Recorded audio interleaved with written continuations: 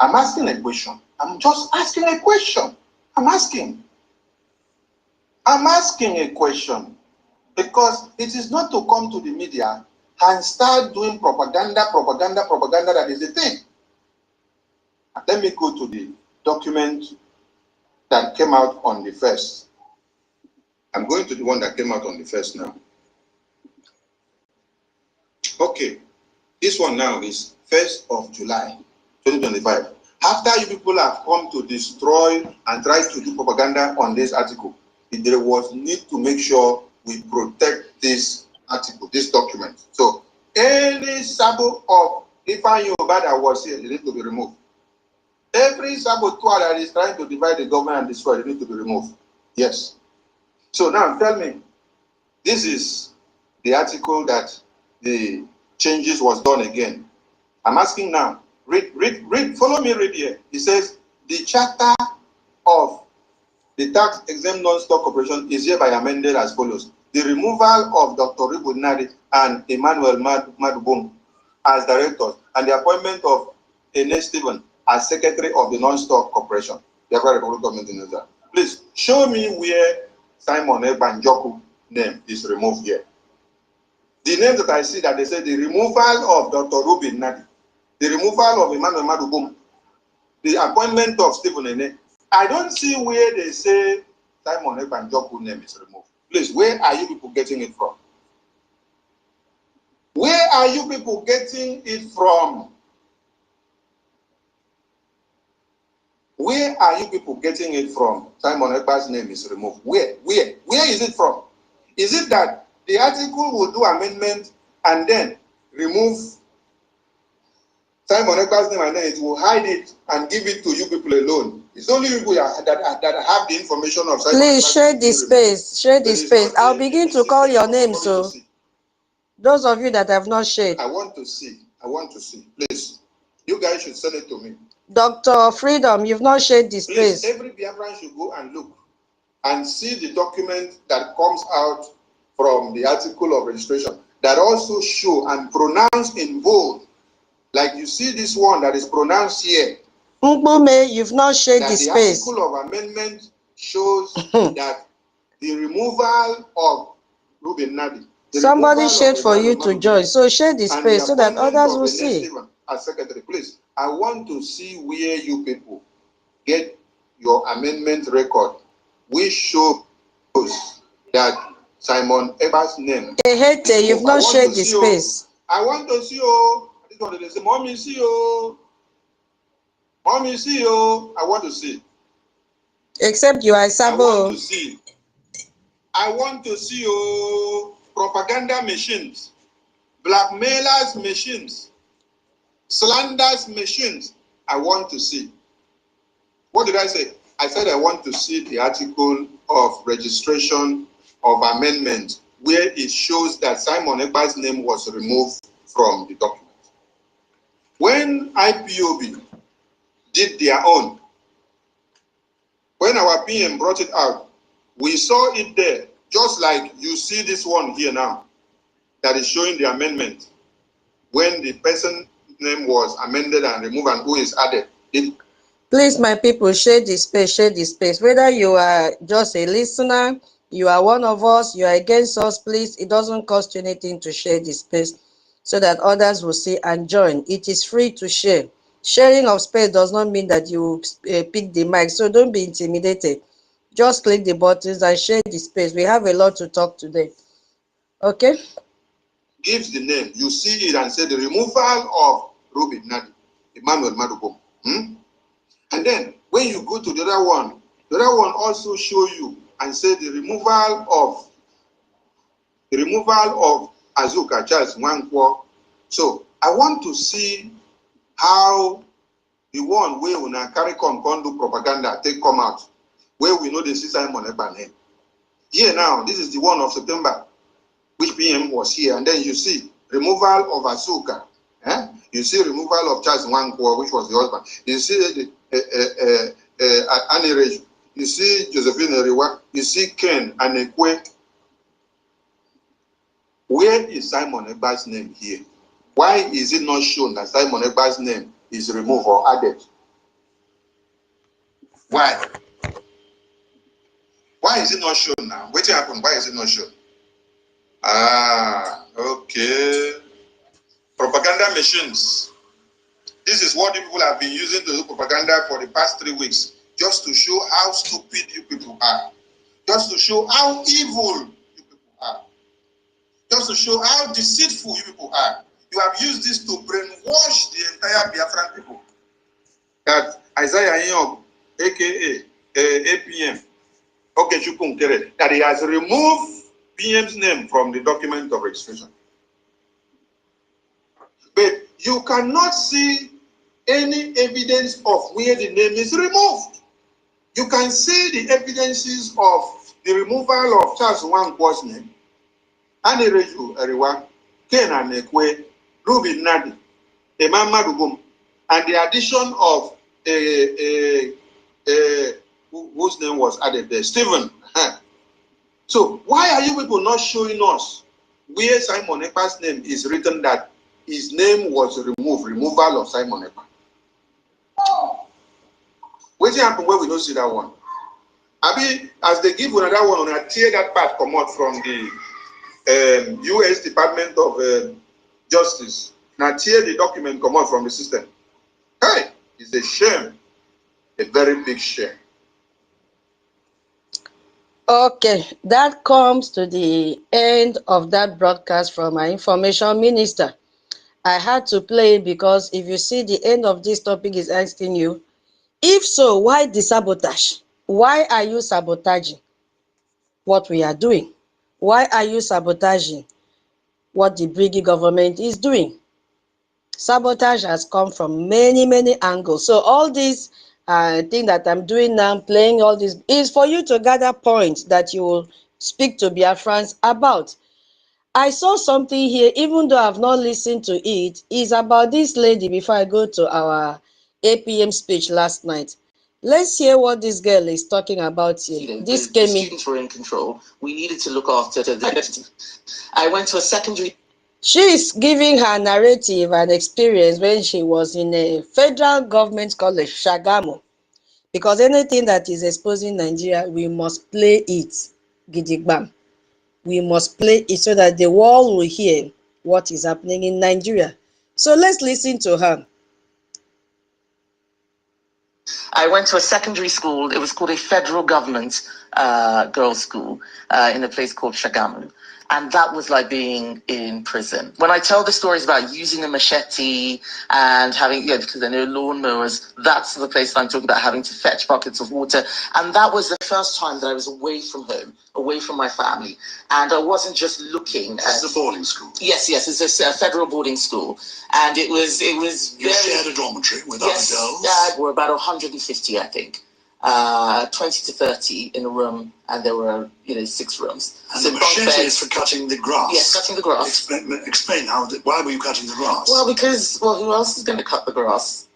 It's just it's the grass grows. You have exactly. They're not. This is a federal school where this is the old grammar school system sort of fading out, and everyone who passed an exam and got a certain score got to go to a federal school, and this was more socialism. So they sprinkled people around. They didn't want one school getting all the best results. They would mix people about, so you could end up getting sent thousands of miles away to a boarding school, at the extreme end of the country. So I was lucky. I didn't get sent too far away, but I was very far from home. I'd never been away from home before, and it was like Lord of the Flies. The students were in control. We needed to look after this school ground. So using a machete, having to clean toilets with no running water. I'm not going to go into the description of that, but it is very, very very grotty. You see, instead of this lady who called herself, what is her name, Sef? Kemi, to talk about terrorism in Nigeria, she's busy talking about how she was cutting grass when she was in the... I cut grass. That is what made us to be strong today and very, very active. I cut grass. That is the training I got. Yes, so that is why I cannot withstand any date. Let me tell her that the thing she's supposed to focus on is the terrorism that is going on in Nigeria, not how she went to boarding school and they told her to wash toilets and told her to cut grass. If you don't cut grass, what else will you do? Yes, we know it was a hard way of learning, but we had no option. And that hard way of learning has made us to be who we are today as Biafrans. I don't know about them as Afonja, so because that time, say for you to go to government, federal government school, your papa get money now. You understand? Your parents will be a very rich one, and she has linked it up to socialism. Yes, you must belong to that class of people. But that is not the problem. That is not the message she should be passing out to the community. I'm also saying that Yoruba people have written petition against her, sorry, for her utterances that she's no more a Nigerian. But all the same, that is her problem. Why I played it is for us to hear that instead of her to expose Nigeria, that is a safe haven for terrorism, she is telling the white man how she suffered, how she cut grass, and immediately she says she cut grass, the white man was shocked. Yes, so that is the training in our secondary school. And that is what has made us to be who we are. But Nigeria has gone worse than that now, right now. Yes. Because if it was Biafrans, if they had given us the opportunity to produce our own machine to cut the grass, what would the students be cutting grass with their hands? No. This is what we are talking about. Our nation, Biafrans, can produce those machines. But we were cut off. They have buried our skills. So this is a misplaced priority that she's talking about secondary school all days. She should focus on terrorism. How Nigeria is a destiny killer.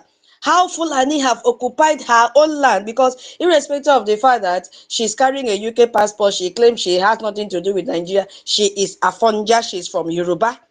And they say group petitions UK Parliament over Kemi's false, harmful remark. That is her problem. So I just wanted us to hear how foolish this woman is, instead of her to expose the atrocities that Nigeria have committed against her own people. The Fulanis are killing her people on a daily basis. They have made their people to become beggars.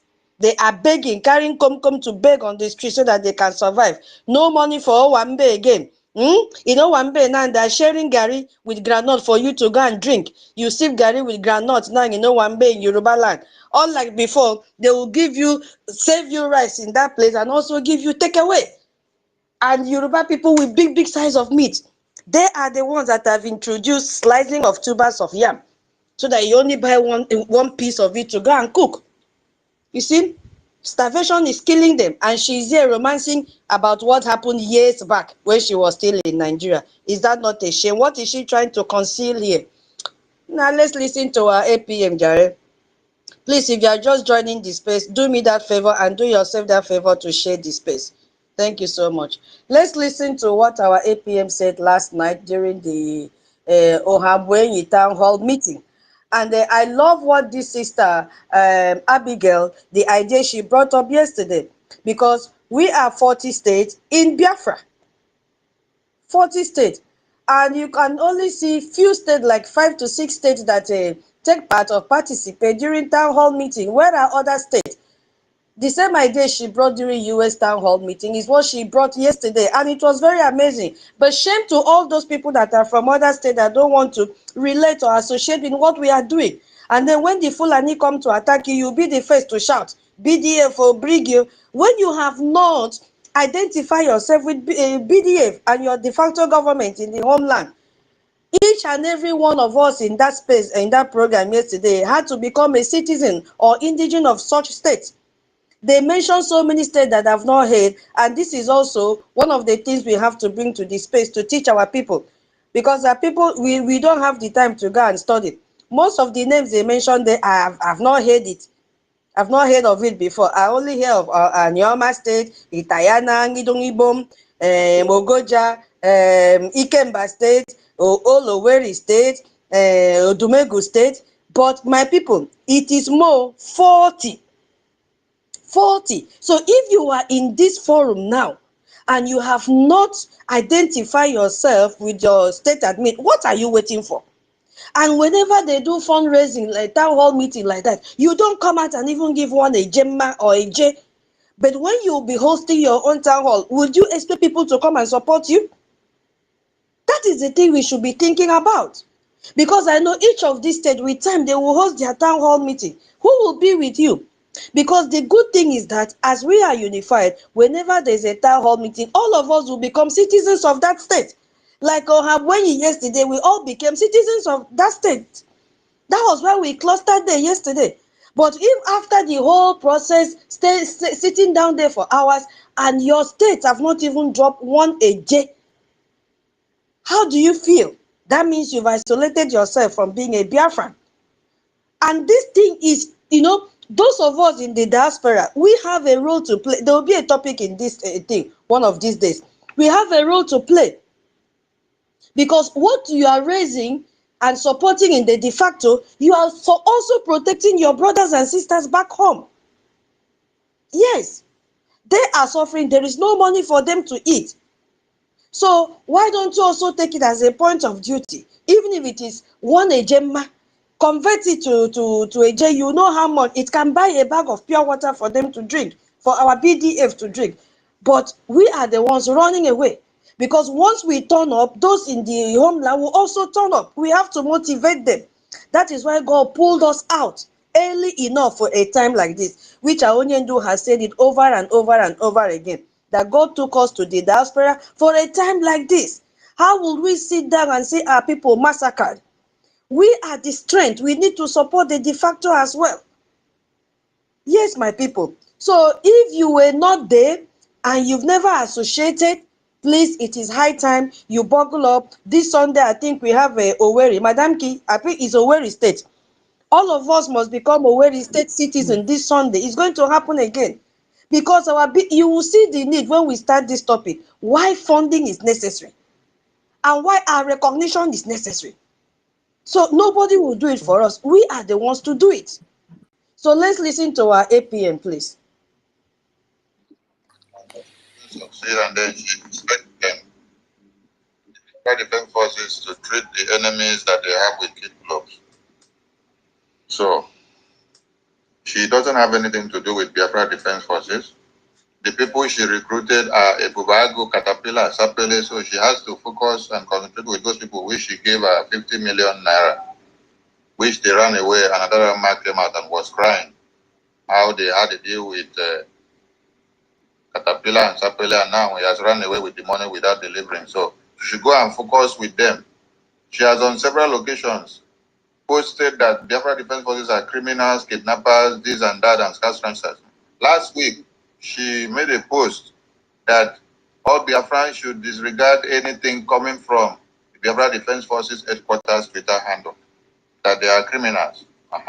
So now, what do you now have to do with the people that you say are criminals? Why are you coming to drag their name to the mud today? So Biafrans should understand that NGOZI has nothing to do with Biafra Defense Forces. She has tried to destroy their names, their reputation, and their work. But she cannot succeed, and that is the next thing that has been given to her to come and do now, is to come and play that emotional blackmail. Come and play that last card, drag their names out and say they are doing this and doing that. What is different from what she's saying now to what the remit you said? You're telling us that Biafra Defense Forces are kidnapping people and locking people up and doing that. You are very stupid. So wherever you see this nonsense coming from her, understand that she's still playing the card of finding a way to destroy the effort of Biafra Defense Forces, since those ones have refused to bow down to her and to have anything to do with her. This is the same thing that will also be happening to the second accountability group. Very soon you will see them coming to cry.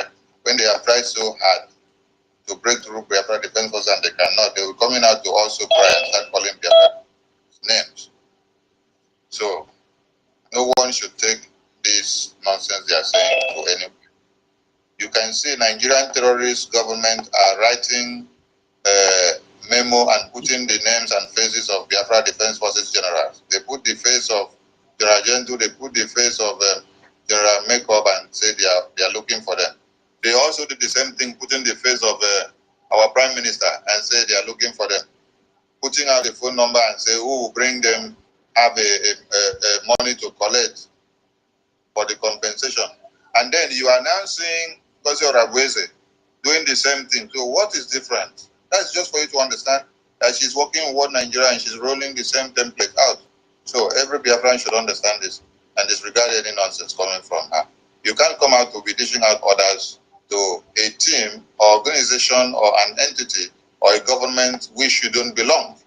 So go and continue to give your orders and instructions to your Ibubago group, because you have nothing to do with the Biafra Defense Forces.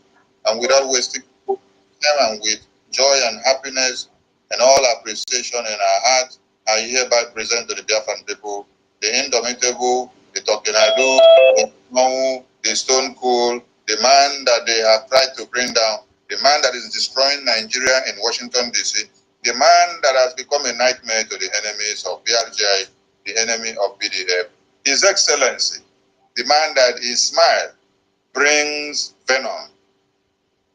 Honorable Okechukwu Ngere, I present to you, to the Biafran people. Welcome to our Kwenyi State. There was Thank you. Thank you, Honorable Minister of Information. Without you, I don't know what could have happened to BIAFRANS. You are a blessing to us. We appreciate you. We appreciate your integrity. We appreciate everything you are doing for us. On behalf of the Biafran people, I say thank you. And just as our tradition goes, we are always going to remember those before us. Our leader, Ojukwu, accompanied by His Excellency, Finl, we remember them. We appreciate them. We can never, never, never forget about them. We can never forget about talking about everything they have done for us to save our life. Because without their initiative, without them opening our eyes for us to know the reason why we need to fight for our freedom. Yeah, bear with the audio is coming from the studio, but I believe you can still understand what our APM is saying. We appreciate them. Deep down in our heart, those that know what they did and what they stand for or stood for, we say thank you. And what about our leader, Mazin? Madam K, do you need co-host? Senior citizen Stella, I'll send the co-host to you, or David, which of you will accept? Should I send you? Okay, let's try other people now. If they don't accept, then I will accept. Okay. How EK is piloting the affair of the freedom of Biafran people. This is a prophet. This is a man that smells something miles away. He sees before anyone does. He realized and he well known that Wazirike is going to betray him. He must know that. And that is exactly what happened. And he decided to carry the mantle, to do the needful. And what is the needful? The same fighting for freedom. The same thing that our leader, Ojukwu and Finl, have done before. He pick it up. He keep preaching. Start from Radio Biafra. He enlightened a lot of people, waking up Biafran people. He speak in the language Biafran people understand. That is the language of freedom. The language, the reason why we need to be free. And he let Biafran people know. He said they are coming. And Biafran people keep asking, who are coming? He keep asking, we don't see anyone yet coming. What are you talking about? Only the Mazin. He keep repeating it. They are coming. And who are these people? The jihadist terrorists that have colluded with the Nigerian terrorist state. Our leader, Nnamdi Kanu, foresaw this. And he keeps shouting. So at time he said he's tired of shouting and pressing. Professor David, check your co-host request and a senior citizen. We are good people. Yeah. So check, let me know if you will accept, or if you are busy, I can give to someone else. Yes, that's who we are. We are Republican in nature. We like to debate, argue. We want to sit so we can behave. I don't know where Thomas from there. He said they are coming. And they have finally arrived in Biafra land. We see everything that is happening in Biafra land. To the extent they even label one of our own BDF commander that what is happening in Aro is Aro Nde Exor. And he's the one causing all the man. That is a fantastically lie from pit of hell. Everything that is happening in Biafra land today is something that they already prepared. It's agenda of host Madam Fodio. They are already planning how they will execute it, how they will come to our community, destroy our community, chase us out of our land, how they will make brothers and sisters to hate themselves, how they will turn Biafrans against Biafrans. And it's happening in our very own eyes. This is not the making of Biafran people. It's something that's already been planned. Decades before somebody like me was actually born. This is what our leader Nnamdi can keep shouting about. They are coming. The terrorists, jihadists, Islamic blood-sucking demons are coming to overrun and take over our land. When the Nigerian terrorist state found out that this man is right, I said, no. They do everything possible to kidnap him from Kenya. So they can do what? Shut him up. Because the exposition was too much. Even I'll call them our sister country, the Dudwa Republic. Some of them are there and they still asking questions. They say, what is this man talking about?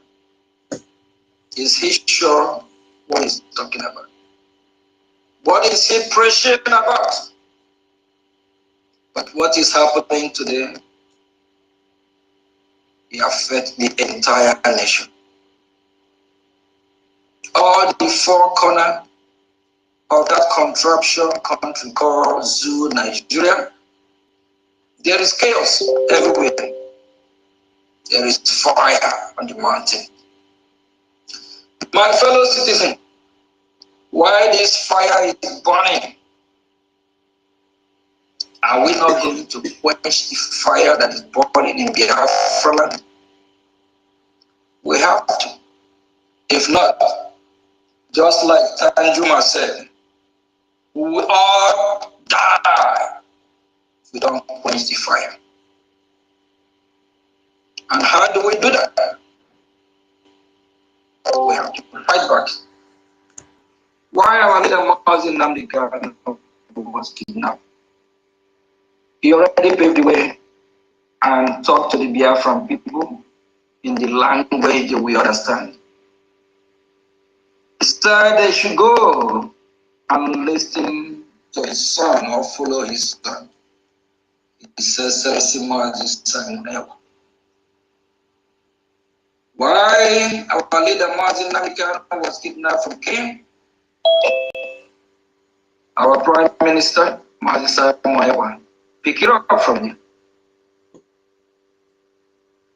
Kept fighting, kept doing everything he can so that our land will not be overrun. He started by exposing the Nigerian terrorist state. That is why I always call him the expose one of Biafra land.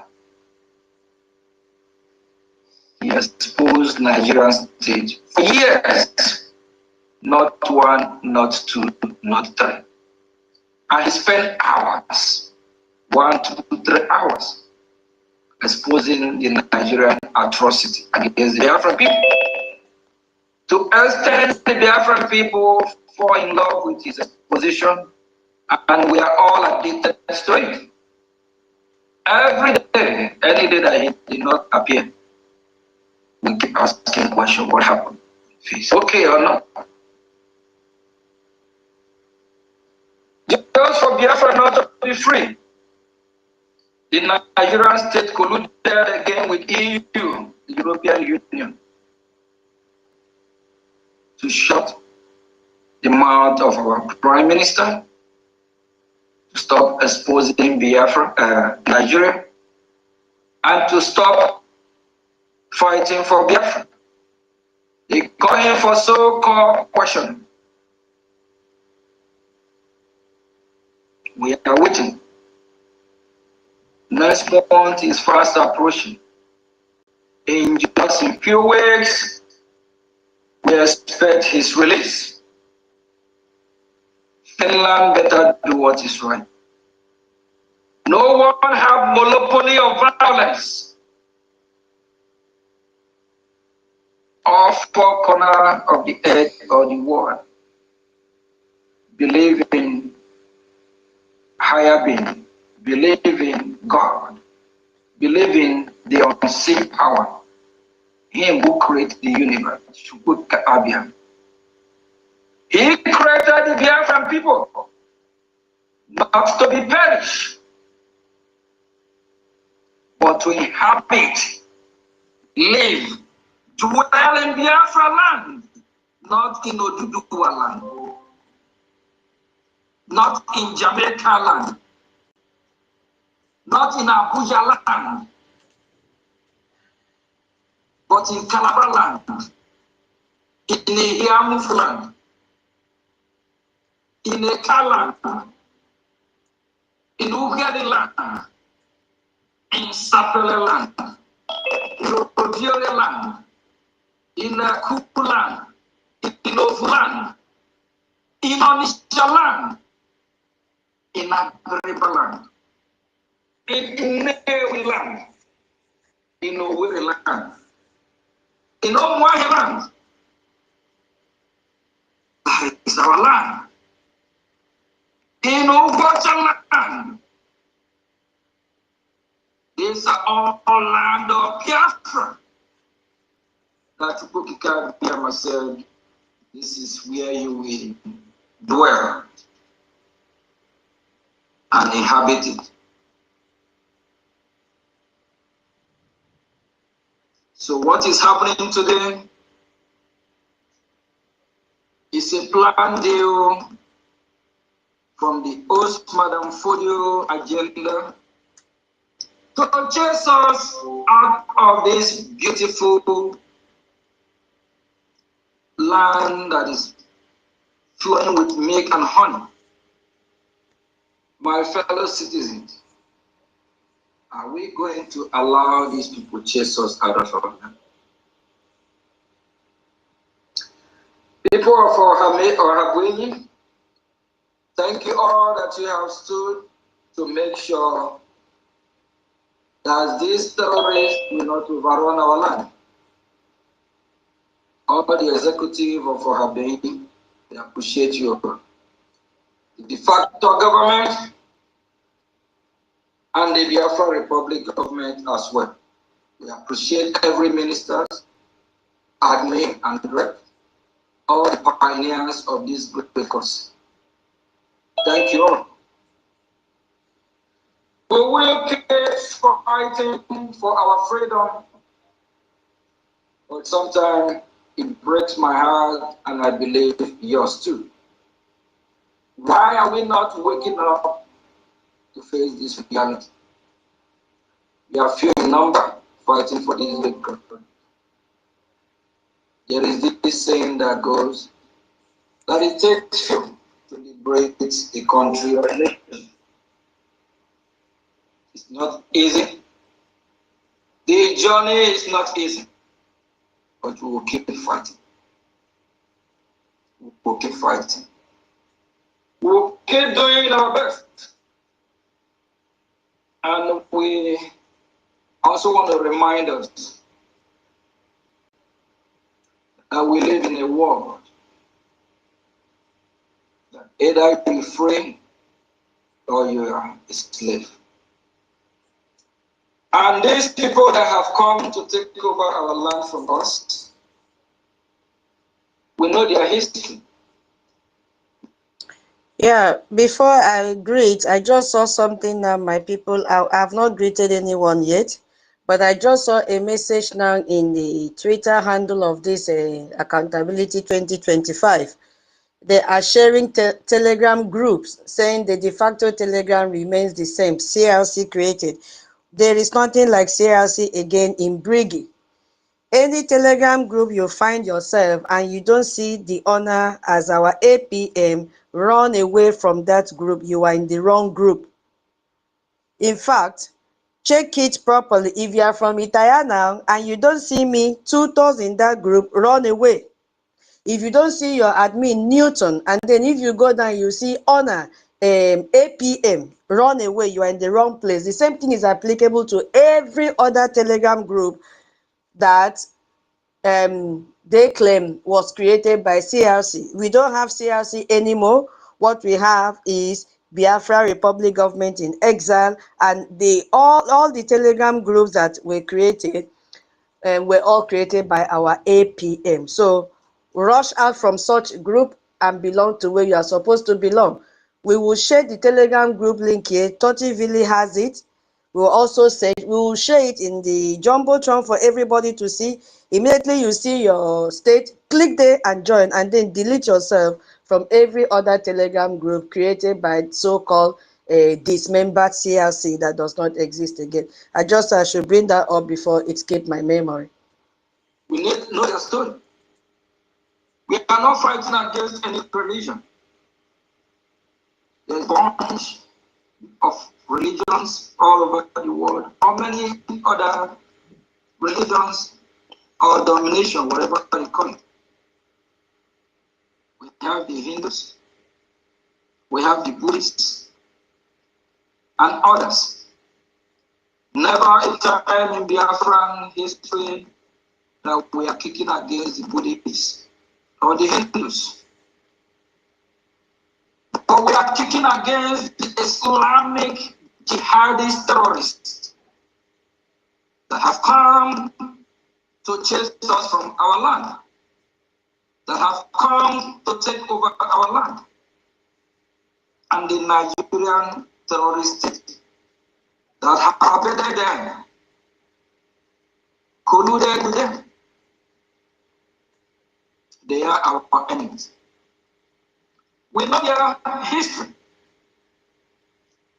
Let me use a rant as a case study too.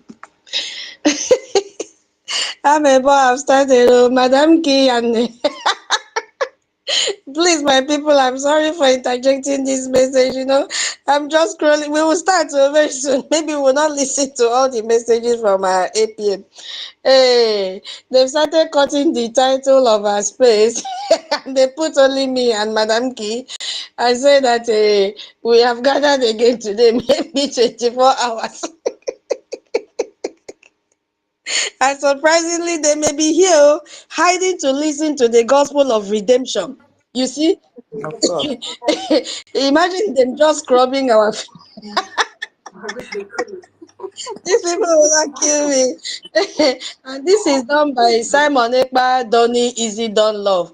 This Idilon is Accountability Group 2025. They are panicking. Okay, my people, sorry about that. Let's continue. We'll soon start. We're not selling the house. A lot of people are not familiar with Iran. Iran, they are partial Asia empire. Once upon a time, used to be a great empire. We all read some story or books about the king of Persia. Even in Bible, they speak loud and talk more about Persia empire. Why are they not called Persians again? Because of the same way these people that have come to take over our land, chase us out of our land, Islamize us. That is what happened to Iran. The name is not Iran, it's Persia. Very great empire at the time. A lot of people don't know that the leaders of Iran today, Ayatollah is not from Iran. He's from Lebanon. Ayatollah is from Lebanon. The leaders of Iran today, they are not from Iran. Just like the same way Shetima and all these Fulanis are not from that contraption called Nigeria. Yes. And what happened in their own case study when these jihadis stormed the Persian Empire? They slaughtered them, killed them, overrun their land, take over their land. And that's what come about the name change. Over 60, 70, 80 years ago, majority of Iran, they are Christians. And that is the fact. So why I'm using Iran as a case study, so that we will know that if we don't fight back, what happened to the Persian people will happen to us. And look at today. They have changed the Persian people against their will. Majority of them don't like to wear that their jihad or whatever. Majority of them don't align with the lifestyle that they have brought upon them. Majority of them want to be free. They want to live a normal life. They want to live according to their culture and way of life. But if we look at what is happening in Iran today, the people of Iran have found themselves in a deep shithole. Do you know that thousands of Iranians are converting every day back to Christianity? Every day. Because they want to go back to their normal way of life. Okay, so let's start because, you know, when you people say our APM cannot talk, when you want to see him talk, join town hall meeting, you know that our APM can talk. Yeah, you've heard the message. I wanted all of us to hear the message from our APM, how he was so passionate about our freedom, how he was, you know, loving the way things are going, but at the same time, requesting serious funding from us, because all that he is doing requires funding. Yes, good morning, good afternoon, good evening. Yes, so our senior citizen is the co-host today. Good morning. Yes, so senior citizen Stella. I sent co-host to 2 people, but they were not there, so I had to give to our indomitable lawyer, Madam Key. Yes, she said I should give to others, but David did not accept. Onyeyere did not accept.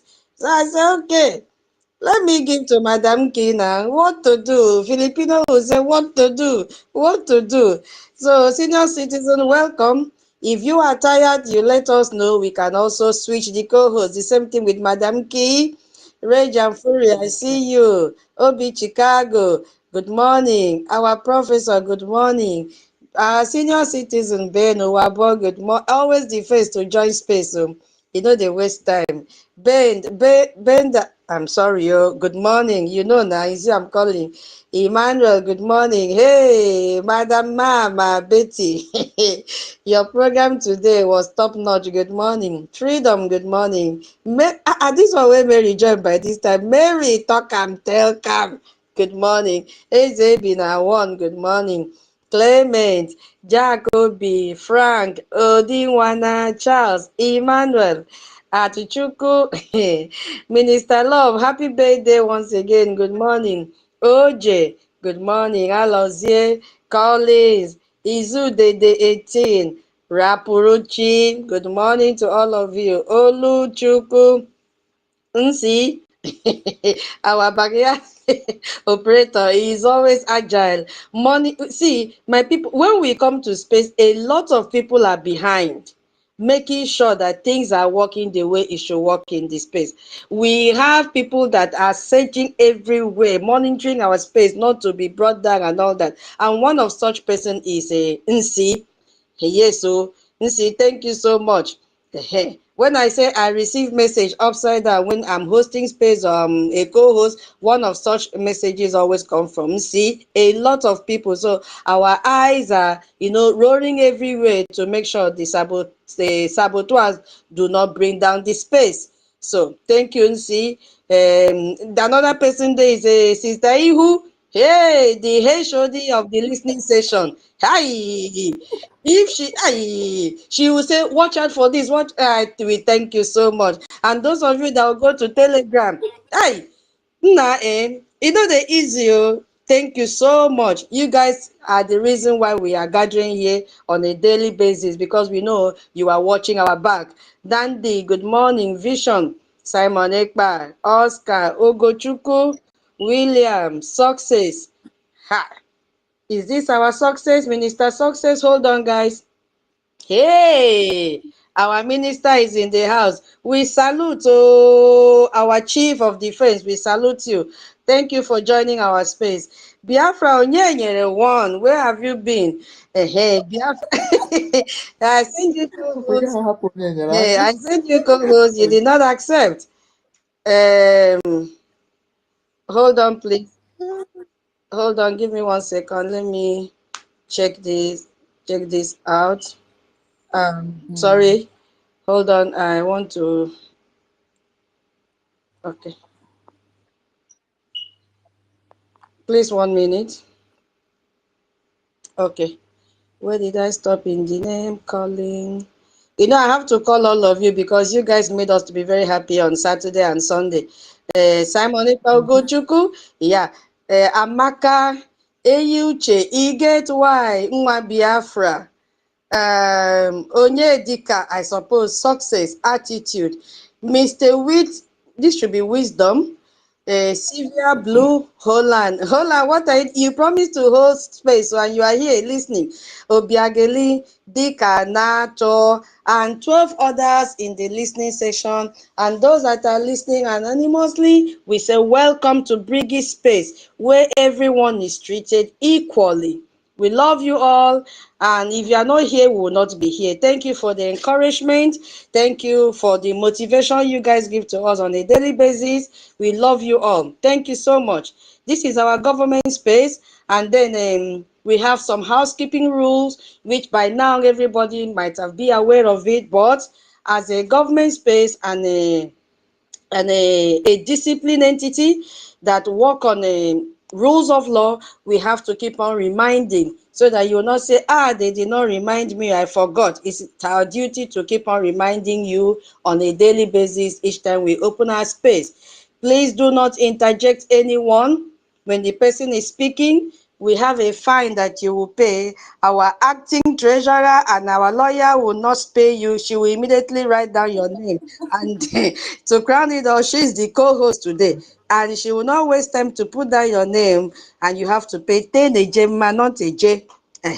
So do not interject anyone. If anybody has made a comment that, strike you and you want to elaborate on that, kindly get your paper and pen and write it down and start your submission with that.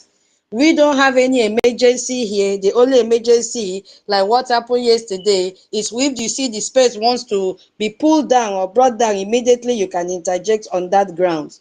If you are from the homeland, we have concession for you. Do not interject on the grounds that you have low battery. Our co-host here and me as the host quickly message us in our back channel. When we say back channel, we said our inboxes. So you message us there, your battery is low, we will give you that highest a preference for you to speak, but do not interject on that ground. And secondly, do not abuse it, please. Yes, so abusing means you are lying when you don't have a low battery, you say you have low battery. Please don't do that. And then yes, there is no abuses here. Nobody is higher than the other. We respect everyone. We treat everyone equally. You don't use the sound of anybody's voice and say, this one is a small girl, this one is a small boy. No, we don't do that here. We respect everyone. So please, let's consider this. Do not counter what somebody is saying. Bring your own opinion, because what that person is saying is his or her own opinion. So bring your own. Do not outrightly counter. Instead, politely, why don't you look at it this way? Why don't you look at it that way? Not to come and say you are talking rubbish. That is not true. No, we don't. we don't do that here. And we have rules from our government as well. Please, when you pick up the mic, do not interfere with any politics that is happening in the Western countries. Please, especially America and every other country, because you don't know where our diplomatic discussion have reached. Our government will not come out here and tell us all the countries that they are negotiating with. Yes, so because it is in our topic. If so, why the sabotage? We are surrounded with saboteurs. So please respect that from our government. It is an order. It is an order. See, don't go there. Allow them, because we are working with everybody. We need recognition. Wherever it will come from, let it come. So we will not counter anything that they are doing. That is not our problem. We have to face our problem. Our problem now is a Gemma and a J, because the ball is now in our court. Do not come and say you are better than any other person. The only people we are better than are the Fulanis. Be very, very specific. Fulanis. When you are saying that we are better, yes, we are better than the Fulanis, because they don't have a home. They are pesticide. What they do is to grab people's land, kill you, and take over your land and dominate over you. So we are better than Fulanis. Yes, we have to focus on preaching the gospel of coexisting and doing business with any Western countries, because now we are open for negotiation. We are open for recognition. Wherever it will come out from first, we are ready. Yes. Don't go into religion. You are a Christian better than Muslim, or you're a traditional worshiper, you are better than no. Please do not go there. This is an order from our government. And what we have to keep on announcing every day is, if you have made pledge, if you pledge any Ejema or Eje, don't wait until you have the complete money. If you have pledged 100 Ejema on Saturday, please begin to be remitting small. Before you know what is happening, you will finish remitting the money, because we are not fighting war on credit. Don't wait until you have 100 Ejema before you begin to remit. Start paying small, like Isusu, Gwari, so. Mkporo don't odide posi ruso shwe one takini one hey again. Be dropping it small and and then if God has blessed you, do not spread your 1,000 Ejema that you would have paid for 3 months just to be announcing your name during a fundraising on Saturdays. If you have the money handy right now, please just click the website and drop that 1,000 Ejema or 500 Ejema. Don't spread it and be giving 20, 30 for the next 6 months. No, our government says bring it. If you have it, just drop it, because it will go a long way. And Mamanki, Madam, I hope I've not forgotten anything about this AJ thing. Yeah, I think I've not forgotten anything. So this is our daily routine and announcement. Anybody that is hosting space, co-hosting, must always pass this information to our people every day that we have a space. Okay, so good morning once again. Today's topic is has Brgie. Has Brgie. I'll only do introduction in the first part, and I'll allow my co-host to say good morning to Biafrans and every other person that wants to say good morning to Biafrans. Then I will come back and delve into the topic properly. So the topic says, has Brgie met the Montevideo criteria? If so, if we have met this criteria, why the sabotage? Why are you fighting to spoil everything? If you feel we have met it, so the question is, are you sure we have met it? If you are sure, then why? Why are they sabotage here and there? Why are you sabotaging you as an individual? Somebody's mic is on. Yeah.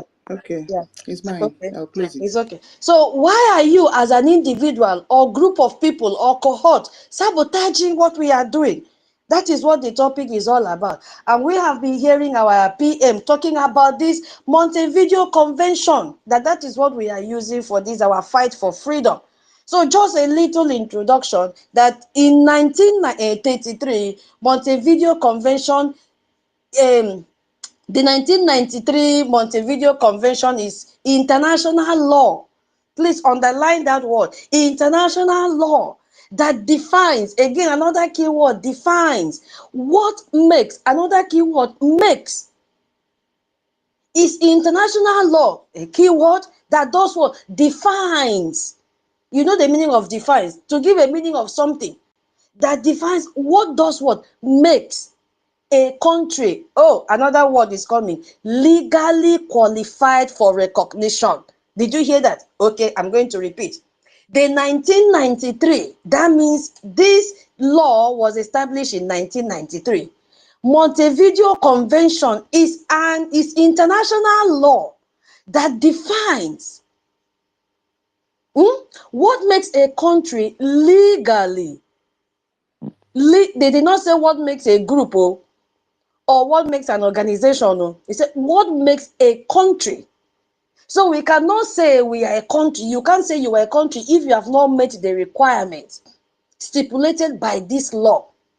What makes a country legally qualified for recognition?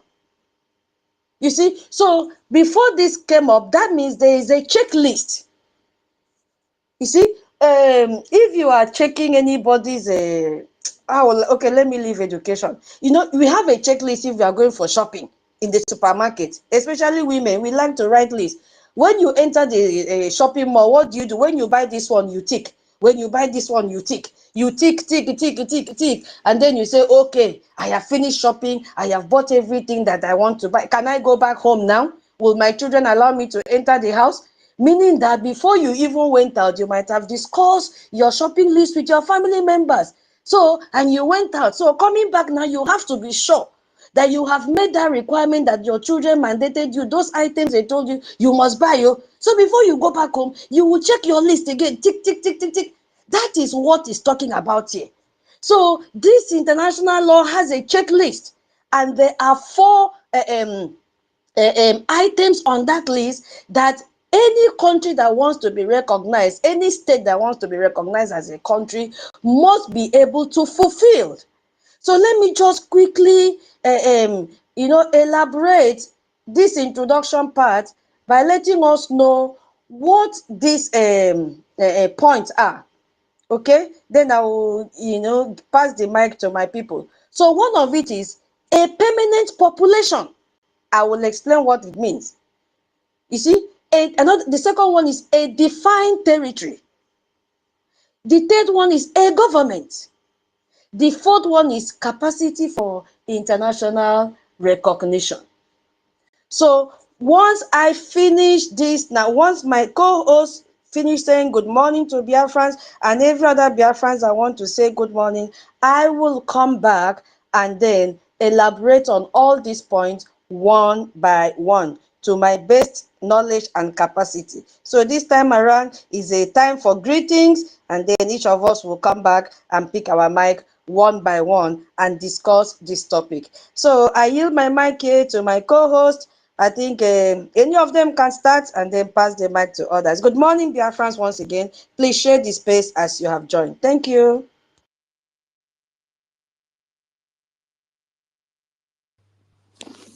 Okay, that's it. Yeah, my people, today is Monday.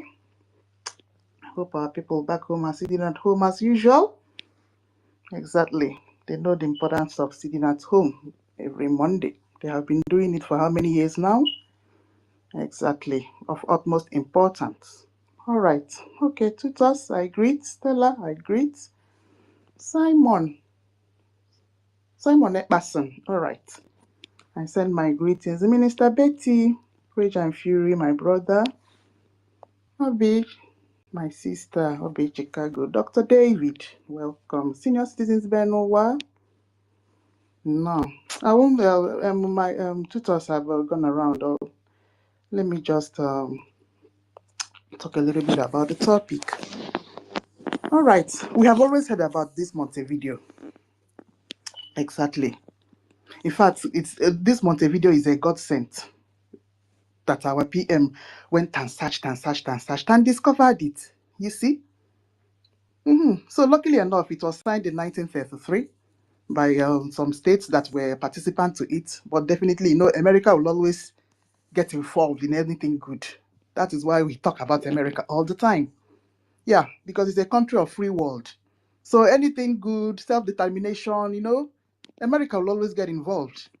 Exactly. So they signed it in Uruguay, but at the end of the day, America headed it.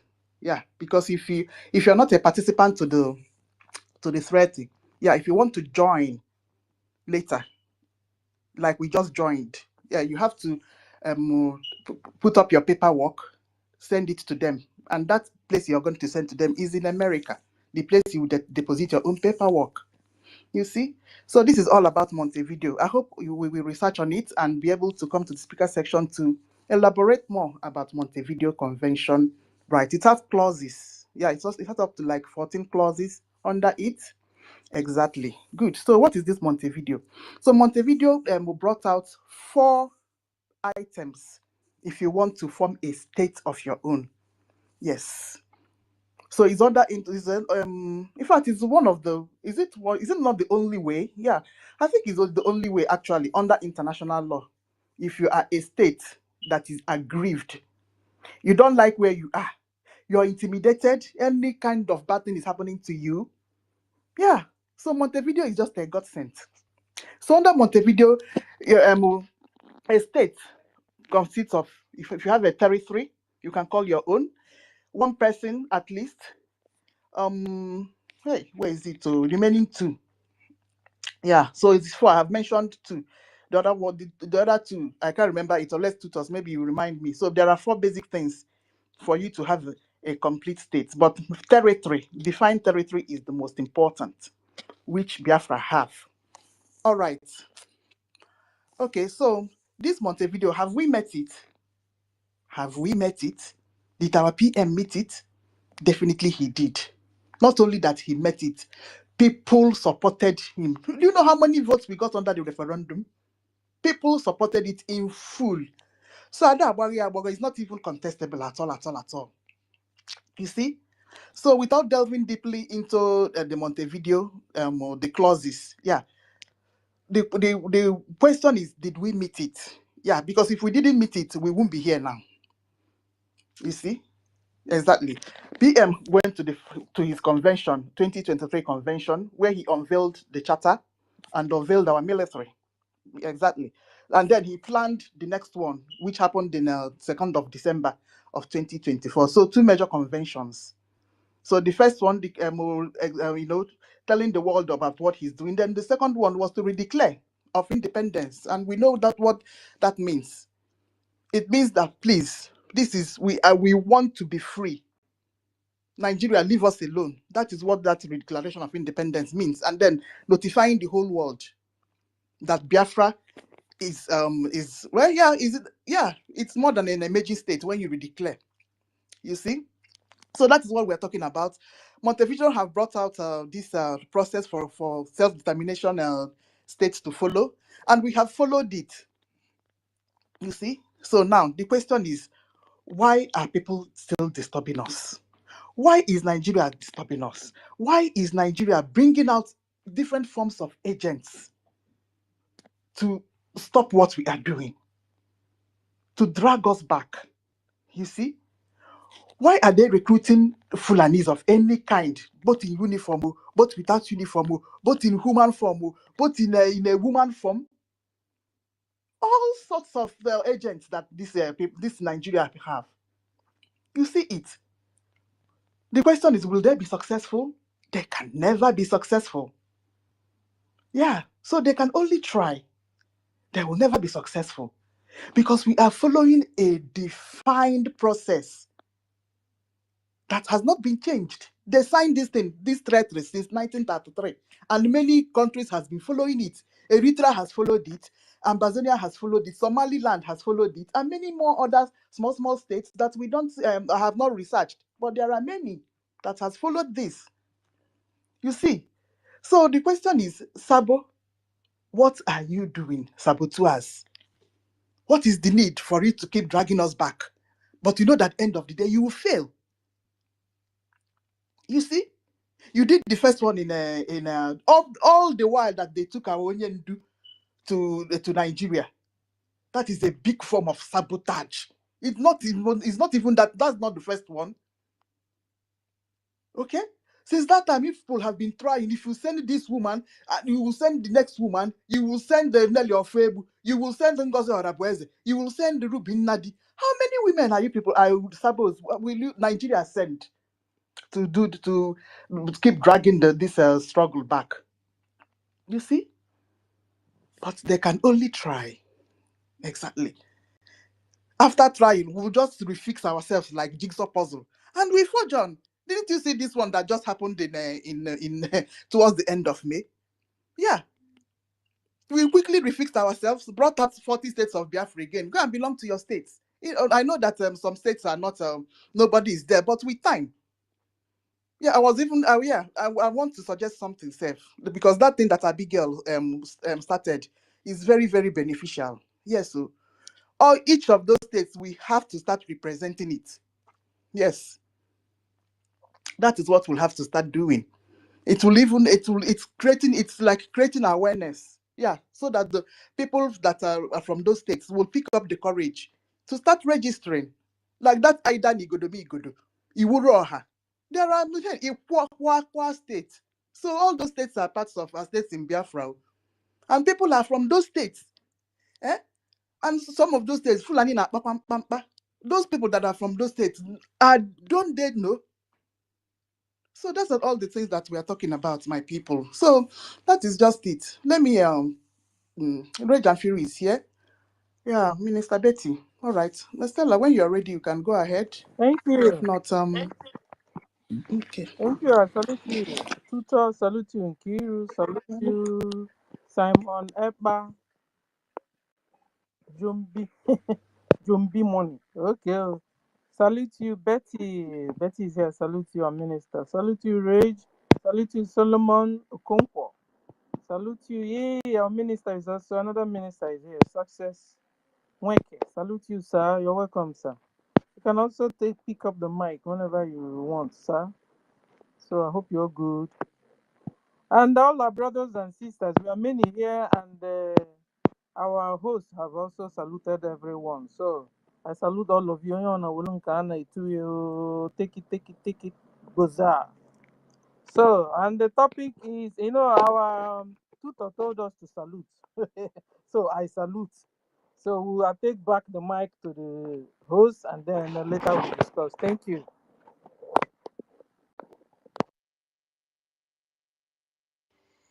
Any other Biafrans I want to greet Biafrans before we start the lesson? Hey, senior citizen, good morning once again.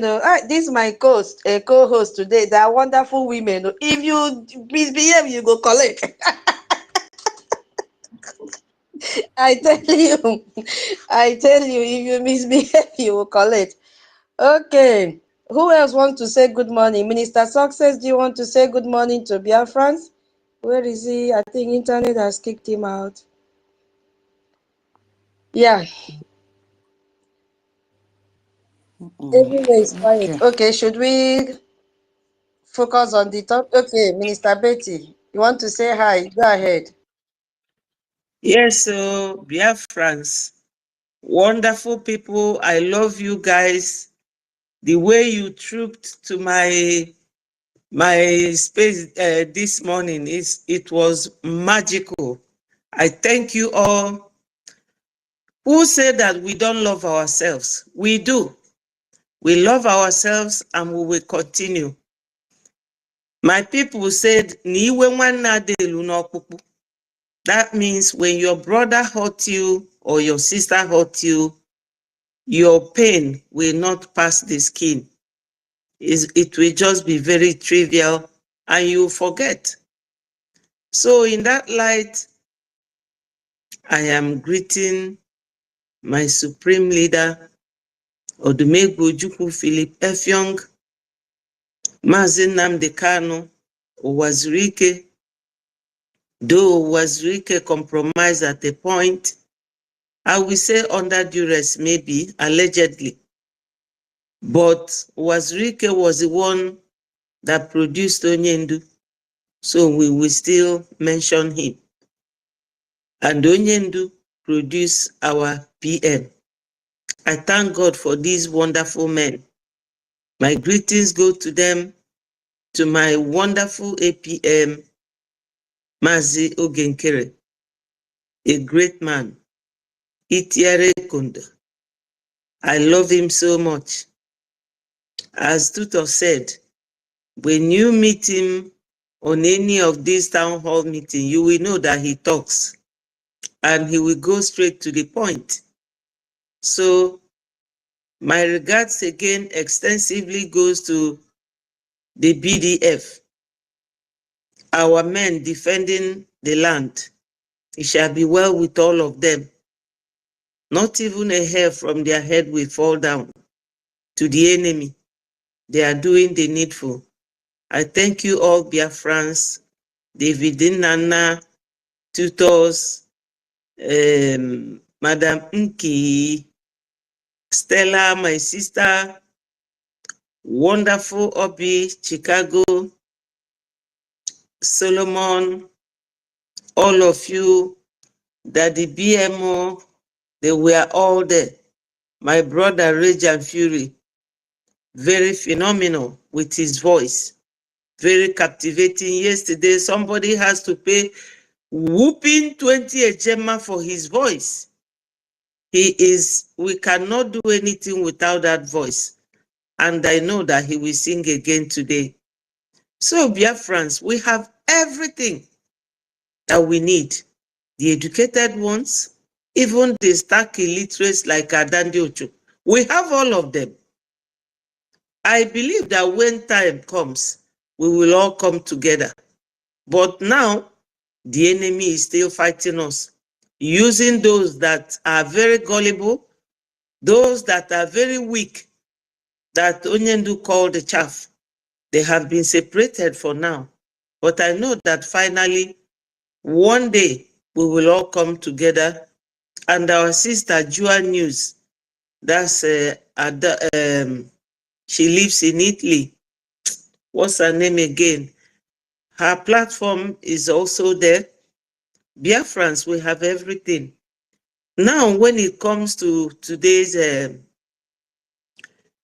title, the title of our program today, you will all see that this platform, please don't be annoyed. Let me just say what is in my mind before maybe they will give me another chance. When you come to this Brgie space, you will not only see bright men and women, but you will see that we are not here to talk or gossip. We go it step by step following why we are here, how we can get Biafra. This very Montevideo Convention, which was founded in Uruguay, 1933, is for a state to know what they have to do to be recognized or be included into the international hemisphere. You will be appreciated there as a nation.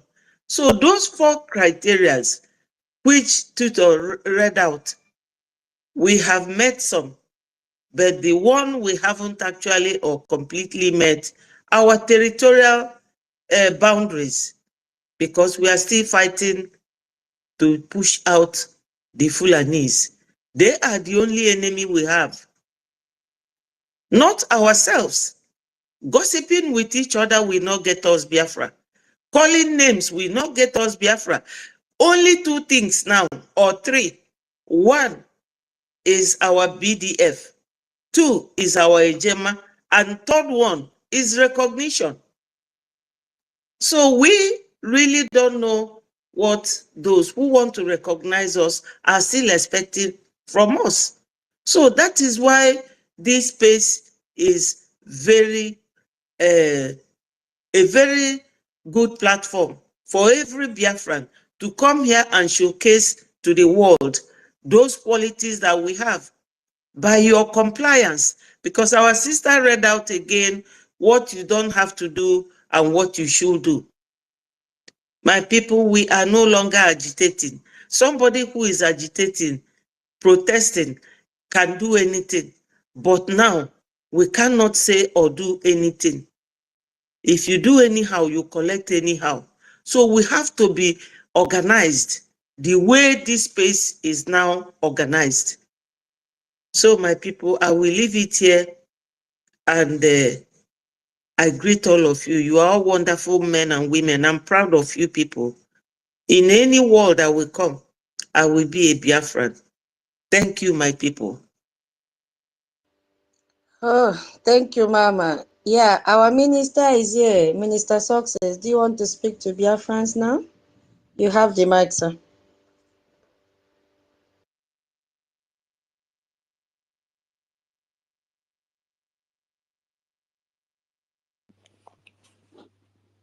Network. I've dropped Minister Success down now. Tutors. Oh, then we have to bring him up again. Okay. Okay. Before then, Minister Betty, let me just explain a little bit about that territory stuff. You know, Montevideo is all about the requirements. You need to meet those requirements first before you can put up your application. So that territory, we met it. It's not something after. That we have always have a defined territory. You see, Ojuku. In 1967, we have that defined territory. It's just that it's not sovereign. Yes, it's being occupied by Nigeria. Yeah. So you need to meet those criteria before you can even apply to belong to the participating states. Okay. That's just like the small updates that I will now have to give my people. So that anybody that will come up to ask questions, thank you, Betty, about this Montevideo, we can be able to answer. Totti, where is Tottiville? Totti, I hope you know you're a master. Oh, Honorable Emeka Socrates is here as well. People that will help to teach this Montevideo today. All right, let's go on. Okay.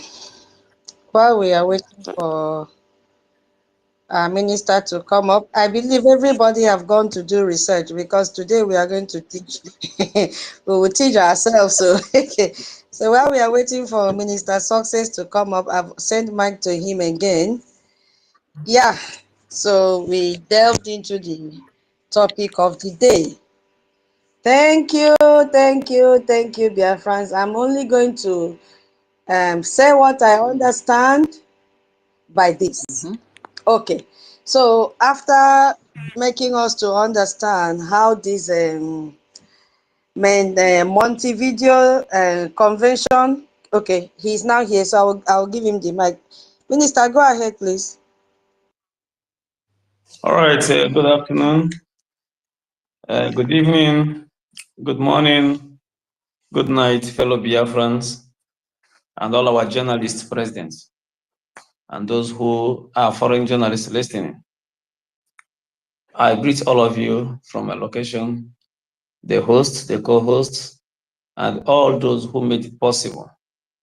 I mentioned but a few names here. Mazreja Fury, Simon Ekpa, Chicago. She's a very wonderful Biafran woman living in Chicago, United States of America. She cannot be broken. That's just one thing. She has fought with the Biafran flag years back, and she continued to fight. So I greet you, ma. I also greet Mother Betty, David, Nana, and all. Joannews, you are doing a nice job. God will bless you. And so many people that are making our spaces hot on daily basis. I used to join the space. I've been listening from the background, and more especially the new rules that has been enacted, the rules of the space and the rules of the nation, which will always be rehearsed every day for those people who may come to cause confusion, to understand that a house without rule cannot stand. You always swing into anarchy. And here we are today, the 4th of August in the year of our Lord 2025, which is one of the year of our highest achievement.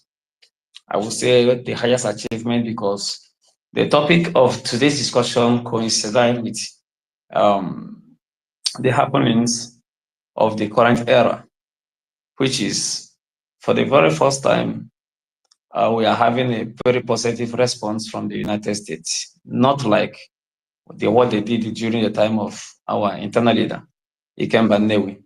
They kept it secret while monitoring the situation. But this one is no longer secret because America wanted Nigeria to break for a very long time. They predicted 2015 or 2014, but Nigeria escaped.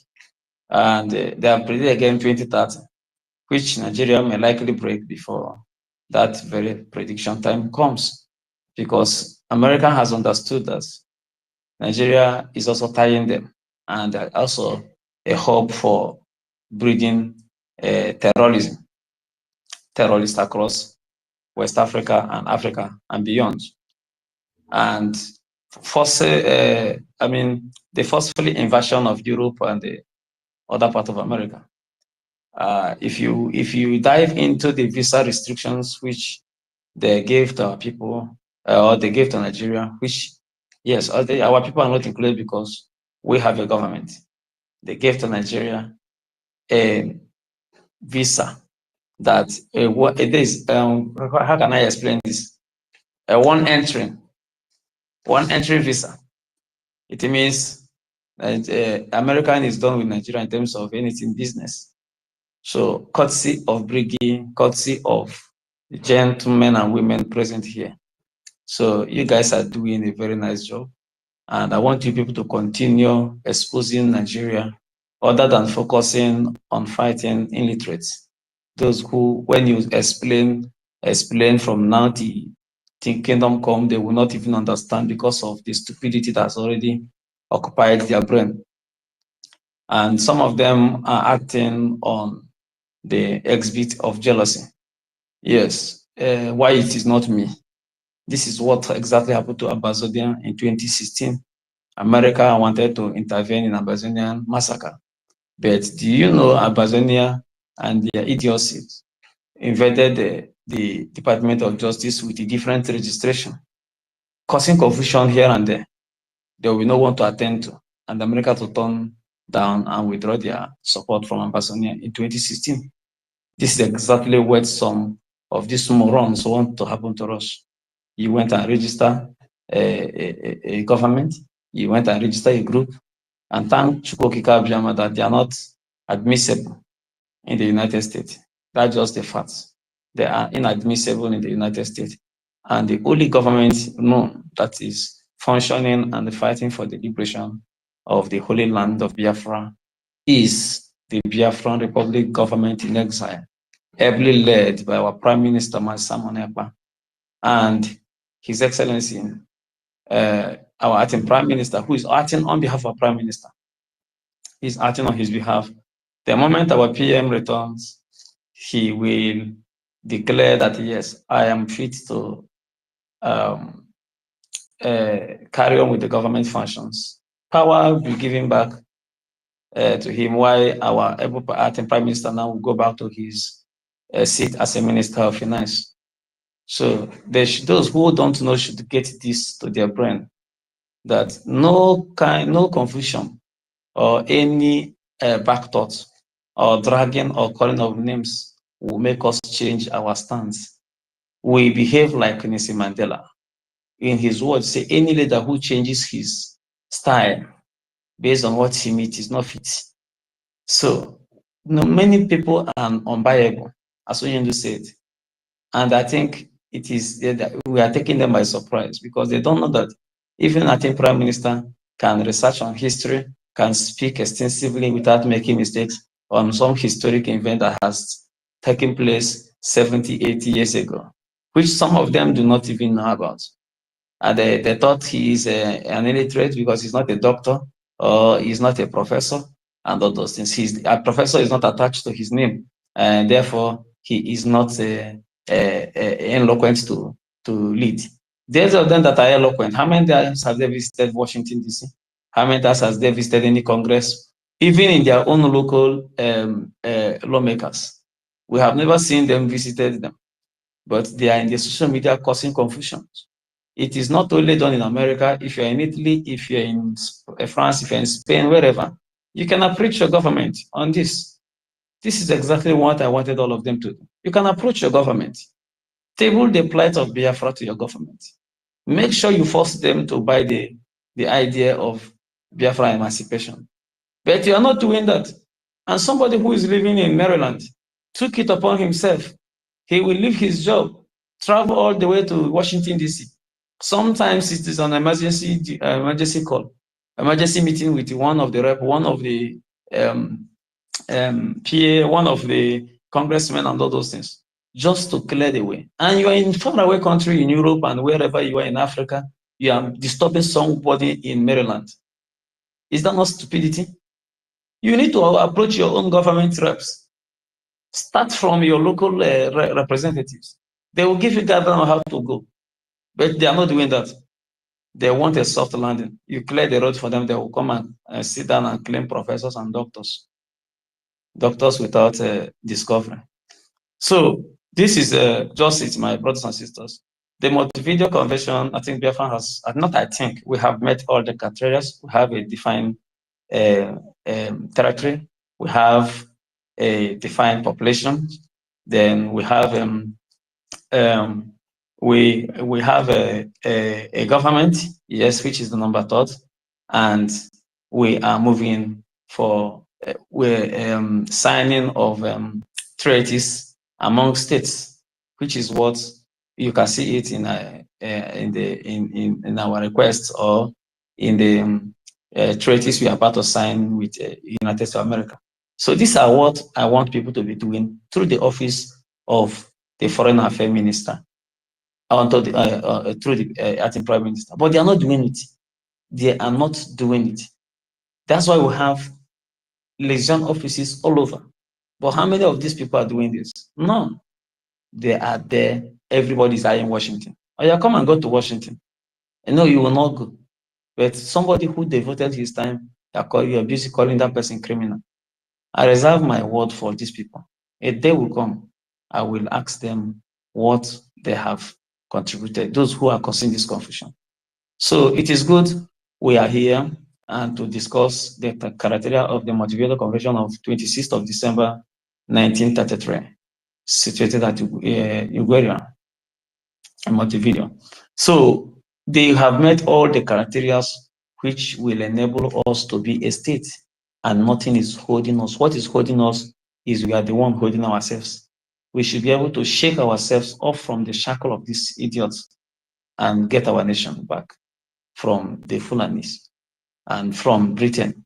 As British is moving to recognize Palestinian, the same way Finland is moving to recognize Palestinian, the same way which other country, France, and that very dirty nonsense Qatar, they are all trying to recognize the state of Palestinian this coming September in the United Nations General Assembly that will take place in New York. So we should also make sure we pressurize the government of our host government, to make sure they also included us in that regard. So please, we have made all about Montevideo Convention. We have a defined territory, we have a defined population, we have a government, and we are due to sign treaties with nations or member states. That is my contribution today. I will salute my acting Prime Minister. I will salute Minister of Information and Communication. I will salute all his teams and all other ministers that has not deviated.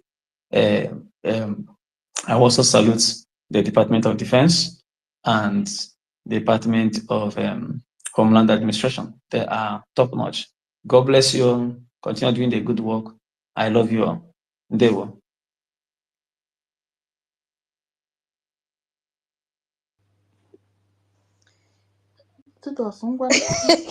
You shifted it to me today.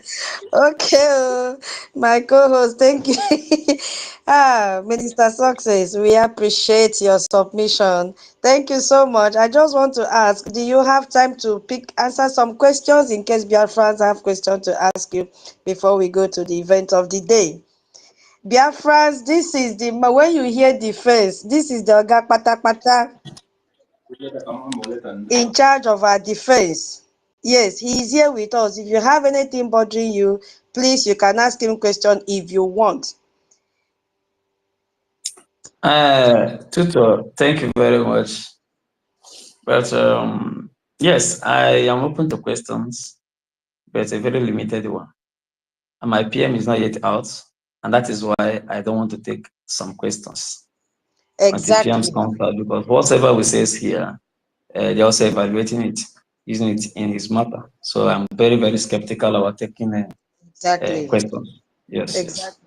So more or less, okay, more or less, Biafrans, for security reasons, you've heard it. I wanted him to use his mouth and tell you so that it will not look as if I'm the one that is stopping him from answering questions.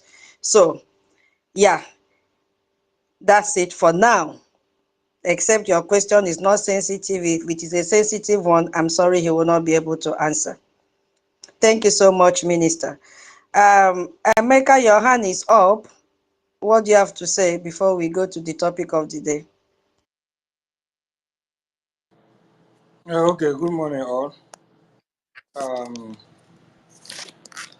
Our defense minister, I thank you so much because you have, even when the storm was much, you are always there, no matter the everything. So what I want is not like a question, but I want to just to say something. And that thing that I want to say is the way that you are organized with the people that you are doing things that you are doing. Why do I say that? In this struggle we are, so many things has happened. And when they are saying something, there is a group you are. When our PM was here, there's about 21 people. So somebody that was in that group, when all this thing started, when Madam Baba was doing this, he pressured the person to be on his side. When the person said no, he has to take him out from everything concerning in our state, everything. So, but the person says, how could it be that it cannot be possible for him to live where he has success, where he has our PM in the meeting that you people does? That is one of my motivation in this. I will see with the person. So I want to say the way you people are organized is what is motivating me. Just to wrap it up, because of so many that happen in this struggle. This I'm saying a word, only you, Mr. will understand what, because there is a word I'm using here where you understand what I'm saying. Then I told Sonny,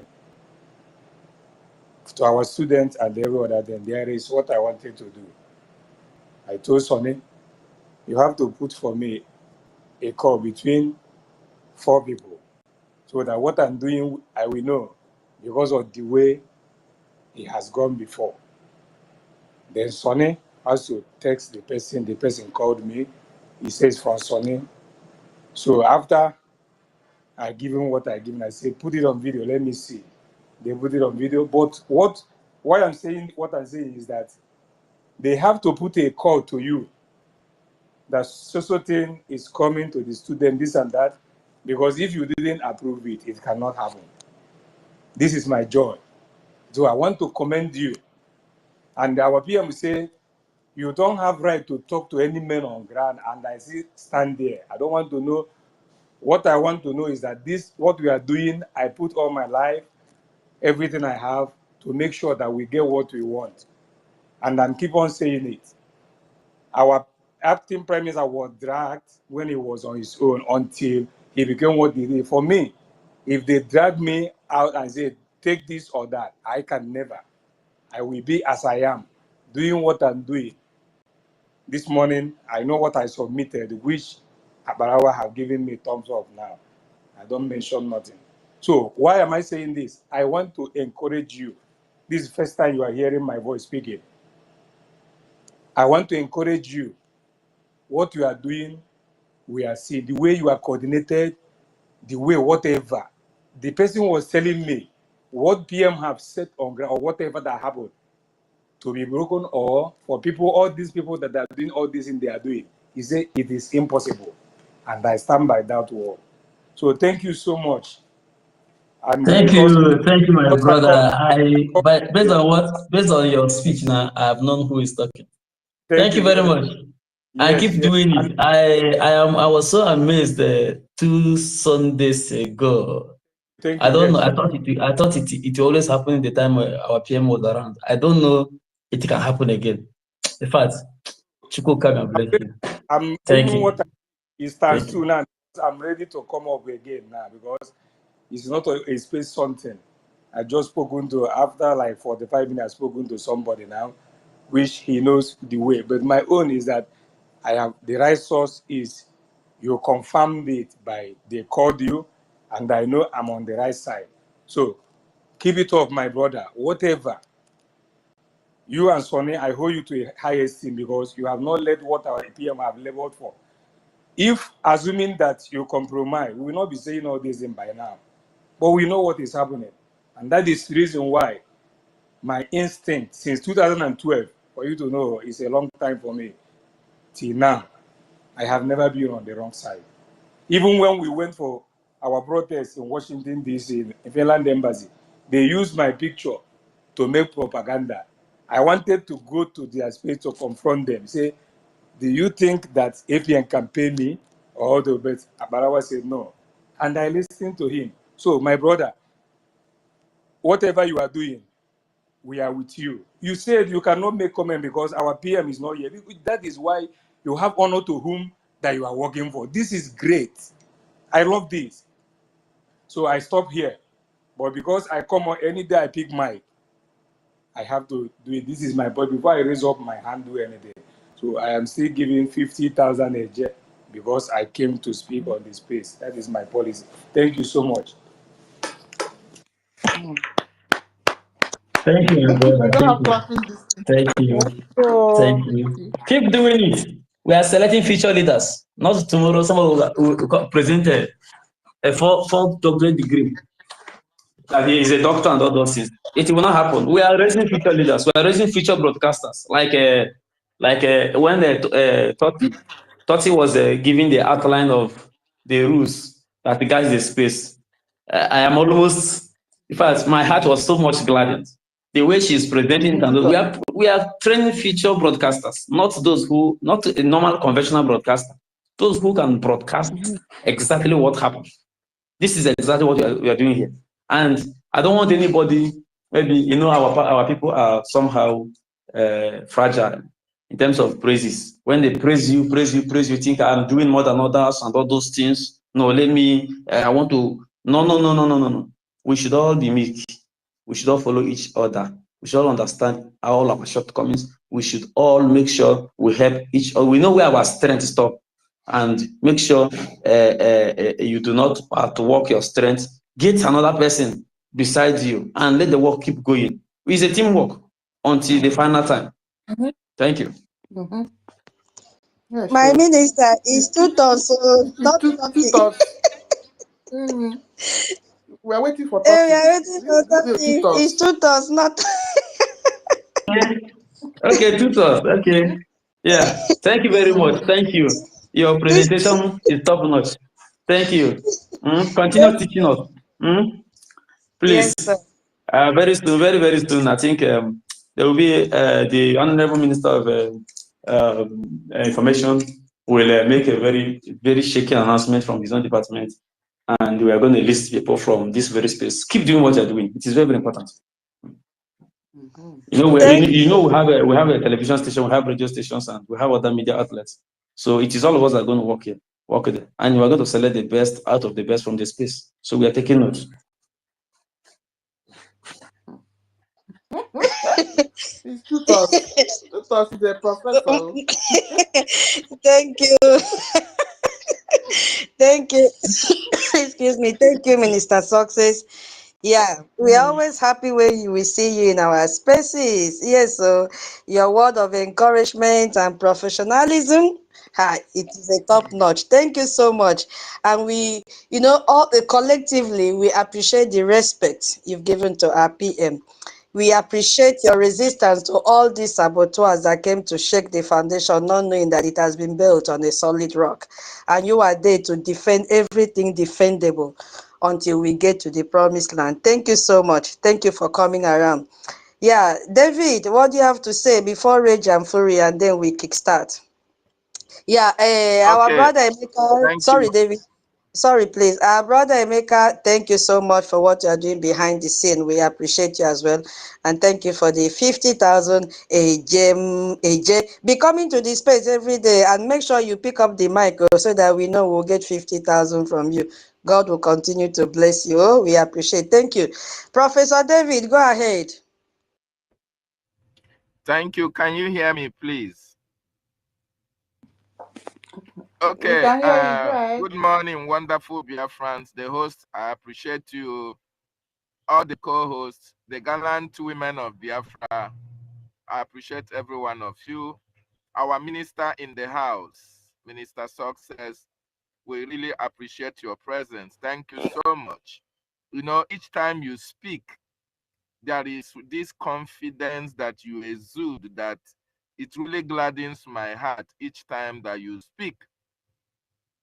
There is this confidence that radiates with you each time you come on our spaces. In fact, whenever you speak anywhere, and I just feel like asking you, my minister, how do we get this confidence in order to speak and believe in the same thing that you believe in? Because the reason why I ask this is because you are unshaken, you are unmoved. In any situation that we have seen through all this while, you have remained unshaken, you have remained unmoved, you have been consistently the same way that you've been all this while. So what are you going to advise us on how to exude the same confidence that you have with yourself? The answer to this question is that Onyendu told us that we should be truthful at all times. Even if it's going to lead to our death, we should be truthful. And I also want to tell you people that Onyendu sent a very powerful message to our honorable acting prime minister. He said we should make sure we protect him. We should make sure we protect him. He told us we should make sure we protect him. We should protect him. He's doing a nice job. I don't know how he managed to get the job he's doing. So you should be truthful at all times. In anything you do, be truthful. The lie will always trend, but at a long run, they will shrink. So that's where I derive my confidence from the truth. So I have to be truthful and never to mix outdoor business with what we are doing. No. So when it comes for this very business of freedom, we have to be plain to one another. That's just it. If one wants to have nothing to hide, then your confidence is already on yourself, on autopilot. Thank you. Thank you. I'm also tapping from that confidence. And I know BIAFRANS here, Nkiru, Toti, Stella, each and every one of you. I don't first tap from him before all of you. So anyone will tap from now, his own no go be like my own. So Minister, thank you for being part of this program. Thank you, sir.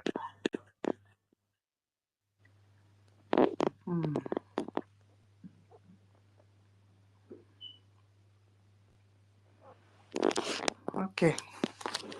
Right now. All right. Minister Success. Exactly.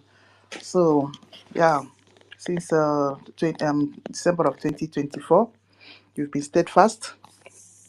Yeah, we have always appreciated you. Yeah, the way you get kept this struggle. Yes, so our gratitude and appreciation is endless towards you. Yeah, we await the return of our Anungangampi in September, and we definitely know that Finland is not going to disappoint us.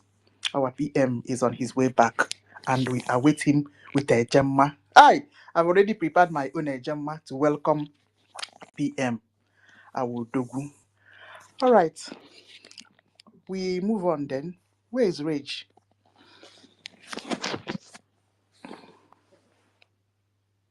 Rage, are you ready?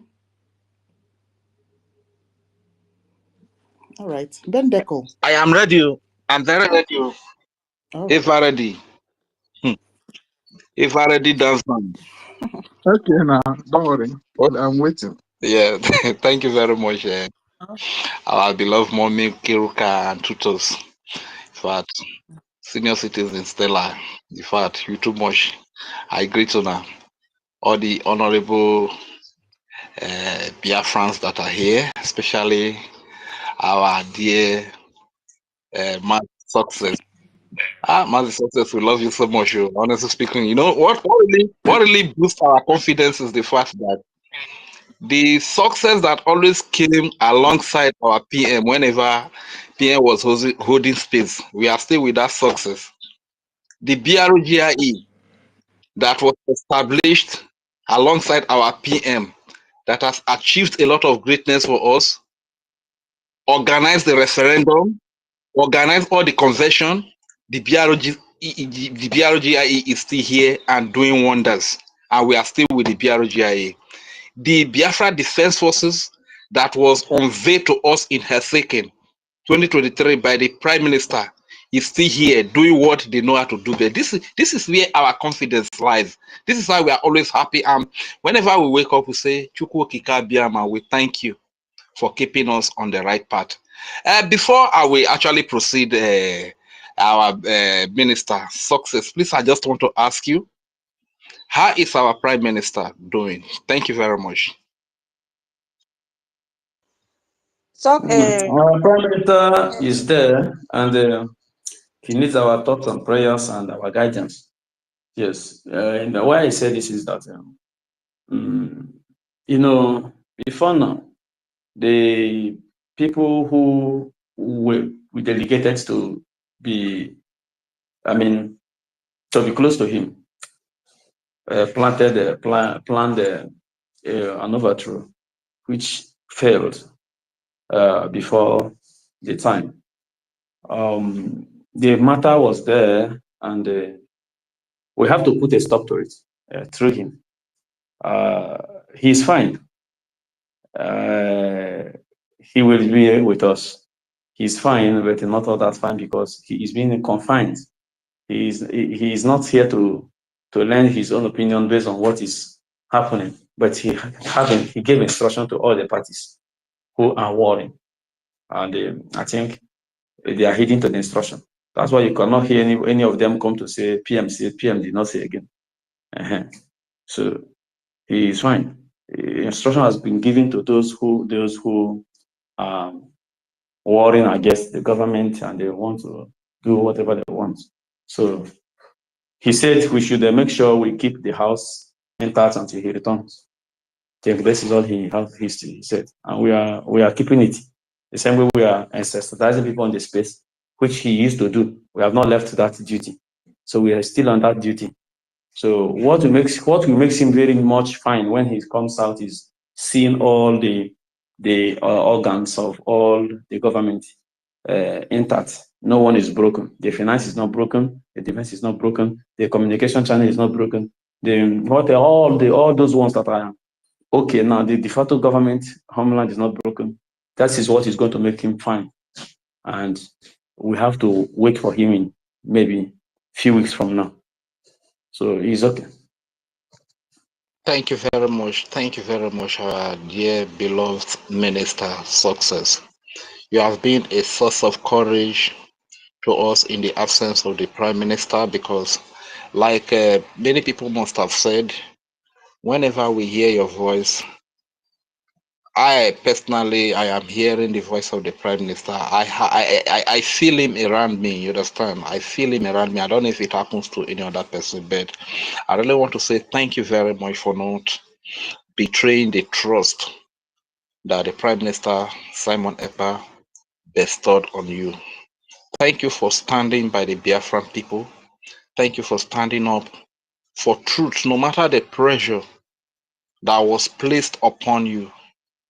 You never betrayed, and you are standing so firm today. You are the reason some of us are so confident. Because looking back, you always came with the Prime Minister then when he was hosting space.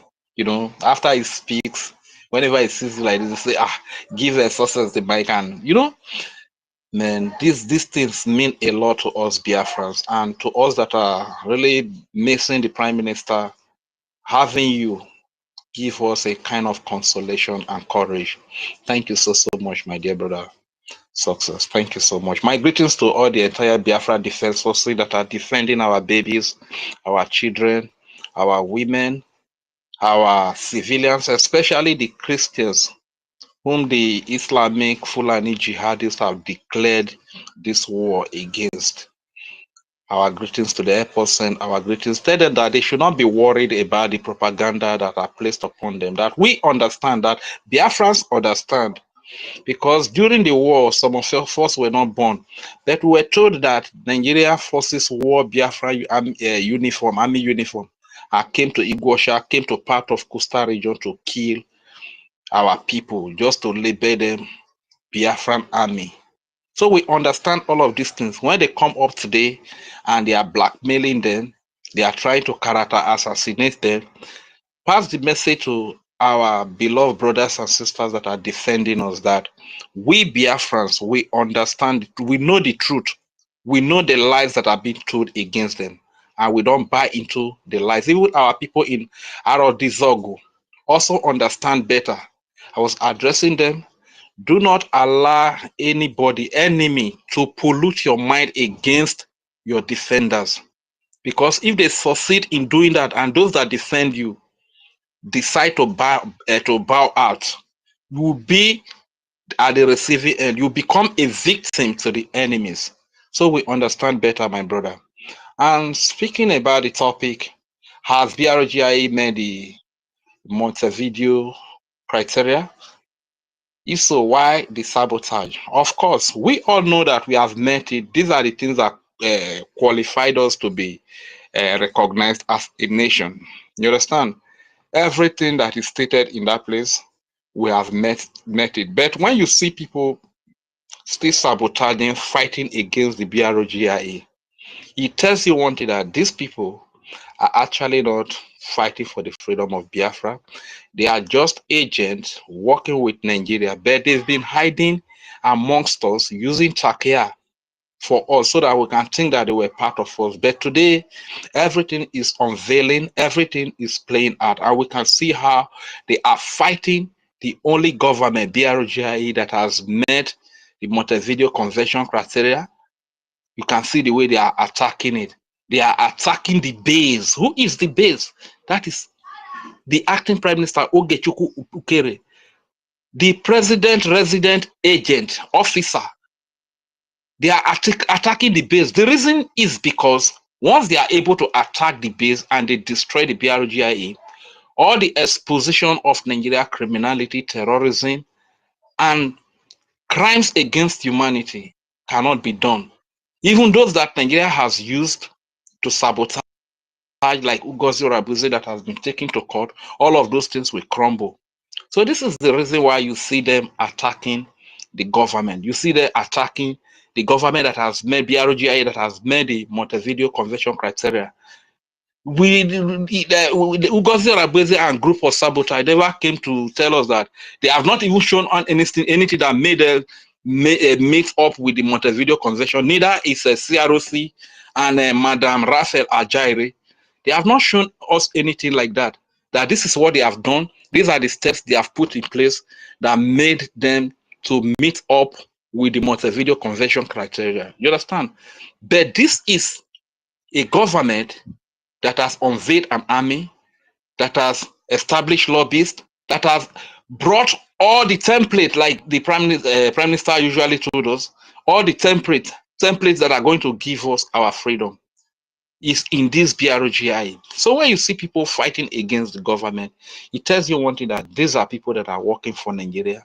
They don't want our freedom. They want to delay the freedom. But unfortunately, some of our gullible, some of our weak brains, brothers and sisters, still follow them. And these are the people that are falling victims. And before I yield the mic, I will still say that Biafrans, especially those of us that are in homeland here, let us be wise. The Bible says that my people perish because of lack of knowledge. If you are not aware, if you are not informed, you will be deformed. If you lack the knowledge of what is happening around your environment, you become a victim. It's heartbreaking that even up to today, some people in our land, some youths, they are not even aware that there is war going on in our land. And these are the very people, the very youth that go carelessly, that move carelessly, before they get themselves killed. They walk up and down, they walk late night. When it is 6 o'clock, they are still outside there looking for gogoro to drink, looking for one Okpo Miliki joint to enter, looking for one nonsense, useless thing to do, because they are not aware that there is war in the land. Even though they see Nigeria forces bringing armor tanks, fighter jets, bringing all manner of sophisticated weapons into our land. Do you think that they are coming to play? You think that they are bringing those things to protect you? They are bringing those things to get you killed. So whenever they have a counter with the Biafra Defense Forces, the Biafra Liberation Army, and they are being defeated, you, the innocent civilian, becomes a victim because of your lack of information of what is happening. That these people have brought war to our land. You make yourself vulnerable to them. Walking here and there, moving carelessly, and you get yourself killed. So please, our people, let us be aware. The war has been brought to our land. We did not take the war to Yoruba land. We never took it to Abuja. We never took it to the Fulani, but they brought it to our land. They brought different weapons, mercenaries, different terrorist groups recruited, sponsored by the Nigerian government, just to get our race exterminated and erased. Are we going to allow that to happen? The answer is no. Let us beware. Let us know what is happening. Are you the mic here? My name is Regent Fury, aka Udewo Wanchin, aka. I greet you, my people.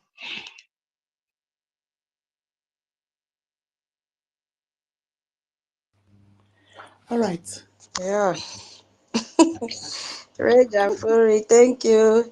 Yeah, co-host, a senior citizen, do you have anything to say before we go to the topic? You are not close to your mic. Thank you so much, Rach. I think she's not close to her mic. Okay.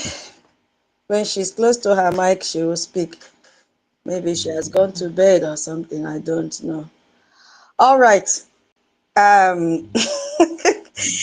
people, Madam Key.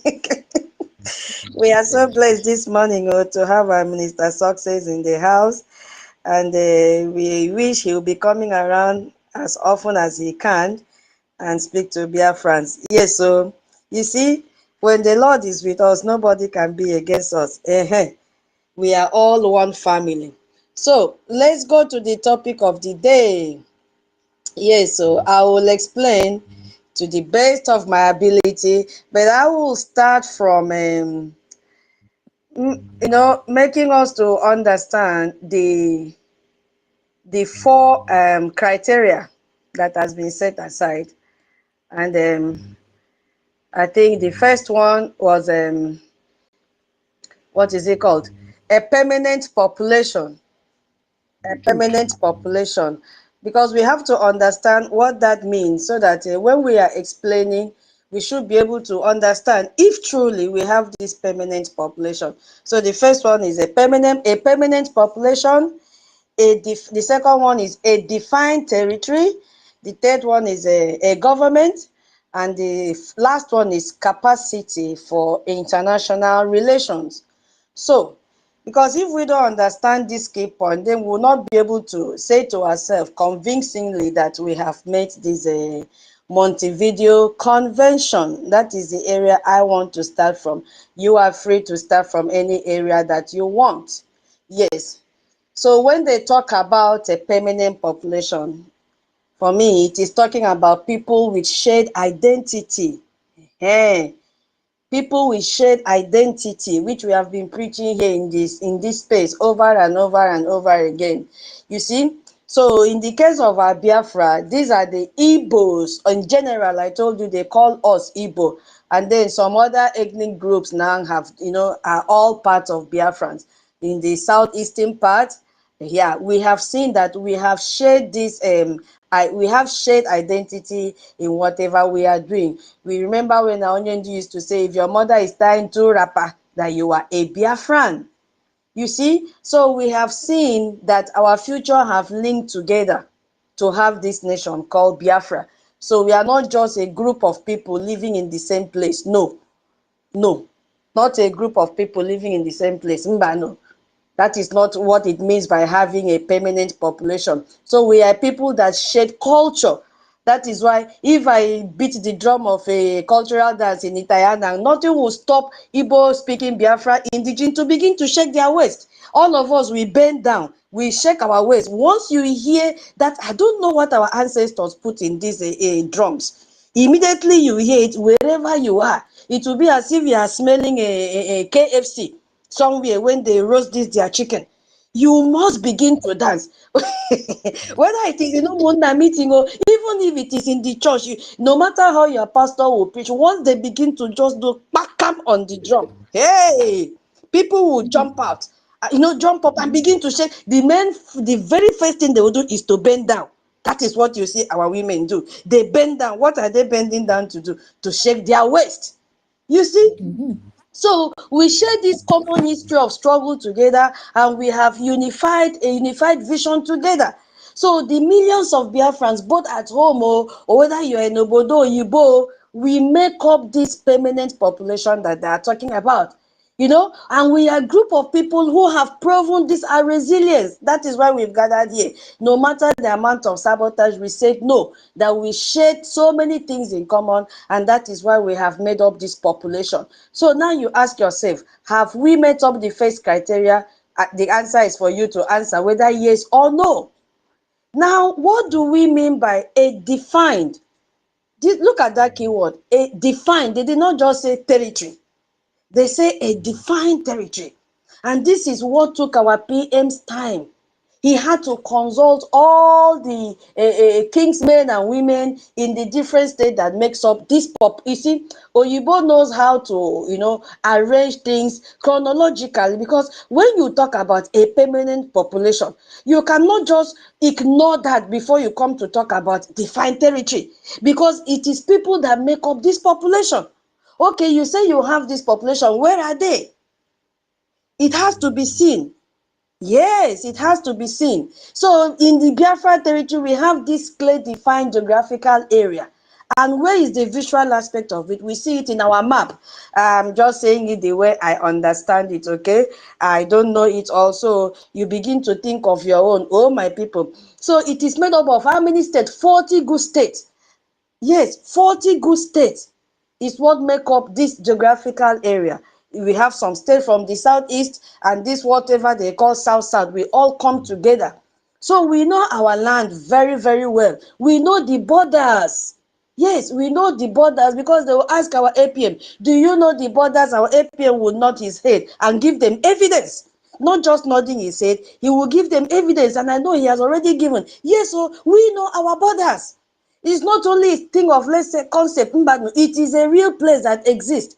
And not only existing, the land is fertile. And then our APM will tell them, what do you mean? Where do you think all this oil Nigeria is bragging that they have is coming from? I want to let you know it is coming from our territory. The land, the oil does not belong to Nigeria. All these natural resources that they are bragging about, making our recognition to be delayed, is political. It belongs to Biafra. You see why we say our APM knows what he's doing. Forget about those that say he cannot speak English. He can speak English so far as he can defend our what is called a defined territory. We are good to go. You see, the international community need to understand that this is tangible, this is visible, that it is not controlled by Nigeria. Even though we still have their military presence, at least we can define our borders clearly. And that is why you see our map. And you see, even this our map says we've seen that our security departments have also made it to be very clear for them to carry out their daily operations by putting not regional sectors in the map that made accountability to jump out and say they are creating a different government. No, this is clearly seen, especially for visual learners. When you see this color, you know the territory you belong to. Okay, so that is what now you have to ask yourself, do we have a defined territory, not just territory, a defined territory with clear borders and land? The answer is for you to answer yes or no. Now, the third point, they did not just make this thing to be so complex. They made it to be very easy because they want people to be free and be able to govern themselves. So it's not as complex as Nigeria will come and tell you that it is complex, putting fear in you so that you say, I have not met up this criteria. It is easy, though we have some evidences. You must have evidences to back up if you claim you have met all this. And our government have given them all these evidences. So number 3 is a government. Again, this one nice sweet me pass. So organized leadership and institutions. Do we have it? As we have been saying every day, we have gone beyond protesting on the street as a group or as an organization. Yes, we have the Biafra Republic government in exile. No more a protest group. No more group of, I don't even know how to classify, a political pressure group. No, we have an organized government. It has organized structure with clear leadership. Our Onyendu is the leader, and then we have our Prime Minister, Mazi Simon Ekpa. And we have our APM and all his genuine cabinet members. We have our de facto government in the homeland. We have our defense. So it is not cho. We have administrative roles, each of them. That is the more reason why those that did not have role, they felt that because they have an office, they're occupying office, that they can just jump out and begin to poke nose where they're not supposed to poke nose in. And they had to just pack themselves and leave the government. So Brgie operates with the full mandate of Biafra people. Yes, we can testify this and evidence in the more than 50 million referendum vote that we casted. It is there on record. It is there on record. So this government, Brgie, that we are talking about, is actively working to represent the interests of Biafrans on the world stage. And that is why they have taken our case to the table of the congressmen and women. Now ask yourself, did we meet that criteria? The answer is for you to say yes or no. I just want us to understand what they mean by all these points so that we will know how we met it later. The fourth one is capacity for international relations. What does that mean? It means very simple, ability to deal with other countries For how many days now we've been saying we will coexist with you, we will do business with you, we will partner with you, provided our interest is protected as Biafrans. Our APM further emphasized on this last night, those of you that were there during the town hall meeting. He said we are open, that our forefathers did not have the power to negotiate properly to protect our interests. But the negotiation that is going on today is Biafra first. Does that sound familiar in what our PM has been saying? The answer is yes. Our PM says Biafra first. You see, so this convention requires the capacity to enter into relations with other states, and that is why we are so proud to enter into relationship with the US. So, and how did we even prove this, that we have really entered into a relationship with US? We have proved this because we have hired a lobby firm in the United States. Yes, so though this is a very important capacity that we have gone into, so we don't need to do as if it is cable. It is evidence-based relationship that we've entered into with the United States. You see, so the Biafran cause is being formally presented to the most influential government in the world, which is the United States of America. And that is why our government have told us, do not delve into any politics, American politics, because you don't know. You may go and sabotage because of your utterances. These people are fighting because yesterday, oh my people, we saw that one thing that has made us to align with them is because their policy and the policy of Brgie are aligned together. And US will only work with those that have already aligned with their pre-existing policies. And one of such policies was countering terrorism.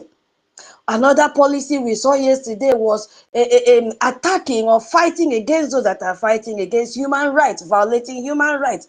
So we are not telling them to create a new policy because we have gone into partnership with them or alliance with them. No, we are aligning with the existing policies that the United States of America have already had. So why would they turn their back against us? It's not possible.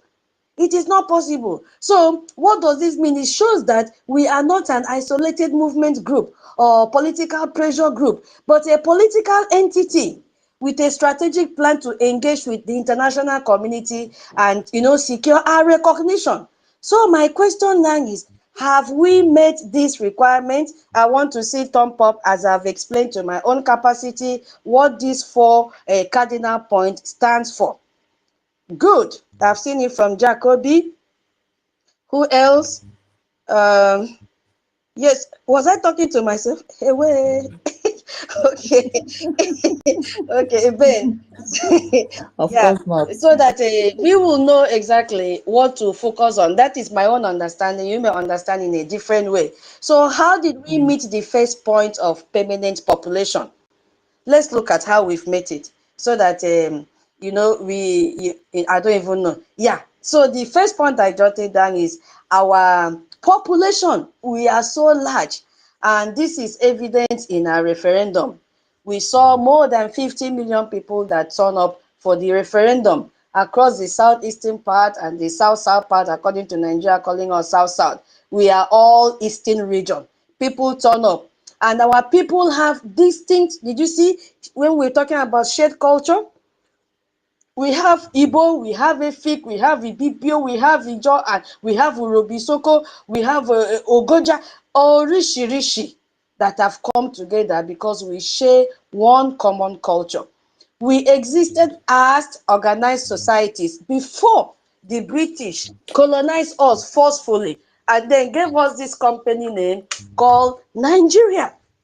We existed before. So now we are still there. Our population is permanent. We have been on our land for thousands of years. Biafra existed before colonization, before Nigeria. So we did not rent the land and say, okay, we will stay 1 year after we vacate the land to another place. No, that is our permanent land. We inherited from our ancestors. And that is the more reason these Fulani are fighting tooth and nail to chase us out of our land. But our BDA say, Mbano, we cannot allow you to send us out of our land. So the fact that we are under occupation does not eliminate our population. Yes, Because the fact that military have occupied our land, Nigerian terrorists, does not eliminate our population. We are still there, gidigbam. As in fact, every day we are increasing in number. Did we meet the criteria for defined territory? If you say yes, for me, I said yes. How did we meet it? Yes, so clear boundaries. Clear boundaries is very clear in our map. And the former Eastern region has declared in 1967, right from the time of Ojukwu, it is very, very clear. Our territory, you know what it includes. We know that it is made up of 40 states. Yes. And these boundaries, we have seen it, they are well documented. Even in the colonial and post-colonial records, they are there. We have it in our maps. Go and look at the latest one that was designed before our PA was called for questioning. But we just have one challenge. The challenge there is that Nigerian military occupation prevents us from securing these borders, and that is why we are on this space every day shouting, calling everyone, say, come on, we want to defend our land, and what will make us to, send out these terrorists from our land to secure our borders completely is our Eje and Ejema. So what does this link to? So this is like saying France wasn't France, because I have list of those countries that went through what we are going through. So I will go to that later. Now let's see if you have agreed with me, because I have agreed that we have met the 8 criteria of the government, and I will tell you how we have met it. I don't know about you, because how did we meet it? We have a structured government in exile. We have our leader. We have our prime minister. Go and look at the organ. Don't go and look at the one accountability altar though. Go and look at the original. I believe in this new website, our government might have uploaded that. You will see the organogram of our government in exile. Who should report to who is under who. Everything is played on that document. We have a constitutional framework and legal system. We have it because we have attorneys that if we have challenges, we run to them for legal advice. It is there. Don't mind those that are crying, telling them to back down and leave Biafra struggle, that they will not succeed. We call them what? Generational illiterates. I add is because there are very, very many. You see, we have official policies on our defense, economy, and also foreign affairs. Today, we are lucky to meet our Minister Success here, who have told us how the defense, they are standing gidigbam, gidigbam. You see? So, and our administrative structures are functional. Yes, so they are functional. We govern what we can reach. Yes, just like other governments in exile throughout history. So for me, these are just a few points I jotted down that we have met the criteria number 3. How did we meet the criteria number 4? If you claim you have met it, I claim I've met it because I have evidence. Because we have active diplomatic missions and communications. We have seen it happening in Washington, D.C. We have former representatives in the U.S. Congress. You see, we have people representing us. We have our lobbyists representing us. They are speaking on behalf of Biafra and the interests of Biafra. They are also speaking, enhancing the release of our leaders, our Onyendu and our prime minister. We have seen that. We have seen treaty-making capacity, ready to sign agreement. We saw it last week. The alliance that has been signed between Biafra and the U.S., because we are beginning from the U.S. And also, don't forget, our APM can even stretch this agreement, but he will not tell us because sabos are too much. That is the topic here. Why are you sabotaging when you know that we have met this criteria? So we are already conducting international relations, not just being recognized. Things have gone far. But what is the real issue now? What is the real issue? The real issue we are having now is military occupation by Nigeria. So we have to understand the challenge we are facing. So we have made the criteria, we know our borders and all that. The real issue now is military occupation by Nigeria. We have met all the legal requirements to become a nation under international law. Our only challenge is how to remove the military occupation from our territory. So it is not about whether we are qualified as a nation. Yes, we are qualified. So this is about liberation from foreign occupation, which is terrorists from Nigeria. I just want us to know that there are some countries that face similar situation that we are now, but that did not stop them from being recognized. So we should not say, because of this occupiers of our land, we will not be recognized. No, we had other countries. I just had some list here, if you don't mind. We had Israel, Israel that is fighting a war against terrorism today. Israel declared their independence while fighting for territorial control. Another country is South Sudan. It was recognized before full territory security. We have East Timor. They gained recognition during Indonesia's occupation. We have Kosovo. Recognized, they were recognized while still securing borders. So nobody should panic that, oh, because we've not taken control of our borders, that we cannot be recognized. No. We have Bangladesh. They were recognized during Pakistani military resistance. You see? So why territorial control isn't required for statehood? You know, because this Montevideo Convention says, listen to the word they use. They say define territory, not control territory. That is why I told you in the beginning, underline the key words. Define territory. They did not say you must control your territory before we can recognize you. Did you see the difference now? Define territory and not control territory. Occupation doesn't eliminate nationhood. So it creates a liberation struggle. We still have to struggle. That is why our PM said we will go into a very long fight. France remained France during NAS occupation. Kuwait remained Kuwait during Iraq occupation. You see? So legal ownership versus temporary military control are different things entirely. So what is this people? Accountability Group of 2025, July 2025, made reference to this and then they created content with it. Somebody's mic is on, please. Emeka, can you please mute your mic? Emeka John is not close to his mic. It's okay. Yeah. It looks like it's me.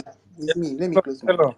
Okay. So you see, when they say that what did I want to say? Oh my God. Okay. Elias made a comment according to the saboteurs that he was saying until we have 80% control of our territory before we can be recognized. No, it is not like that, because you know we've countered this before. Now I'm reading out that we have countries that were still recognized even when they were under the control of their oppressors, because it is a struggle that must continue until you eliminate the last man from that group. So legal ownership, this is just temporal. They will go. They're already going because we are winning them. So why do we need resources? Because we have a security challenge here. Yes. So we have the right to nation, to become a nation. So this is not disputed under international law. We have everything required. The only thing that is remaining now is this military capacity to secure our borders. So Nigerian occupation being in our land, you know, does not prevent us from forging ahead to get our freedom. Now you may ask me, what funding will enable us to do? Those of us that have the money and they have refused to fund, what are you keeping the money for? That money will give us our border security. We will be able to have the best equipment and resources to protect our boundaries. We will also have communication system for coordination. Yes, because we need to, you know, make our people to be aware that there is war. Give them this intelligence information. Not only the one that our BDF will come out and make video. How far can that go? So you see, if we are able to fund, a lot will happen. We will have serious training and logistics for border management. You know, there were people that were in charge to protect our borders, but the numbers may be reduced. They may have the restriction because the finance is not there as it's supposed to be. We need to ignite that again. You see, we also need to go, you know, have this finance to provide services to our people in liberated areas. You see, my people, if you bring your money, it will go a long way because we have met the criteria. We also have to demonstrate our capacity to international organization that we are able to do this. You see, we have to prove popular support through functioning institutions. We have to show them that our defense are ready. We have to show the world that we can govern, not just claim to govern. It has to be evidence-based. So without resources, we remain just a legal state under occupation of the Nigeria territory. We have to fund. Funding is the solution to what we are talking about. Because I have come to realize that, so many things can delay recognition. Why international organizations or international power can delay recognition. And that is what has been delaying us from moving forward before our PM took over. When you look at our situation now and the picture that Nigeria, has presented to the world, stealing our resources, there is what we call economic interests have stepped in. Because Nigeria has given this picture that they control a massive oil revenue. And where is this oil coming from? It's coming from our land. And you know those that this will benefit when they go and talk like this. It will benefit international cooperation. They will say, oh, we are dealing with Nigeria is the owner of all this, not knowing that it belongs to Biafra. And that is why our APM have gone to open their nyash outside and say, no, it doesn't belong to them, it belongs to us. These people already have some existing contracts with Nigeria and some investment. Now you see what is happening. They have started relocating back to other African neighboring countries. So there could be that fear of economic disruption during this transition. But guess what? They have now come to realize that all that Nigerians said, they are all lies. They are not the owner of all these resources. So, international community, we are raising our voices today and say, come and invest. Recognize us, sharp. These resources belong to us. You see, it belongs to us. It does not belong to Nigeria. Colonial mentality can also set in. You see, the assumption that African borders cannot change. It can change. We were forcefully meshed together. And they gave us a company name, it is Onyeka that Onyeka knows how to pronounce that name very well. Onyeka knows how to pronounce Niger. Is it Niger? Or is Onyeka that can pronounce the name very well? So we were forcefully joined together in what they call amalgamation by Britain, but it has expired in 1914. So they have to remove this colonial mentality that, not the borders cannot change. It can change. We have mapped out our own borders and we say, we want to be a nation that can govern itself. So we have to understand the real situation, what this means for our struggle. So I will yield my mic here, then I will, I want to take a cup of coffee. When I come back, if opportunity permits, I will continue from where I stopped, okay? So I yield my mic here for Biafrans who wants to contribute before Mike will reach my turn again. So I yield my mic here for now. Yeah, I don't know if co-host Stella is close to her. Yeah, I'm here. Thank you. Okay. Yeah, we've not heard your voice today. Go ahead, please. Yeah. Biafrans, I've saluted you guys. I appreciate you, tutors, what you're doing, and our success. Oh, he has gone out. I heard him spoke. Okay, no, he's still there. I appreciate you a lot, and then whenever I see you, I remember our PM. I remember him, and how he doesn't. He take your words seriously. I will never forget the day he really apologized to you. So I was like, what kind of trust and love, he has for you. And I tell you honestly, since then you have not disappointed him. You've been up and doing and focused on the mandate. You understand? So I want to appreciate you. This is also what helped me to know also, when the first coup d'etat happened, the second coup d'etat happened, I will always watch out. Where is success?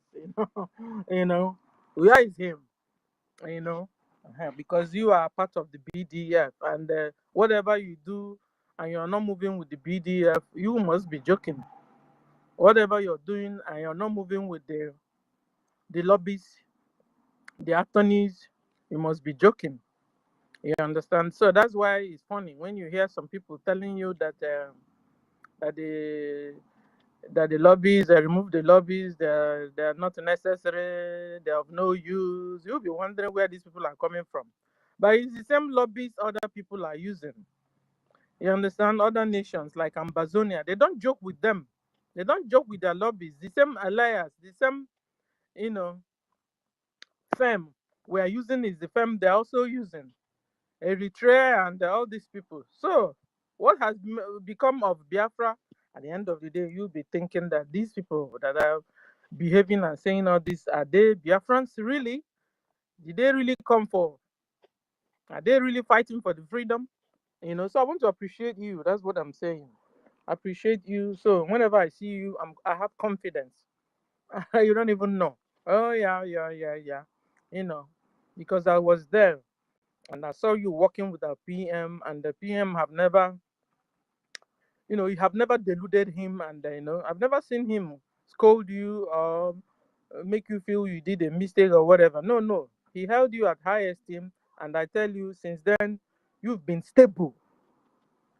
You are one of those that have not shifted, that have not, yeah, because you'll be wondering, every other these people, they were there. Just like somebody who tell us that, was saying that we used to have rowdy space. Why wouldn't it be rowdy? When a lot of people speaking were never for the freedom, were never Biafrans. They were there to create chaos, to create confusion. Sometimes you drop a topic, they will twist the topic and go another place. And you end up, argument will come up. You understand? So that's why we are more relaxed now, because the shaft have been removed, and the real deal are being left behind, and you can see everybody agreeing, you know just like we are talking about the criterias in with the, what do you call it again, with Montevideo. We have a lot of things in common. We have a lot of things in common. You understand? Talking about the population, permanent population, the kind of people we have. We have identical cultures. We eat the same kind of food. We reason alike. That's why when sometimes you see somebody reasoning and talking, I'm telling you, I can identify somebody being a Biafran or not a Biafran. It's just like somebody, they will tell you Biafrans are killing Biafran. It's not possible that a Biafran will go and kill a Biafran. Not possible. Under this kind of scenario. Not possible. Check out that person, something has a mark. You understand? It's just like Ngozi answering Ngozi. But she's not a Biafran. She's a bloody Fulani. Yes. And she's been up there, very close to our PM, hiding and hibernating. You wouldn't even know. Look at all the first school, the time, what happened, and all the people that left. Have you seen them back? They wouldn't come back, because after all, they were never Biafrans. You tell me that's the way I did a mistake, and I realized I wouldn't come back. I'm a fool. In fact, let me tell you guys, I don't know if I've told you before. I was born in 1967. My birth certificate is a Biafran certificate. I'm not even Nigerian. You can imagine. So when somebody will say this one look like a Sabo or behaves like you are dreaming. You don't know what you're talking about. My birth certificate, you don't even have it. You don't have it. Are you a Biafran? You have it as a certificate. I have it as a certificate. Anyway, that's by the way. So I want to appreciate, it's been a minute, So I want to appreciate our success. You are amazing, shout out to you. You are just wonderful. You are amazing. We also love you. The same kind of love we are giving to our APM, the same kind of love we are giving to our information minister, same love we are giving to you. You are also the gatekeeper, like your own gate, like it was here. You see, under 7 months, Brgie have experienced 2 coup d'etats. I mean, Musa have broken a record, you understand? But then he failed like woefully because all the coup d'etats and his boys and his men and ladies, they failed woefully. You know, it has gotten to a stage where they will now go and be giving the Nigerian government Musa back their money because they will tell you so amount to bring this person down. The Nigerian government will give you so amount. So yeah, we'll get because they have to really go back and begin to pay back the money they collected from Fulani to do what they did because they failed like woefully. So we love you, success. We love you. Okay, so to the topic. So like our sister was sharing the criterias of Montevideo, Montevideo criterias. She is all about, the rights, the rights a state have. It's talking about the rights a state have. Mhm. And at the end of the day, we have, like she said, 4 criterias. One is define territories and borders and the land, must be defined. And she was asking, are we qualified there? We are qualified. We were even qualified when our PM was there. Then imagine now, we are more than qualified. You understand? Mhm. My PM sat on it and started using it judiciously, line by line, created a state within a state. We have liaison offices all over the whole world. We also have military, approved military. You understand? And we also know our borders. We know our borders. We know our states. We have 40 states and Ebube as the capital. So we know, well, forget the propaganda of Buhari that said that you are a dot on the circle. They've been trying to collect all our land and every other thing. And even at the bottom, and they told Onyendu, okay, we give you these 5 states. And then Onyendu said, no, no, no, no. 5 states is not only Biafra. We know ourselves and we know our land, we know our territories. And so we took all of them. So we have our map. And so wherever we identified, and so now we have our military that are defending us. They know our boundaries, they know our territories, and they are fighting and getting around around all the states. You understand? So, and even the Fulani Islamic terrorist Nigeria government, they also know it. So war is going on, and it's also more of a mental war, where you now see them attack Benue, and lower Benue and the lower Kogi is ours, though, is our land. So they will go, they themselves stay at strategic places and trying to.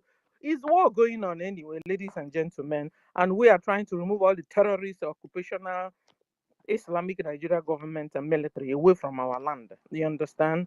So, and it goes back to that RRR recognition. Which other one? Which where we now stop is recognition, and which other one? Guys, remind me. Recognition and the liberation. So that's where we are, and we have done the redeclaration. You understand? So it still boils that if you check out, you see that all these things are still inside this same Montevideo criteria. You understand? Then talking about the government, which is another part of the criteria, a permanent population in the government. We also have like our Brgie, de facto government, and the Biafra Republic government in exile. We'll have a charter that is, we are being ruled with charter. Even the government also they also have their bylaws. The government themselves, the cabinet members themselves, the officials. And so it's not we don't have banana republic where anybody come and do anything anyhow, and some people tell you it's a shadow government, it doesn't count. Forget that. You will talk sometimes, they'll tell you forget about this charter, forget about this. But no, you can't forget about it. You can't. If not, so you become lawless. Because even your families, you have rules guiding your families. Umunnas, you have rules guiding umunnas. Communities, you have even streets, common street in Kete, that that in a street you can see in the and the Bia. You can see people from different places but in that street they also have rules guiding them. I remember when I was living in Lagos, our streets you have rules. Uh-huh. You understand? So then imagine a government. So we have rules, and in this permanent population side, we have done referendum and well over 50 million Biafrans voted yes, yes, yes to exit Nigeria. You understand? And Biafra has been redeclared. You understand? And where we are now is to gain our recognition and liberate our land. That's where we are now. And this is what we are doing. And we are doing the two together. Together, the two together. You understand? Because the more we're wasting more time, the more Nigeria terrorist Islamic government are killing our people. From 1967 till now, they have wiped well over 20 million Biafrans. And enough is enough of this killing. You understand? So then this is why it boils down to funding. We need to fund. Oh no, you understand? We need to fund our liberation fight. We need to fund our recognition. And I want to shout out to our lobbyists. They are doing a whole lot of job on our behalf. And you understand? And well over 50 million. Where are you? Because it was real. They took the record. We know how the whole thing went. Some people were campaigning in homeland. People were voting. They did video. We saw it. How come now around this time everybody just ran away? Who will do the rest of the job?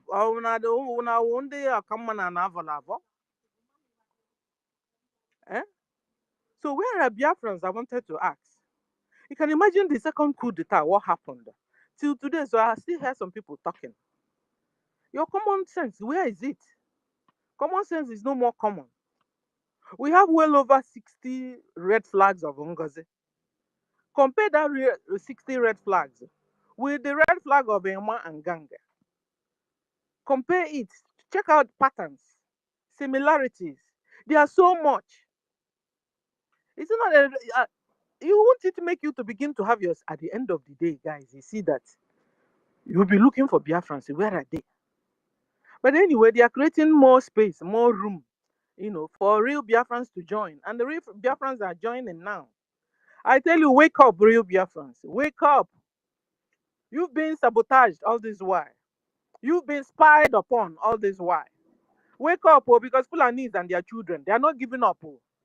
These people are desperate, and you must show your own desperacy. This is your land our forefathers got for us. We will not fold our hands and watch Fulani from Futa Jalon, originally from Iran, come to Biafra land, come to Africa. Arabs come to Africa and take over our land. Hey! Oh my God. Oh my God, I'm telling you. You see Fulani and their children everywhere. They're even in this space. But at least we now have them in lesser quantity. Because the more they do this thing, the more they go. But then they're also bringing back. But then God is also opening a door for his own children to occupy.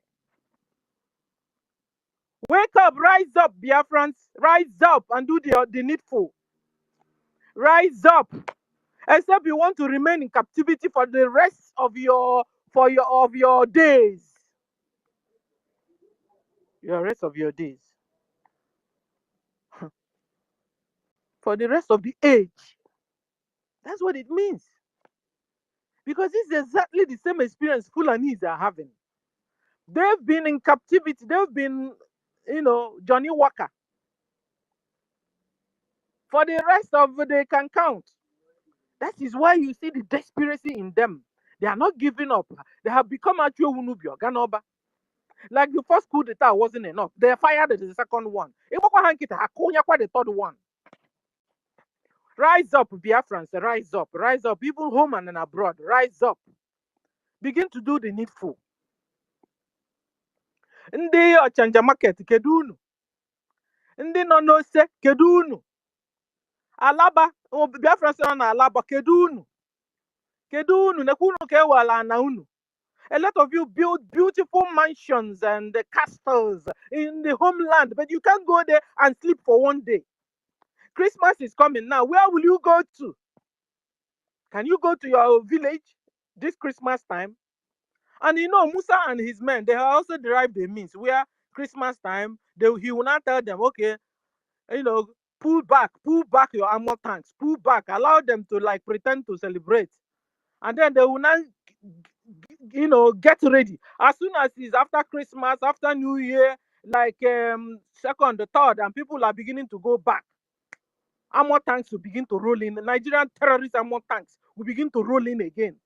And they begin to kill people that have even finished celebrating and going back. This is what we saw last year, I'm telling you, in fact. This year, what do you think will happen? Biafrans, wake up. Wake up and do the needful. Come and fund your liberation. Fund your recognition. Can you now buy? Eh? Our people now, when our grandmas or grandpas die, what do? We will now begin to bury them at the no man's land. I remember a story a sister told that they couldn't even get to their village. Eh? They were sleeping in hotel up until they were given, a little opening. They ran to their village house, opened the ground, threw the mother inside the grave, covered everybody. What kind of life is that? Eh? This is serious. Biafrans, where are you? I wanted to ask so. Where are you, Biafrans? The real Biafrans, where are you? Umuchukwu okike abịama, kedu ebe unu nọ? Kedu ebe unu nọ? Na ncha baa m anya. Ncha baa m anya. Ncha baa m anya. Anyị anọzi na n'ilo forever. I have a sister here that just died. A Biafran. And the children are saying that they can't go to the village. They can't go, that they're afraid that the Fulanis will kill them. And suddenly they now started planning to bury her here. Guys, this is awful. This is heartbreaking. And I was putting them in my own shoes. God forbid, God forbid. Eh? Then somebody will not die. They will tell you, Nanaza Mwanyangas. No one on the latest. Waykeeping. They said that they are not doing more. Meanwhile, they are slowly bringing Islamic way of burial to us. That you won't do waykeeping anymore. That when somebody dies, if he dies today, you go and bury the person the next day. Yeah? Guys, have you heard that? That you not go and bury the person the next day. No more waykeeping. Not because the Fulani are coming to kill, because the governors are saying so. Hey. Anyway, let me just read out the remaining criteria so that I will allow others to speak. So we have the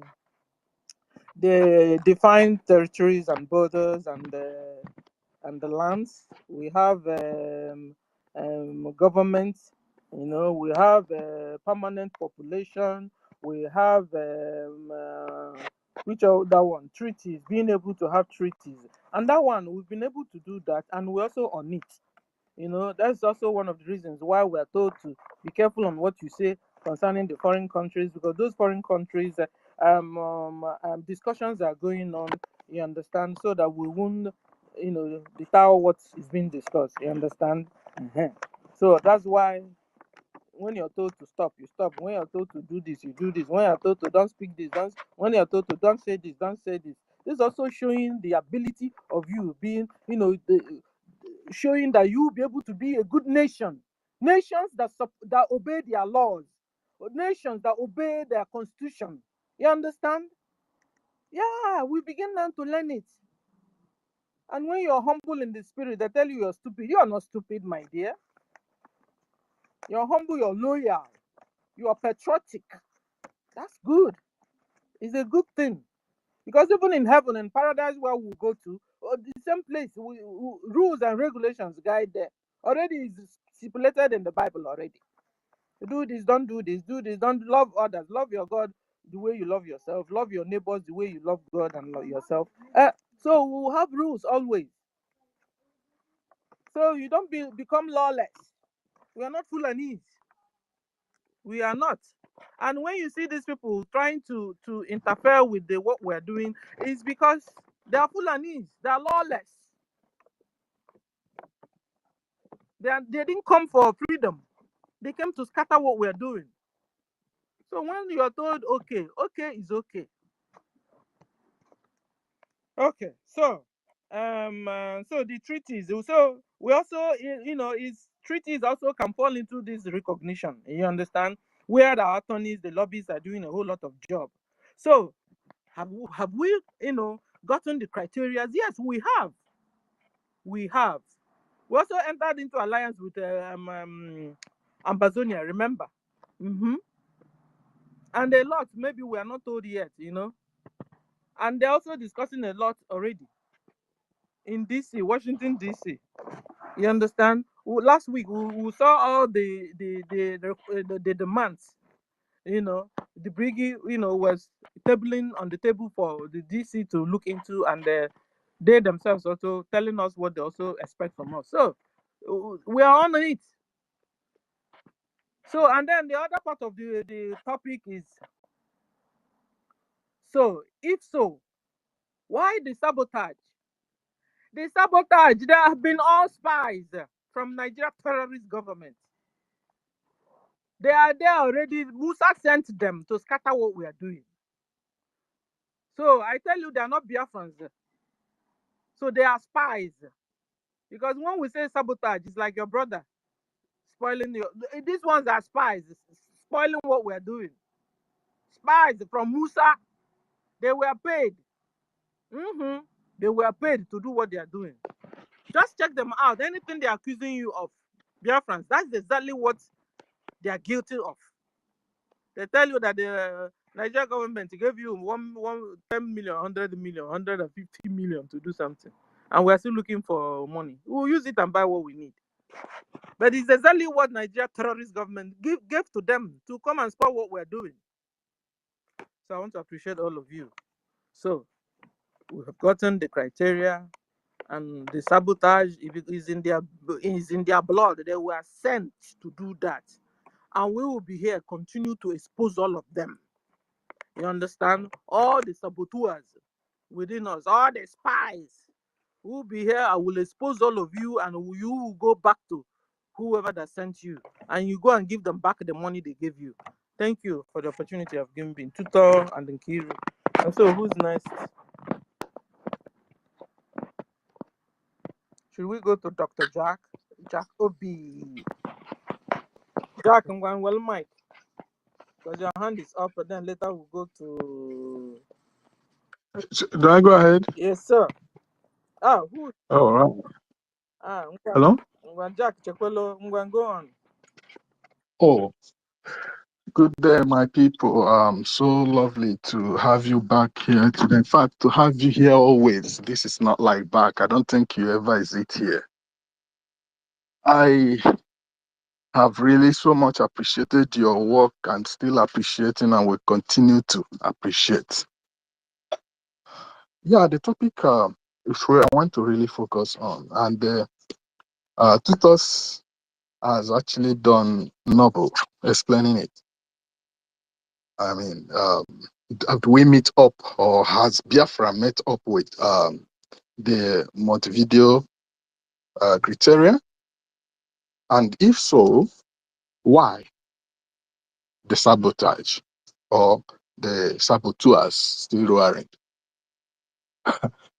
She has really fully explained it. And of course, the action of our permanent population was demonstrated when over 50 million of us responded to the call for our referendum.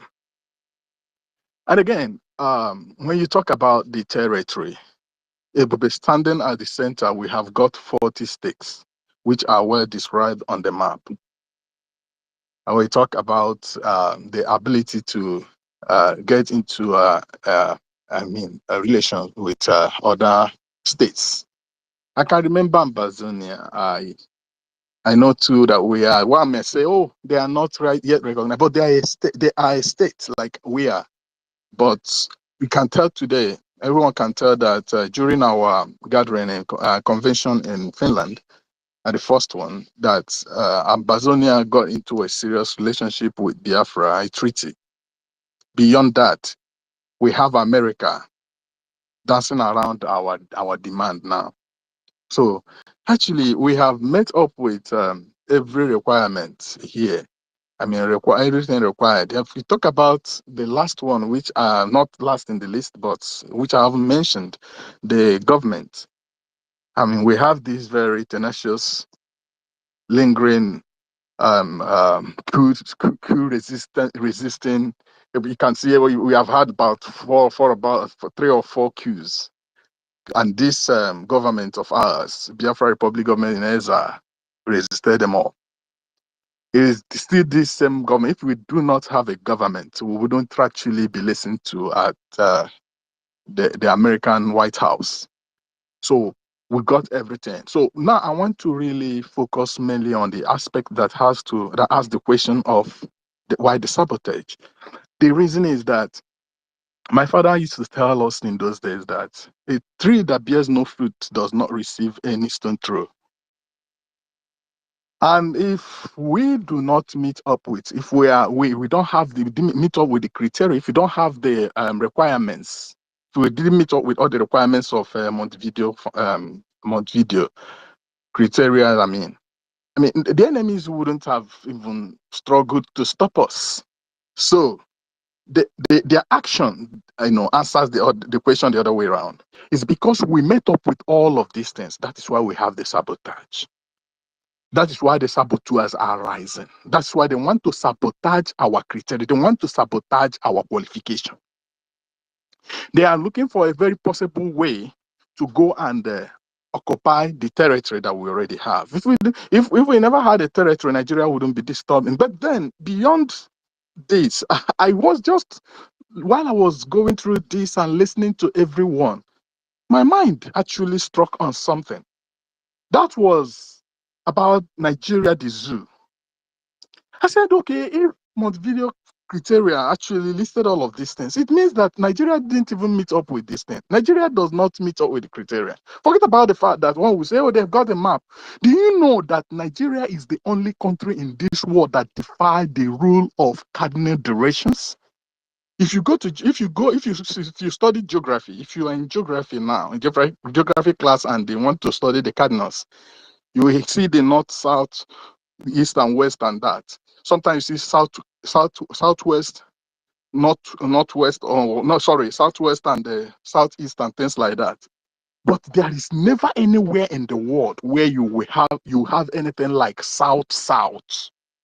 So if Nigeria is actually brought to a table to show their defined territory, if they can point at a place on geography that could be called south, it means that they don't have defined territory. So Nigeria actually is fully disqualified. Nigeria is such a crime scene that even the creators of Nigeria, I believe, they laugh whenever they get back to their bedrooms. They just like, come on. They join you to move. Like, whatever you call your name is, or call yourself, is what people will call you. So when you say south, and when I hear a white man say south, I keep wondering what he'll be taking within his mind, because he's just simply saying what Nigeria has told them to say. Nigeria is saying, we have a place called south, so they have to say it. But my people, go around the globe. There is no other country in this whole wide world that their cardinal defines south in any region or location of the country. It is only in Nigeria. So we have met up with this requirement. That was why when Nnamdi Kanu was working so hard, because if you do not know, the reason why Nnamdi Kanu is held down today is this Montevideo criteria. When Nnamdi Kanu mentioned in his speeches, he mentioned that he would want to have a government. He would want us, Biafra will have a government, and this government in Ezra. You realize that was a time these enemies understood, oh man, if we do not sabotage this, if we do not do anything, this guy will arrive at this point. And they thought that if they could just go after him, probably he might be the only one with the idea he has to bring about Biafra. So if you can get him, he's the head, everything will be over. But what he didn't also hear from him was when he said, if you take me, someone coming after me will be worse than me. They didn't get that line. So they took Mazen Nandekalo and they thought that, oh, we can't have any way to achieving the Montevideo. Then Mas Simon Ekpa showed up. Mas Simon Ekpa did a expose on Nigeria. Nigeria didn't bother.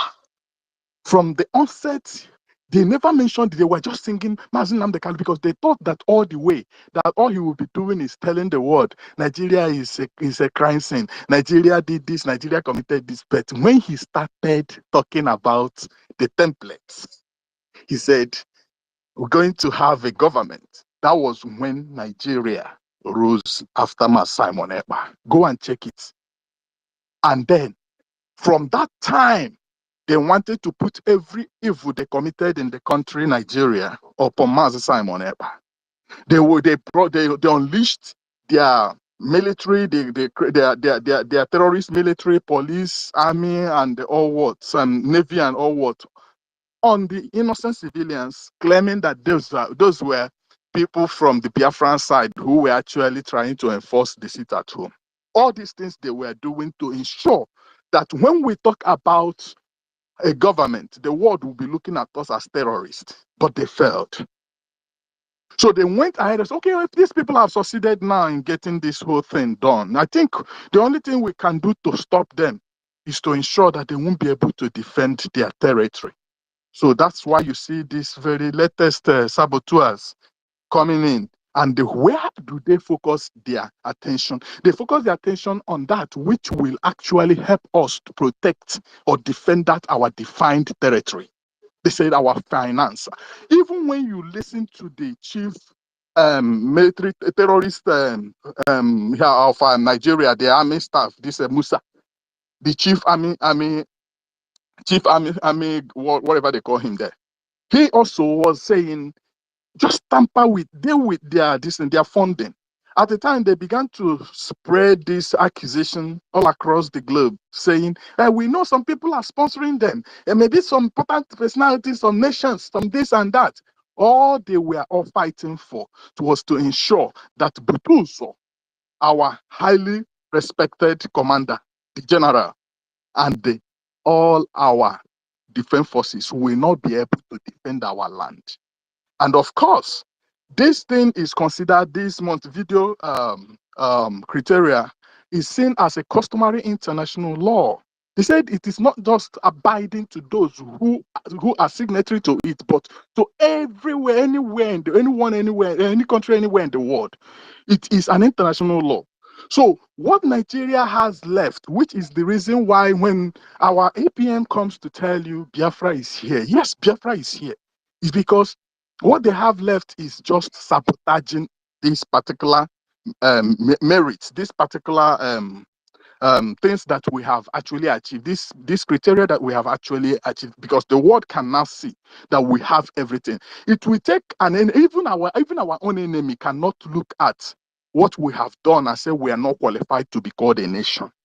So the only thing they can do is they can't even, it's not going to even be easy for them to work with an external saboteur.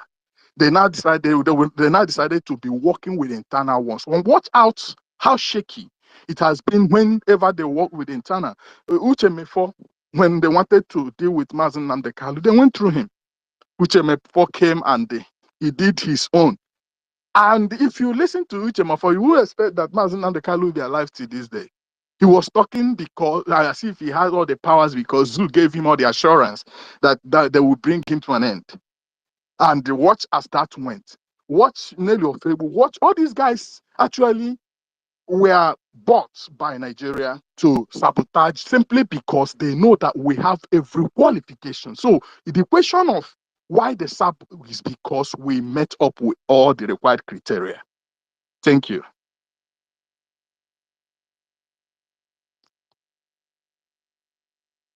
I hand over my mic.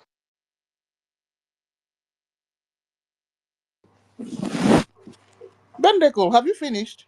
Yeah, I just did. I said because I feel there are so many more people who are about to talk, so I don't like occupying so much space. Oh, yeah. Let me. Sorry. When if there is time after people have taken their turns, I wouldn't mind coming back. But I usually don't like prolonging my speech, especially when I know others are raising their hands. Okay, that is fine because Honorable Emeka is waiting. Yeah, but, Honorable Emeka, okay, before you, Chibike, you can go ahead. You know, if Honorable Emeka takes some time. All right. Jack, Dr. Jack, you can go ahead. Okay, thank you very much, Madam Kiro. Madam Ki, sorry. Actually, I was the one that's supposed to go now. The host, Tutor, I greet you. Thank you very much for your great work. Madam Stella, I greet you. It's like you've given Musa holiday. The holiday is getting too much, please. Musa is now drinking a cup of tea and coffee with sugar. You should start calling Musa out. His holiday is too much, please. I greet our great women that are leading this frontier of the great campaign for the Biafra liberation. We know that this our space anchors has been transformed from the first stage we started to this very stage.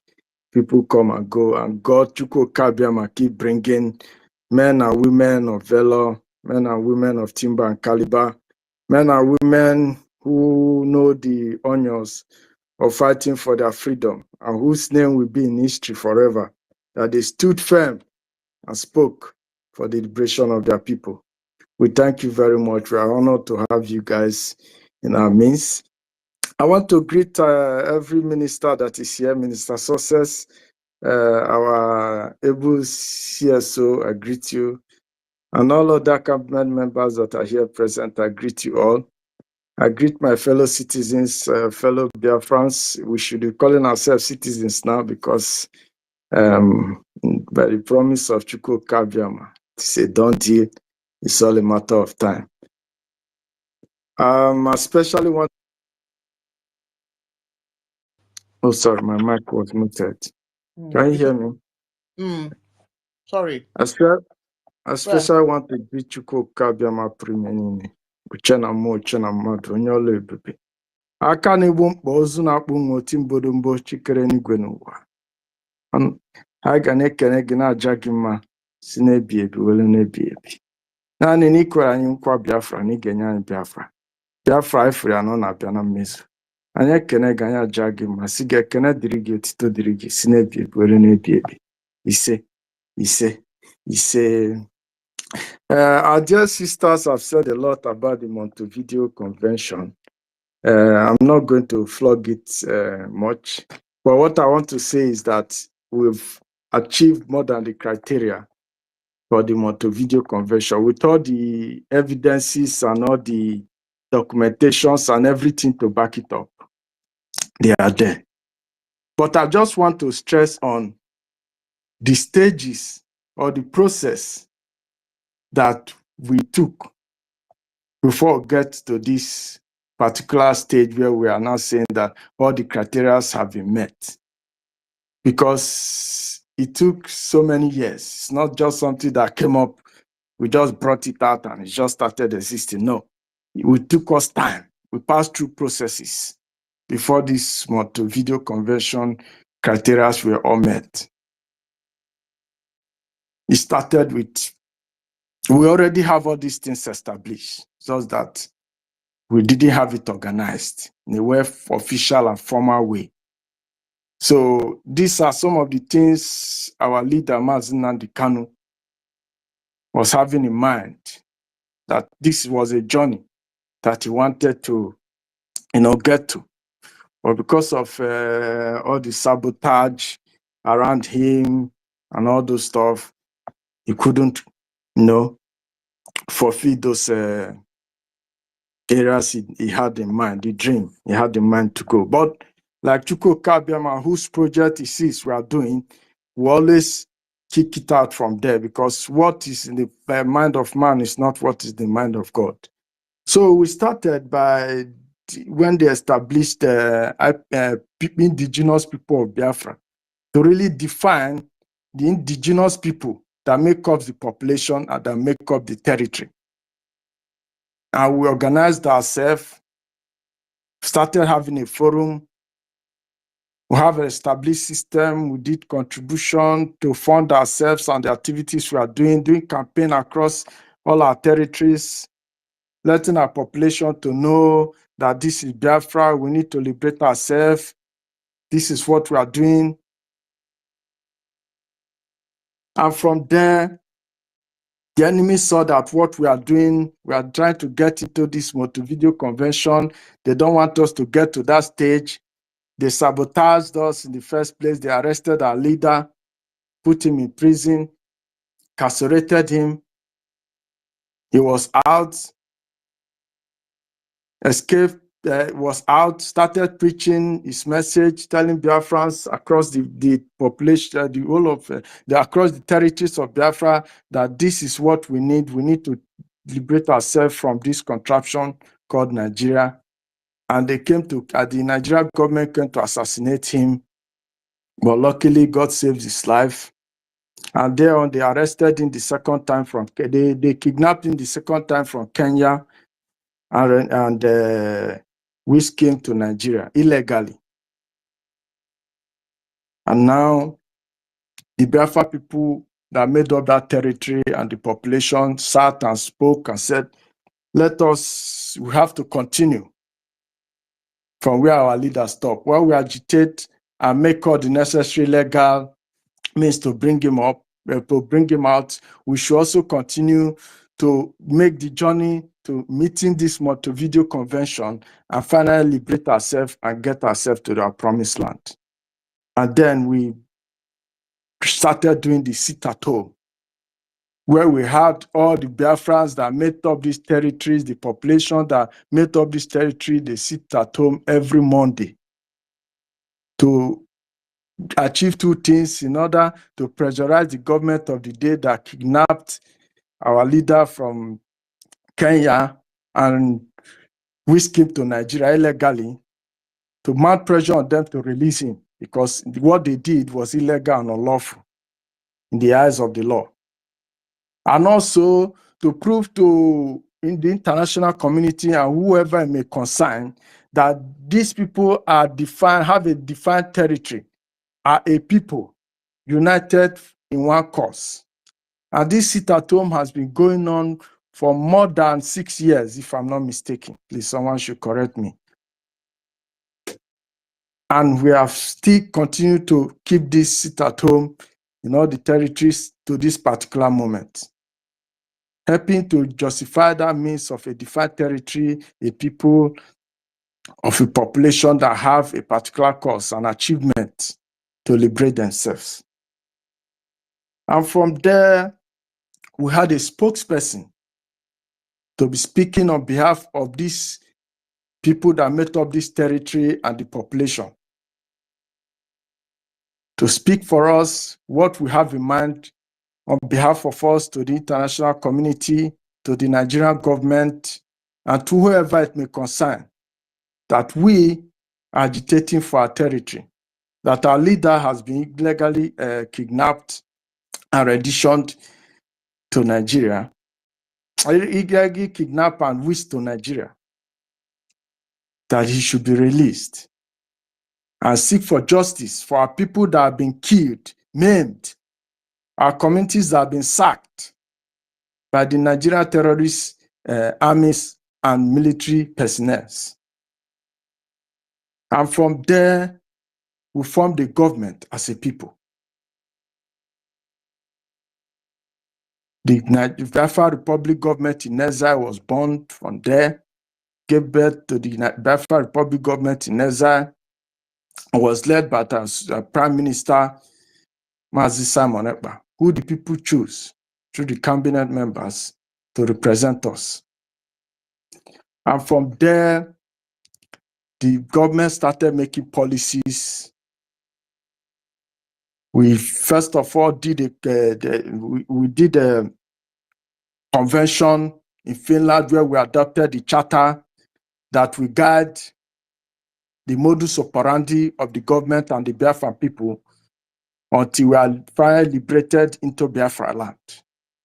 We did this convention in Finland, and all the territorial integrity of Biafra, the territories that make up the Biafra people were represented.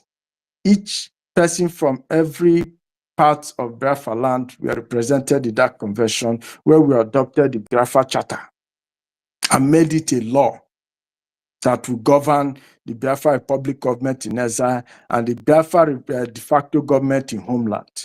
And they also will unveil our defense forces, the BDF, that will protect our people in the homeland, so that when the invaders come, we will reduce the rate of death that will be occurring in our land. Because self-defense is part of human rights.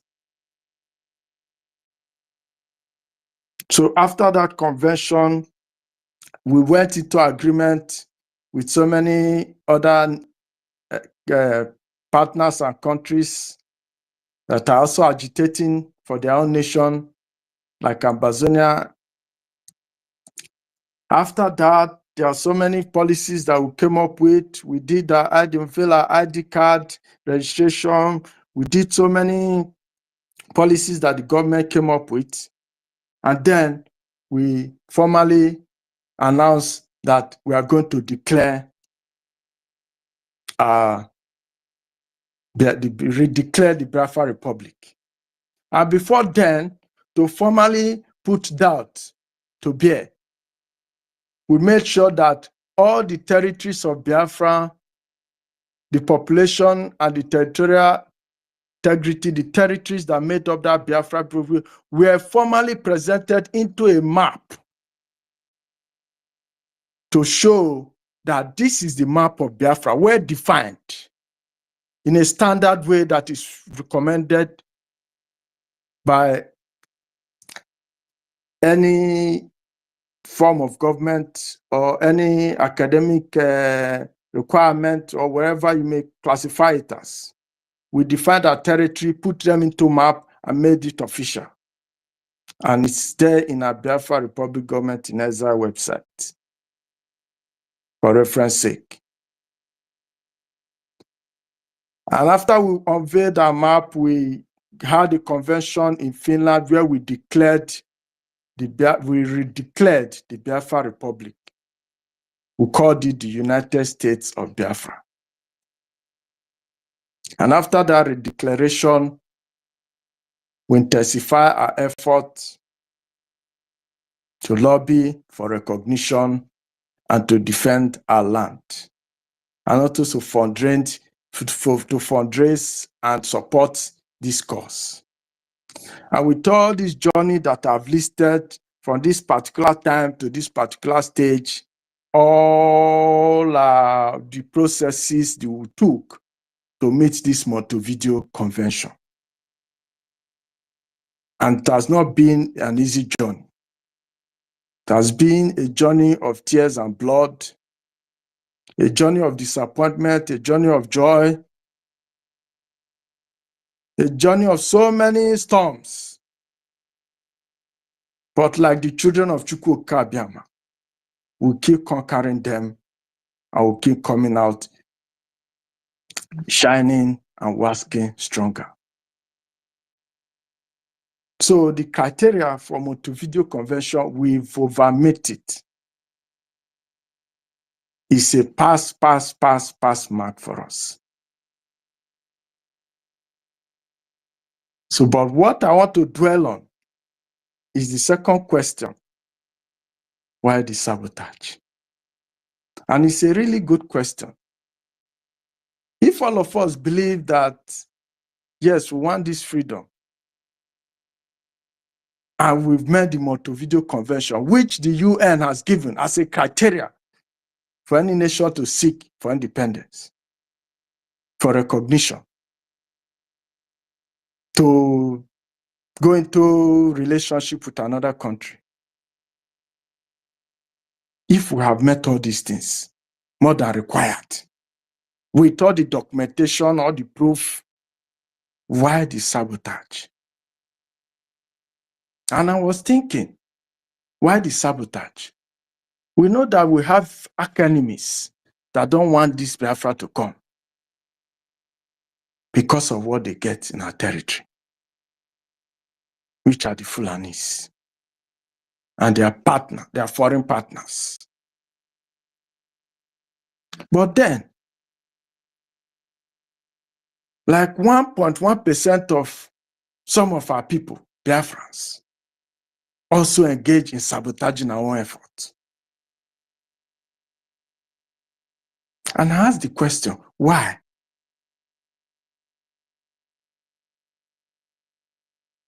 And I came to realize that there are some factors that may agitate this thing. One is gullibility of Nigerians.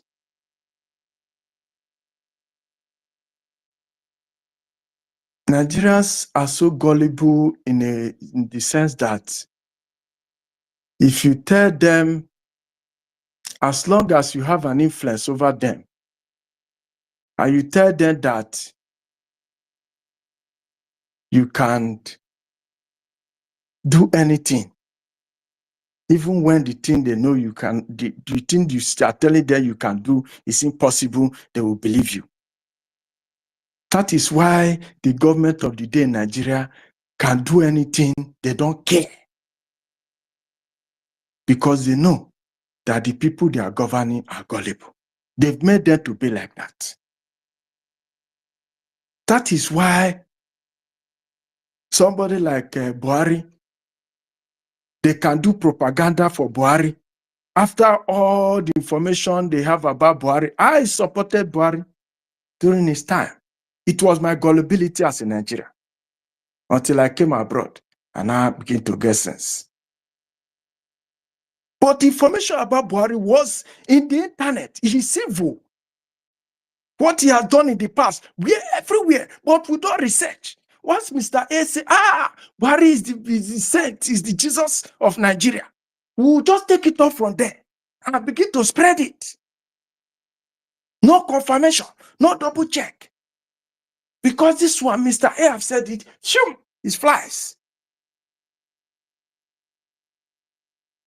I happened to meet a boy who said he was born during Buhari's government.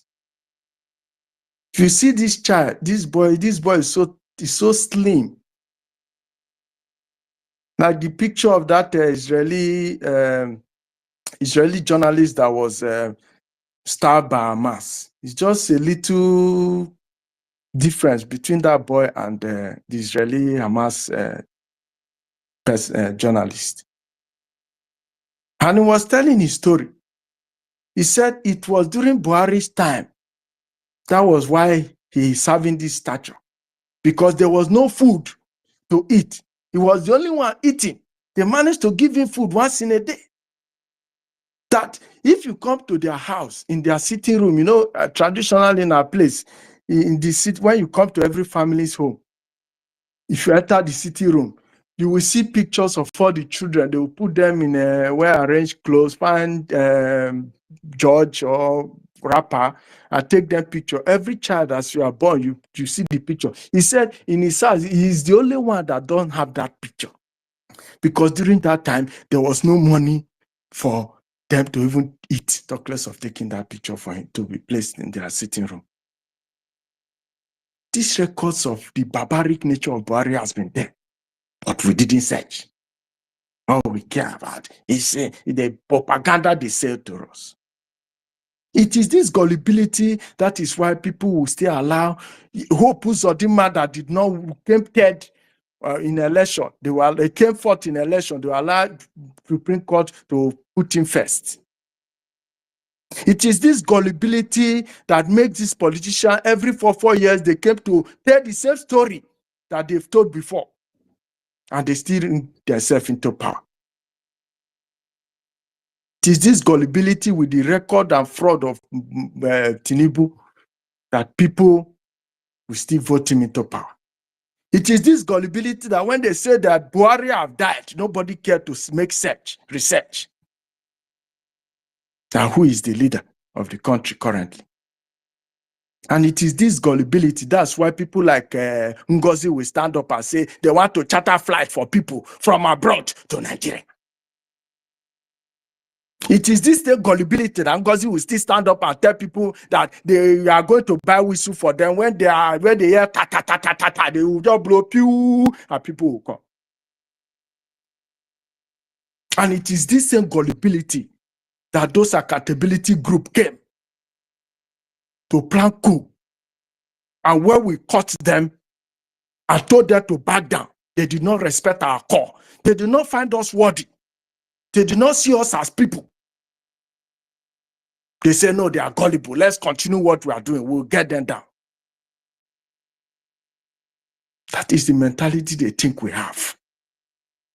But this is Biafran. One thing they fail to understand, that in the whole of Nigeria, that Nigeria is still standing today. It has not been conquered. It is because of the Biafran people. It is we who has been standing. The good people that are in Biafra has been standing. I say no. Our territory will not be conquered. No iota of our place will be given up to the Fulanis.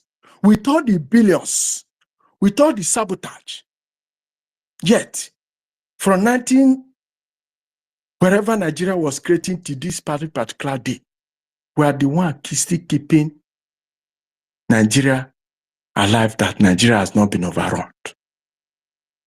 And this time around, we are not going to use our blood to pay for Nigeria. We are going to separate ourselves from Nigeria and have peace and peace forever. Another thing came to bear in my mind. This our 1.1% population that are sabotaging us.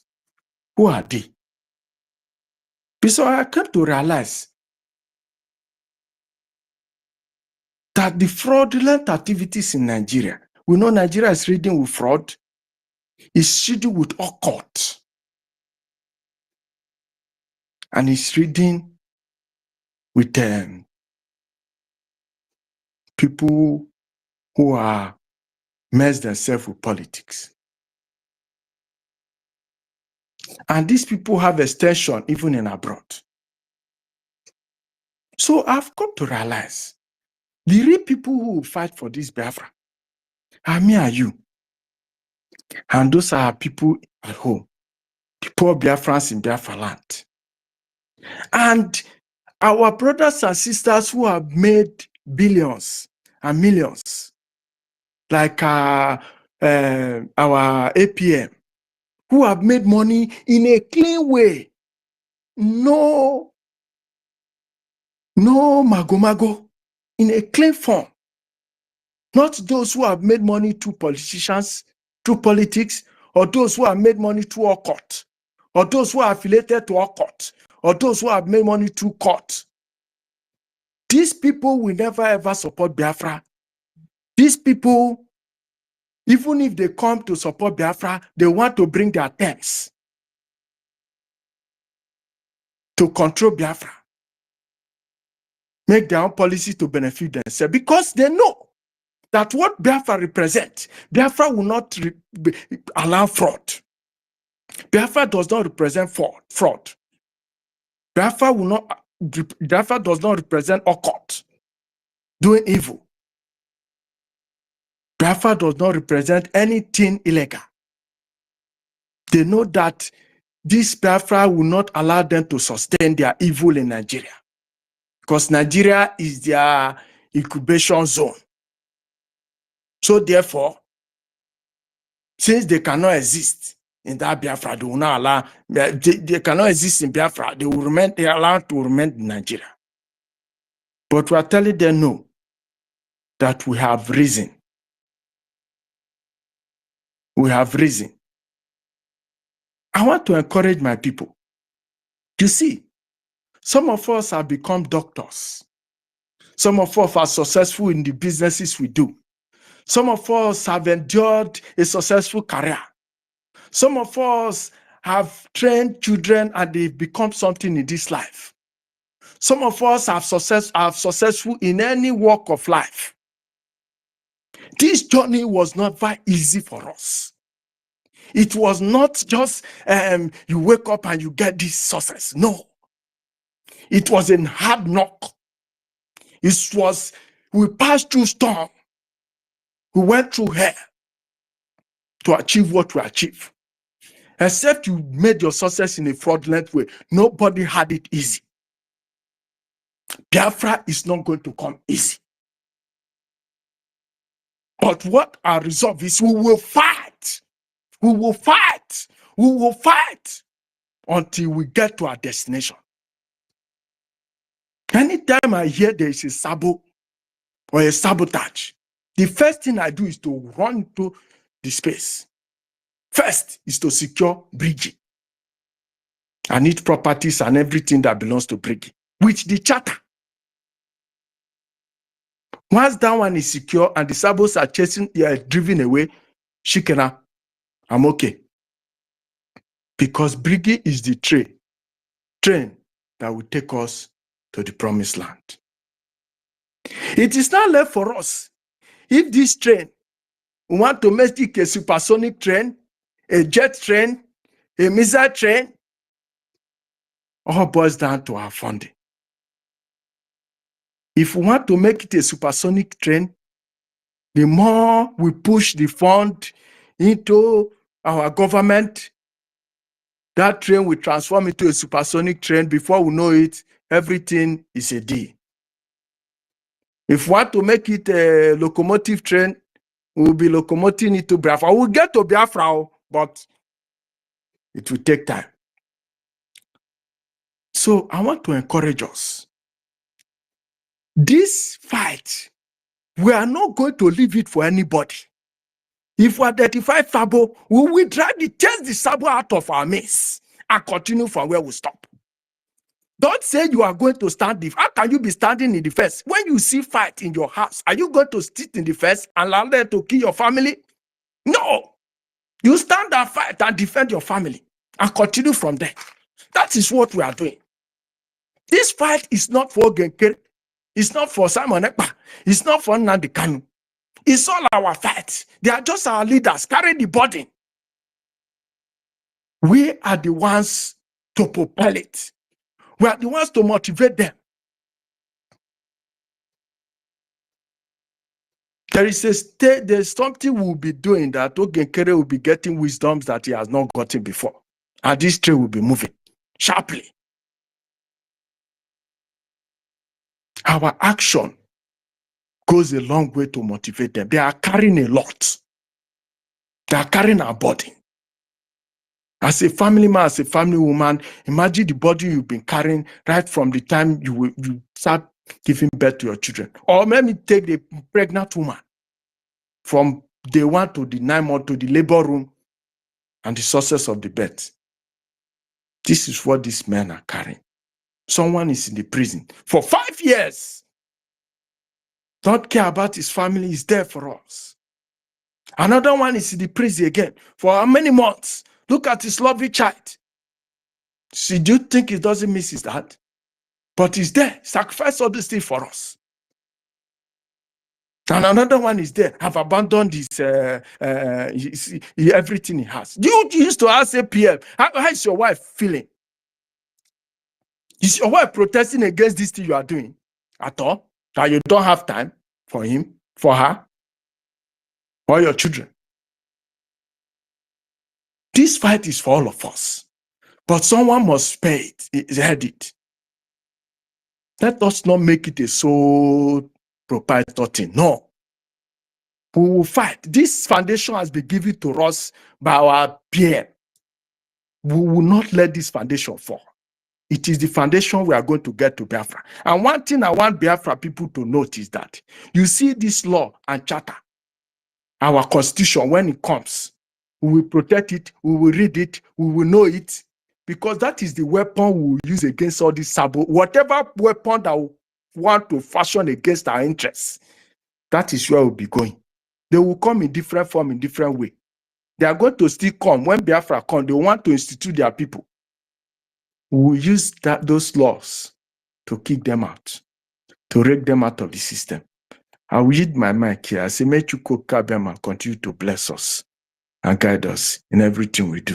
Ise, Ise, Ise. Thank you very much.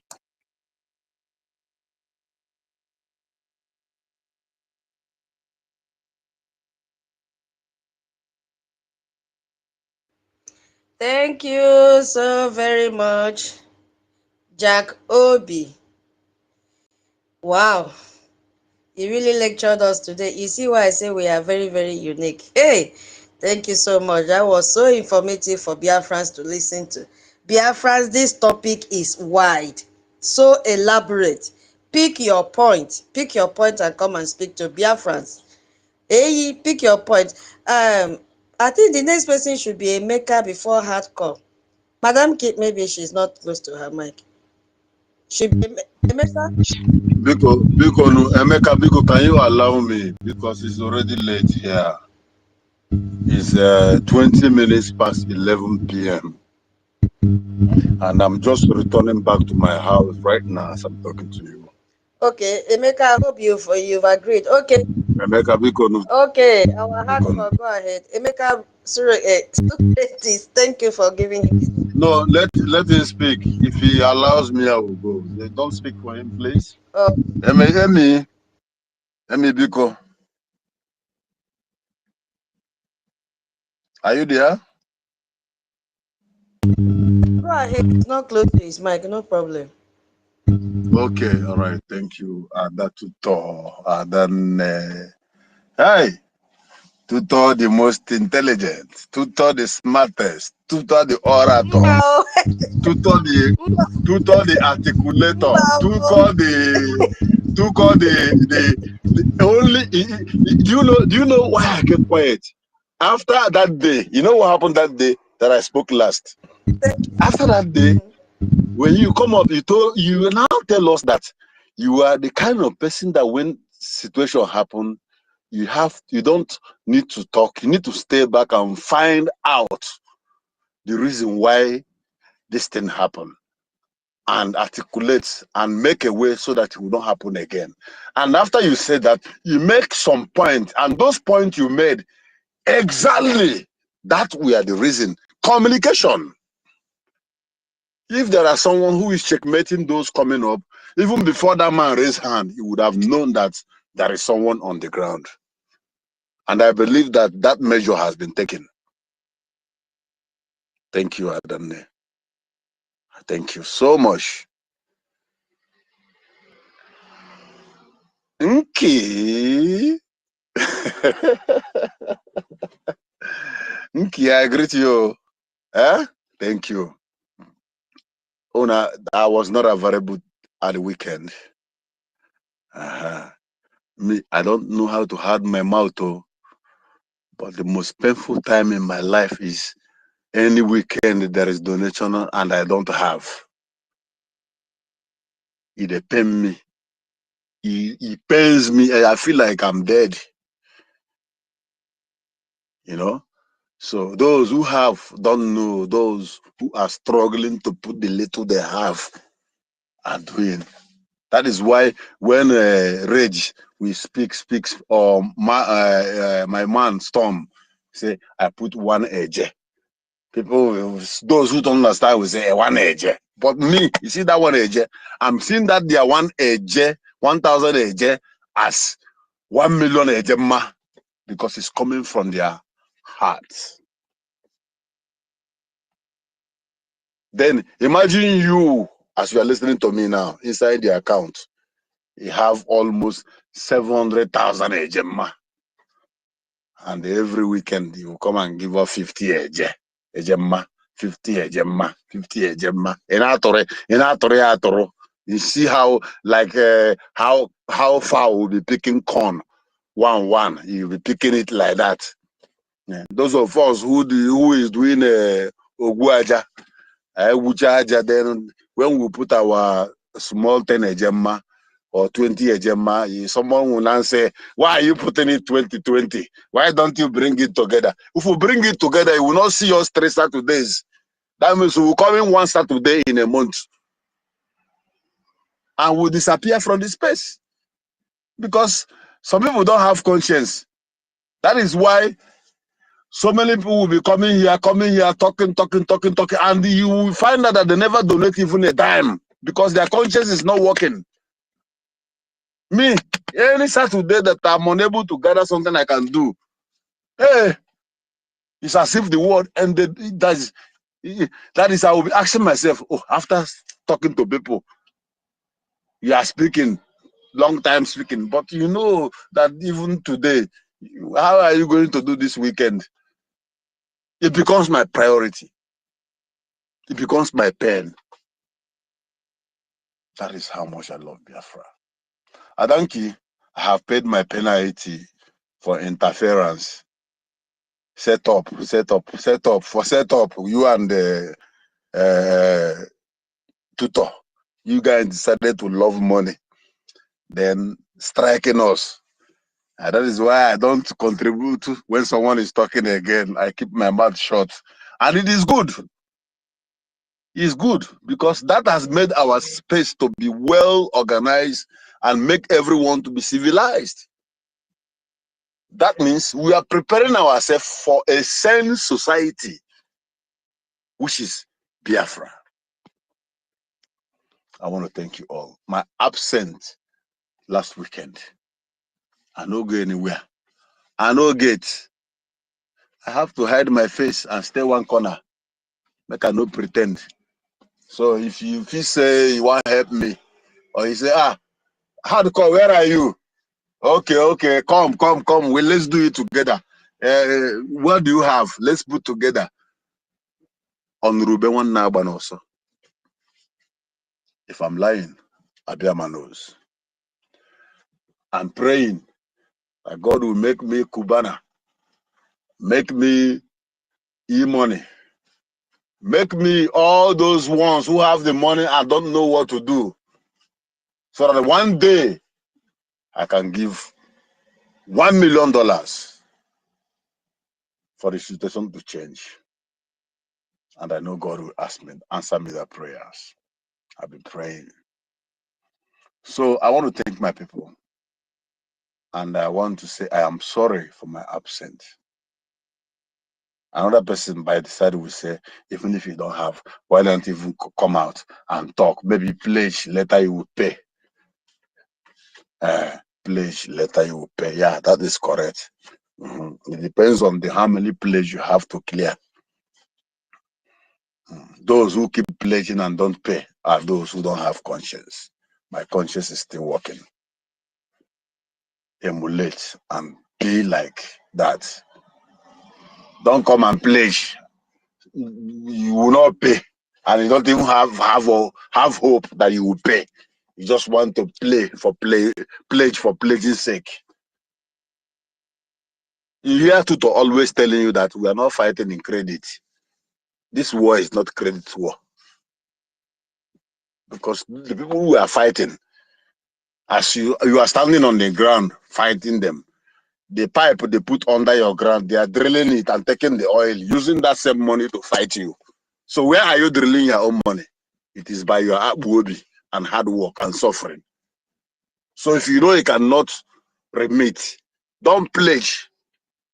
And if you know you can remit, pledge and remit. Because we are serious in what we are doing. Okay. And I apologize. With my apologies, last week penalty for distraction of someone on space, which is I think 20 Ejema, is being cleared. Nki, check your background, you will see the receipt there. This is out of the abundance of my last. I want to ask Biafra, how do you feel when you struggle and at the end of the day, you are able to donate? You see, anytime I donate and I see my receipt, do you know how I feel? How do you feel? I don't know how you feel. I feel so happy when I just send it and I will hear that. I will see that. Thank you for donating. I will just do. At least I have cleared my name today. This is how I feel. Chineke and Marakwa, only God knows. That is why I keep asking him to bless me. I just came back for a long time movement, still inside my vehicle. So I want to thank everybody. I'm so happy. You know the happiest thing I see today? Seeing my senior citizen, Ada Stella. Mr. Mbatu. Adanle. Brother Mbatu. I am halting you on the capacity of a host because of what you said. You have donated, so we don't like the lamentation you brought here. Yes, we don't have it every time. You will pay fine if you argue. You pay fine because we you interrupted me with that fine. Then I will pay fine if I talk. We knew you were there. We knew you were there. Your spirit was there, and we were still the donation you used to donate every Sunday, echoing in our ears. That is what I want you to understand. Every day is not Christmas. You were there. It's only you that felt you were not there. For us, we saw you, we felt you, we heard your donation. Thank you. Okay? Thank you. So leave it. We accept you the way you are. So if you lament again, one lie to lie, you pay. I am not lamenting, but I'm a man with an open heart. I know. Don't worry. All the ones you've been donating, we've accepted it. So it's not this one time now you one Sunday. Hey, Chineke, that one Sunday was like hell for me because I have a lot of issues throughout last week. So I was like, let's come on there, please. Thank you. Yeah, and now let me talk as a host. If you interrupt me again, you will give me 20 years. Exactly. It is only you and the Guru know how to do this. Just make him again. Oh yeah, off your phone. I mean, mute your mic. Sorry. I was talking to Adanlem Stella. I was driving, and when Auntie Stella said, "Do you know that even my birth certificate is Biafra?" Hey, I shocked. I said, "So we have many people like this, like Ohamadike." Ada Stella, respect. And I'm ice water. I made to go all those Orishi because we disagree to agree. But then you are proving yourself. You know, your friend wanted to drag you out from us emotionally, but you let them know that you know what you want. And I'm proud of you for that. A lot of people who have missed road today didn't miss road because of their own decision. Because my friend is there. 3 of my friends is with the bow. I don't know how to they follow. But you told your friend, you try, and he's not listening. Bye. We'll talk on a neutral ground, but you see this side. Don't tell me about that. And that is what you have done. If no one is seeing that, I saw that. And I respect you for that. Senior citizen. Dalo. Adare Rukwano. Adeje Jemba. Dalo. Thank you. Seeing you as co-host, Madam Ki as co-host, and our tutor, the orator, as the host, has put the enemies to confusion. Those who understand know what I'm saying. So I give my greetings to Jack Obiora. Solomon, you are here. I give my greetings to you. And I also give my greetings to Chibikem, Betty, Ada Bikone Wenamiwe.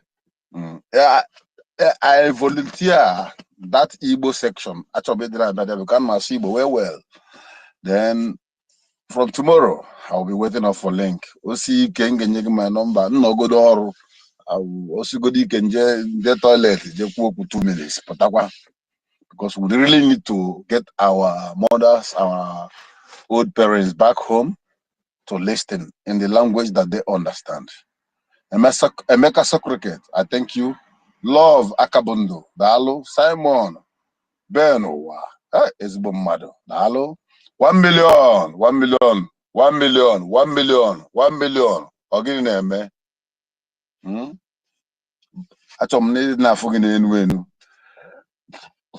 Mary Tucker, you have to come up, take him, talk him, so that we go hear him. Veteran, I thank you. Senator, I thank you. BMO, the oldest citizen. Onyenna, Papa Keo. Onyenna Keo, Ekuchogu. Only man that talks and our spirit will calm down. The only man will say, it's okay, stop. Everybody will stay quiet. We respect you, sir, and I give you the honor. Elohim bless you. More years, long life. Thank you, sir. Thank you, sir, so much. Thank you. You have been doing amazingly well. You have been standing your ground. Even when you show that stupid woman all the love as an elderly man, yet because of what has been inculcated into her heart, she betrayed and keep going to the wrong direction. You never followed her. You come back and stand on the pillar. Thank you, sir. Thank you. We appreciate, and Biafra loves you. Biafra loves you so much. You see Dalo, Alozie Dalo, Ochendo, Dalo. As I'm talking, people are coming and twisting. Nsima Tony, someone recommended you as a search engine for our movement, pointing and indicating all the saboteurs and the spies and the Fulani children who are sent to come and spy us. Those Fulanis that were born at Enugu, Abakaliki, and Onitsha, and all the rest, they are among us pretending to be Igbo, but the God of our land is pushing them out, and we are dusting them off. All right? Thank you. Mjo, Biafra Liaison, Lucifer. But here nwere be ekwensu aga abụghọ nke bụ Lucifer. Akwụkwọ nsọ si no the white, the morning star. They said it was the most beautiful angel. One day I was discussing Lucifer with my friend, and he said, if God can forgive Lucifer, why can't God forgive us and materialize the devil everything, make everybody normal? And that is the question from my friend. And there are things they tell us not to ask. Because see, when you ask something you don't need to ask, then you need to go to Cactisin and pray that prayer. Omenki mebere. Omenki mebere. Asigi emere mebere sitan and jump. So Lucifer, but Lucifer is a morning star. Is a bright morning star. And they say, according to the Bible, that he sings, is the chorister in heaven. Heaven, I have a struggle. Ije, when I could tie it na offering, forgot the Zena back here die, na Nifula in the troop in. Which or Chuchi, I greet you. Mr. Joe, Biafra Liaison. One question. One name, I know you're smiling. Hello, Freedom, Biafra Liaison. I don't know because I'm having my phone. I'm not on my laptop. Young Money, Mwa Biafra, Chuku, Chuku, I greet you. Emeka, I greet you. Atike, I greet you. Success. Success, Burun Kenuronia last time. I thank you. You have proven that there are people who cannot be bought over. Thank you. And God bless you. Egigwe, Okori, 0246. Daberechi, Sevilla Blue. Anamapa Mandiro, Napomandez Bomaro, Napomandi Sabo, even the DSS in here. I'm calling you. As I'm calling you, Amadioha, Ajani Igbo is turning around you, roping you. If you are evil, you are gone. If you are good, you are blessed. This is the onus of the operandum, and that is how God made it. Those who are evil will reap evil. Those who are good will reap good. We are struggling. Our people are dying, and all you do is come to spy us. So I'm calling your name as I'm speaking from my voice. It is not my voice. I tell you sometimes that I don't know how I speak. People used to go and pull down topics, arrange them, and come and put down. It works. I normally do that when I have speech, or I want to defend your term papers or project those days in the campus. But in the struggle of Biafra, each time I try to do that, I will hear a voice say, forget it, I will speak through you.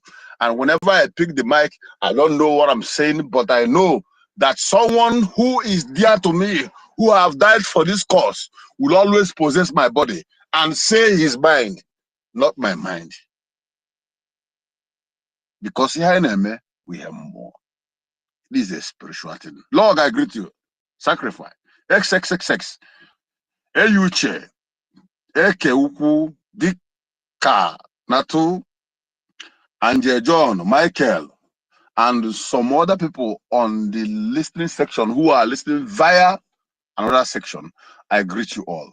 And those who are going to listen after this, I greet you all. And I pray, if your mind is good for what we are doing, Elohim will bless you so that you can come up to contribute and support your freedom. If you are an agent of evil and your mind is bitter, even as I hear my voice, may God continue to punish you and your family. If you are sitting on fence, I pray that that fence will break so that you break one of your leg and come back and donate for your freedom.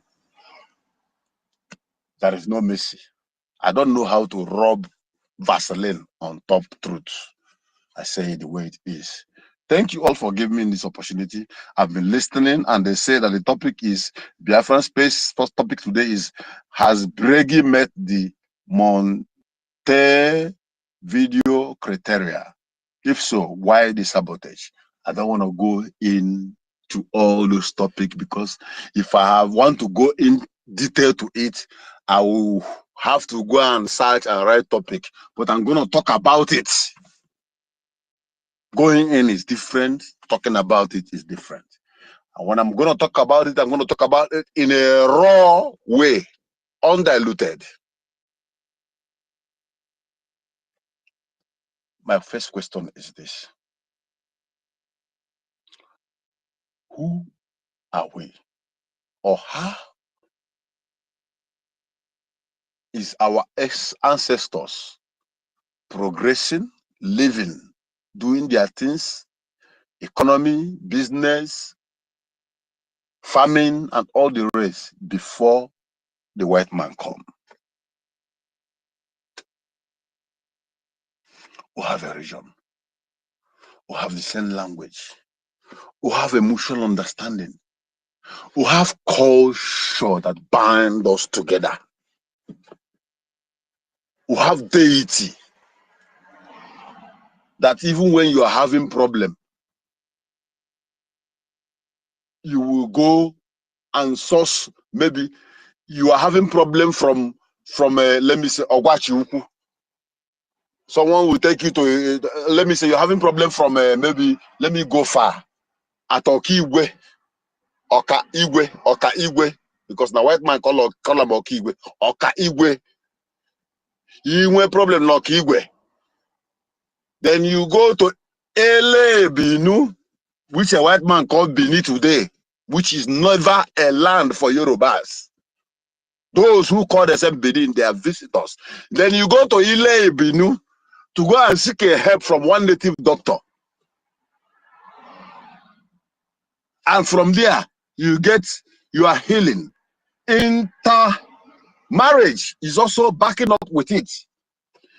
In those days, when you marry a woman from maybe you go to Bini, you go to maybe, can I say Isoko, and marry a woman. When the woman is going, the father may give a pot representing the ancestors and the oracle of that family. That is why no one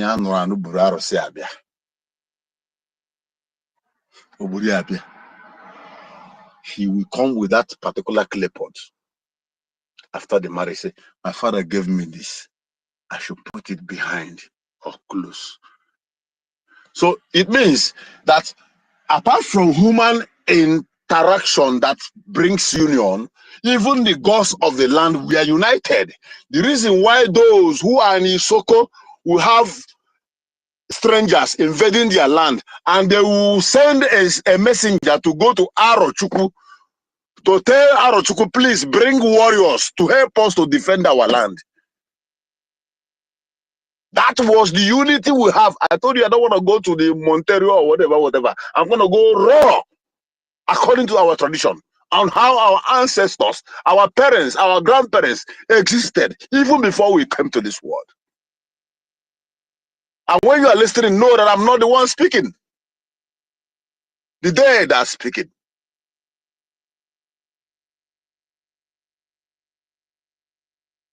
Because most of the things I say, nobody told me, but it comes as I'm talking.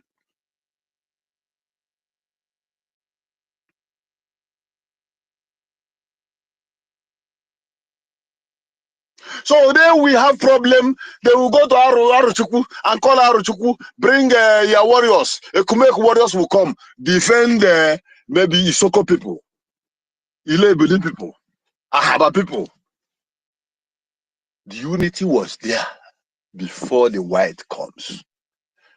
They fought for 40 years. What were they fighting for? They were fighting to break that unity so that they can rule us. So what come, a straight person come and I want to rule you. And you said no. We are the only people that were able to resist them for 40 years. The Kumeku warrior. Because they were able to go and pick those ones who were outcast. Because in the olden days, when you commit atrocity, they will send you to evil forest. Those ones in the evil forest were the one that the white meet with their families, use them with other blacks they got at foot soldiers from Ghana and all the rest. But it was not easy for them. Because the ancestors and the spirit of the land were there for us. That is the activities, that is the war that brought about Ekwensu. So many people are bringing different gods. In olden days, our people had a war. I had a war. He had a woman, but he had a jodoro, a woman, a bubo, MSC bubo. Oh, when they make Ekwensu, different cultures, people put to protect their land. And it works for them.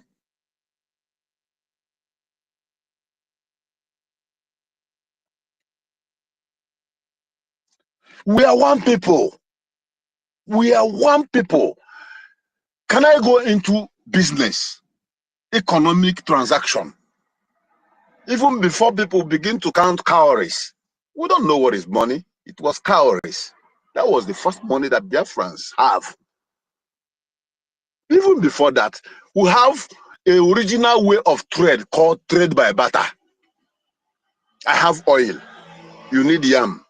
You bring your yam, I give you oil. Everyone go there on a normal.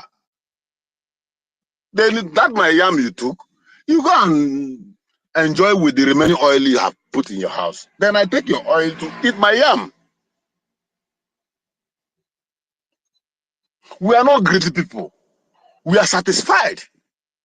I was talking with one elderly woman the other day. I said, do you know that those days, those few months or years I spent around in the village when I was small, I noticed that people don't even lock their doors.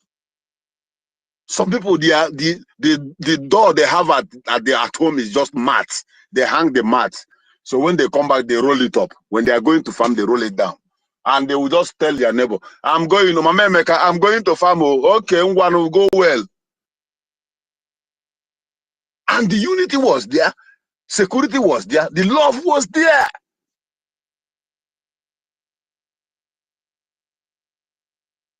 We are one people. We have our territories secured. It is not divided. I'm not saying now, your grandmother will say, Kanja Hioru. Animeje mba mmiri. Nwa nwoke na-akwado ịnụ nwaanyị. Kanje mba mmiri. Kanje zụta akwa. Kanje zụta anụ. Kanje zụta ji. Do anyị nwere ji.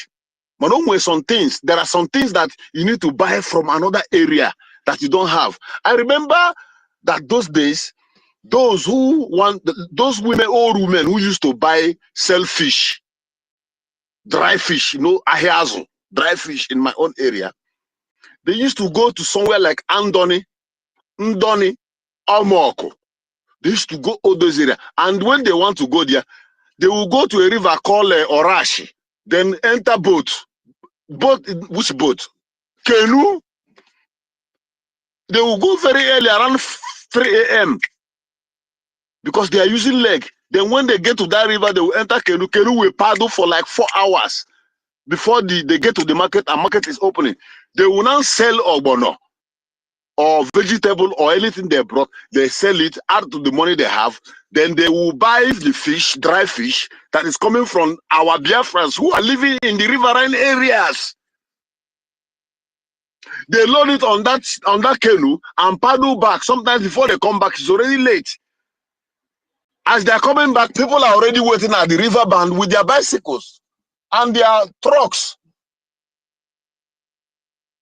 This is how we interchange economy, business, and everything. Should I talk about social activities? Marriage, we intermarry. I've said it earlier that a woman they marry from another side will come back, not only coming to that place they marry, it will come with either one item representing the gods of her fatherland and add it up to where she came to marry. We are one people. And all of us tied to two wrapper according to MNK.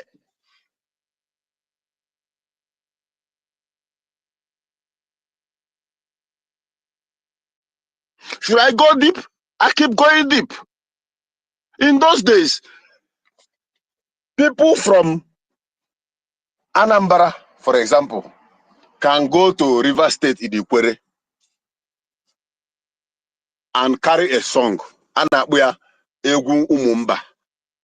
They will go and bring maybe a parting kind of song. Maybe someone went to that place for a burial and saw a group of women who have association dancing in a particular formula, in a particular tone. And they come back and tell the community, I saw so music, I saw so cultural group, yeah, dance, let's go and carry it. The women will organize, go to that place and eat together, kill a fowl, perform a tradition, have a covenant together. Then these people will not teach them that song. After teaching them that song, the day they will bring that song back to that community, the Ikwere people will follow them and it will be a very big ceremony. This is who we are. We have no problem with each other. We don't know about killing. We don't know about poisoning or envy or a kind of competition. We have no competition. Because when you want to farm, your peer group, your age grades will gather and come to your farm and plant for you and help you for that season. Then you go to them. That is rotational farming system according to agriculture.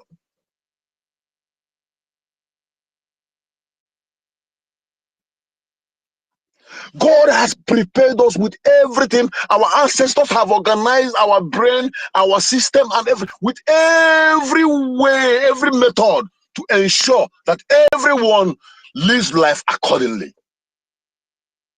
Which other tribe in this world does that? That a man has grown up and the father will call him and say, you are due for marriage. That is in ancient time. Tell your peer group to come and help you to mash the mud so that they can raise a house for you. I'm giving you this land, this land, this land. Start farming and make your own yam barn. I'm giving you this goat, this goat, this goat. Start rearing them.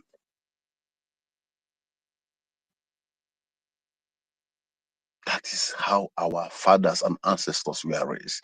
They were raised to be independent. They were raised never to beg or ask for any means for someone to come and help them. That is why you will never see any Biafran in the street of Lagos or anywhere begging when he's okay and strong and bold.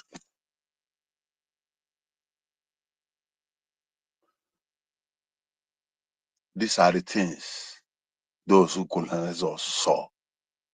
And they wrote it in their reports that I have never seen a people like this. They are so united. They don't beg. They are so independent and hardworking. That means even with our whiskey and milk, we cannot convince them. What do? they carry bomb and Ogbunigwe. Yet our ancestors with arrow, bow, and our culture and powerful ancestral mystics defended our land for 40 years before Arochukwu fall. The same Arochukwu you are talking about is Aaron Dizog. Are you seeing them hitting it again? Are you seeing them pointing finger there again? I told you, if you know what is in Olu, you will remove your clothes and go crazy. If you know what is in Osumohu, you will even mad, as in if you go crazy. But Aaron Dizog is the only one that is made known to us because we know the history.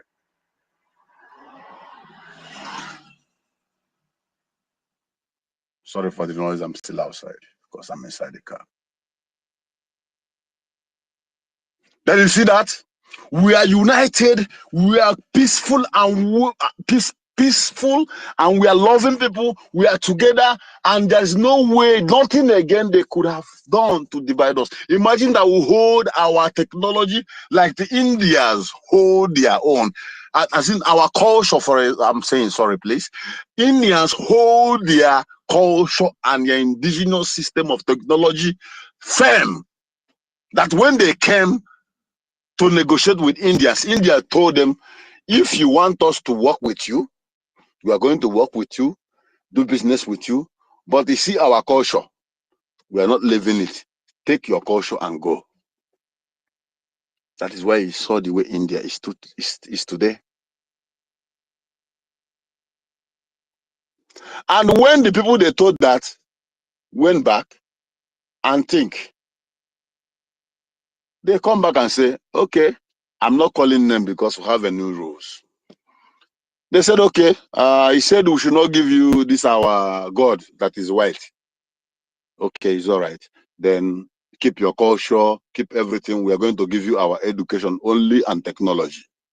They signed the document. That is why no matter how you will see the best engineers in India, you will see the best whatever in India, you will see a small red ink on his or her forehead every morning. He has prayed and put that on his head because their culture was never taken away from them. But today in Biafra land, if you put Emanzu Nanyage or Edo Nanyage and come out, people will be running away from you that you are evil. Because our fathers fell to stand our ground like the Indians. That is why we must not blame the West. What we need to do now is that mistake that our father have made, we need to correct it on this table of negotiation now that is being presented before us. So that it will be partner me, partner you, wash my back, I wash your back. Percentage by percentage. This is yours and this is mine. If you cross this line, our contract is broken.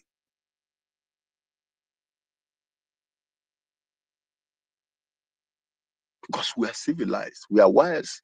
That their education they brought to us, we even read and even learn and become more smarter, even more than them. We are not more than them in smarter, but I'm talking educationally because we have a lot of professionals who are doing amazingly well all over the world.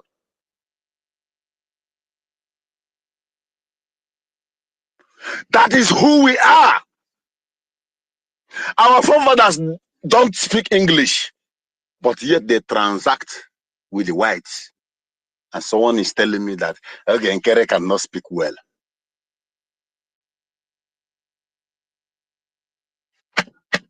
Can I say my grandfather? A wealthy man.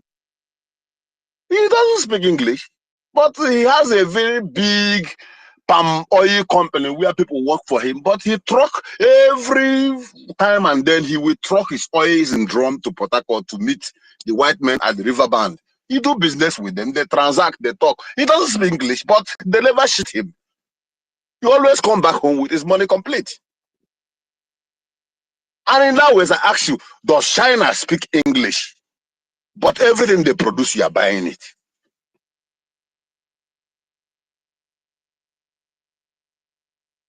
So based on the topic, we are united. We know who we are. The only point is that when they see the greatness that we are making through our unity after the war, they now decided to put divide and rule. That is why someone will now create a state. Instead of to create that state and create it normally, he will decide to go to Ebonyi State, carve some people and put them in Benue. He decided to go to Enugu State, carve some people and put them in Benue. He decided to go and divide the original Southeast and now tell Ahaba people that, you know, you are now South-South. One of my brother was saying that there is nowhere in this world you can hear anything about like South-South. I never heard that before. It's not even in any book, in any, no professor, Aristotle, Pluto, Maria Montessori mentioned all those great philosophers. They never tell you, according to their knowledge, that there is something like South-South. If there is something like South-South, that means if we accept it tomorrow, they will come and tell you that the people and the Abia State people, they are East-East. And when they are doing this, there is no North-North. There is no West-West. That is the methodology they implied. It is not from their knowledge. Their master give the least wisdom. Since their people are great and their population is big, why don't you carve these people, put them here, carve these people, put them here, tell them that they are this, they are this, they are this, and that mind will be divided. With that, you will carve this particular one who think that they are smart, put them in 5 states so that we can focus them and know what we are dealing with. That is why it looks like it is only a particular region that is fighting for Biafra, whereas we have Biafrans who are scattered all the way from Bayelsa, from Ogoni, from River State, from all around. My happiness is that most of them are learning, because I was speaking with one of them who are in Ogoni and he said, I mean in Bayelsa, my old time friend. I was talking to him yesterday. He said, Alex, I said, what are you doing about the coming of Biafra? Biafra is coming, but you guys are not coming up. He said, my brother, that we are suffering. Oh, sincerely speaking, that all their people, their heart is in that Biafra. But their fear is what is going on and the way they keep detaining. I said, but there have been a movement for reconciliation and all the rest. He said, yeah, that a certain time that our people were coming up and things, and like eventually things turn around, and you know. So what am I telling you? The more you are pushing, the people you are pushing against to pull yourself from, they are pushing money. Push, as you see Okiso and all the rest in Arondizog. This is how they plan them in different villages, and they're giving them millions every month. But they are no problem. They are not our problem for now, because I know that early they will remember those ones. They will flee and leave our land for us. We are just taking it gentle for them for now. So we are united. We are same people. And now the Kanu, our leader, said, anywhere you tie 2 rappers, anywhere the women tie 2 rappers is Biafra. That is why, as like I said earlier, people from this area will go to this area and learn their dancing, their music, and their cultural music, and bring it here, and it will become a celebration. You think that's as in those days. I was later, I would like, what is going on here? They will say, na ha ji ebute egwu na mba, egwu mba na ha buru ya bịa na celebrate ya tata. Kebe ebutere egwu asị gị kwere, asị nka. That is why I ga-eji ndị na-eti mmọnwụ, asị gị na mmọnwụ achọrọ ịgbata mmọnwụ. Ọ bụ na isi that area ị ga-amụ ihe na-ekwu na achọrọ ịgbata mmọnwụ, eje mba ọzọ je gbata mmọnwụ, pịara mmọnwụ ahụ bata ya own village, celebrate ya, ọ bụrụ mmemme rie ṅụọ. Our ancestors put all this in place for us to have a peaceful society before these Fulanis who are blood-sucking demons who want to take our land coming. I was battling and bantering with one stupid Ofemano online. We bantered and battered and bantered and battered, and by the time I begin to explain to him, he calmed down. What brings Okochicho in our life? Today, what brings Okochicho and Ibutike? How can a man who have maybe 1 million or 2 million AJ na account, because there was disagreement and war coming after 3 years, then I will now come according to our agreement and the signatory I have and a memorandum of understanding with the bank to take my money. Then you give me, out of that 2 million AJ, you give me 20 AJ. It's not that you give me, even my friend who's supposed to borrow me money to add up to my business, you also get 20 AJ. That was where they set up the race for competition. Okochicho, that was when it come in. That was when those things our ancestors teach us begin to disappear. Because some people carefully set the trap for us and put us in that target of 2020 AJ. It's only those who are morally endowed, who are not corrupted, who came from a decent lineage. We are not carried away. Eventually, God blessed most of them. They were blessed with that entangle. And the reason of those 2020 AJ, so that you will come to them. You will now come to them. And that is how they got so many people you are seeing today. Those who are rich were not meant to be rich. Because God blesses those with a sincere heart. But how come criminals are the ones who are multimillionaires? And those with a sincere heart are struggling to raise even small 10 ejema or 20 ejema to support for their freedom.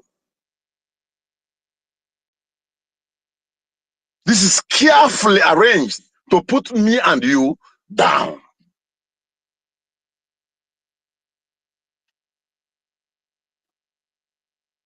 So when you look up and down and you ask yourself, this thing that my ancestors have done, organized in a local and indigenous way in ancient time, now we have a generation that is civilized, computer age. How do I bring this up? Defend my land, get a new country where we can implement all those their ideas and way of life in a very systematic way. How do we put it down?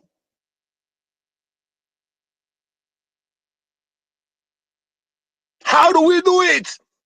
That our children, those children around you, as I'm talking to you now, you're listening to me, they will not lose their conscience as Biafrans, as Igbos, as an Irobo, as an Isoko, a Tanyanam. I don't know how to mention them. Wherever you come from, there is a root, there is a seed that your ancestors kept that people have been following. But before your eyes, it is diminishing gradually. And the only thing that will restore it back is the coming of Biafra. And what are you doing to bring Biafra back?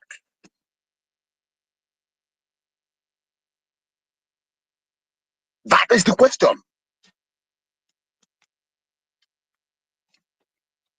Back to Montevideo. Making it short, they saw that Ohamadike is moving at the right direction. Let us arrest him. Once we get him, how do we... Out of the desperateness, they break the law that even them signed with international communities and went to Kenya and kidnapped him. Today, that law they broke is holding them on their neck. They did it because Joe Biden was there then, and they felt that they will cover them. Yeah, of course they were covered. Even then, their name were removed and from the list of the terrorist nation. And you know, they are speaking English. They are boldly telling you that those people, they are dots in circle. You know, with boldness, because they felt that they have arrived.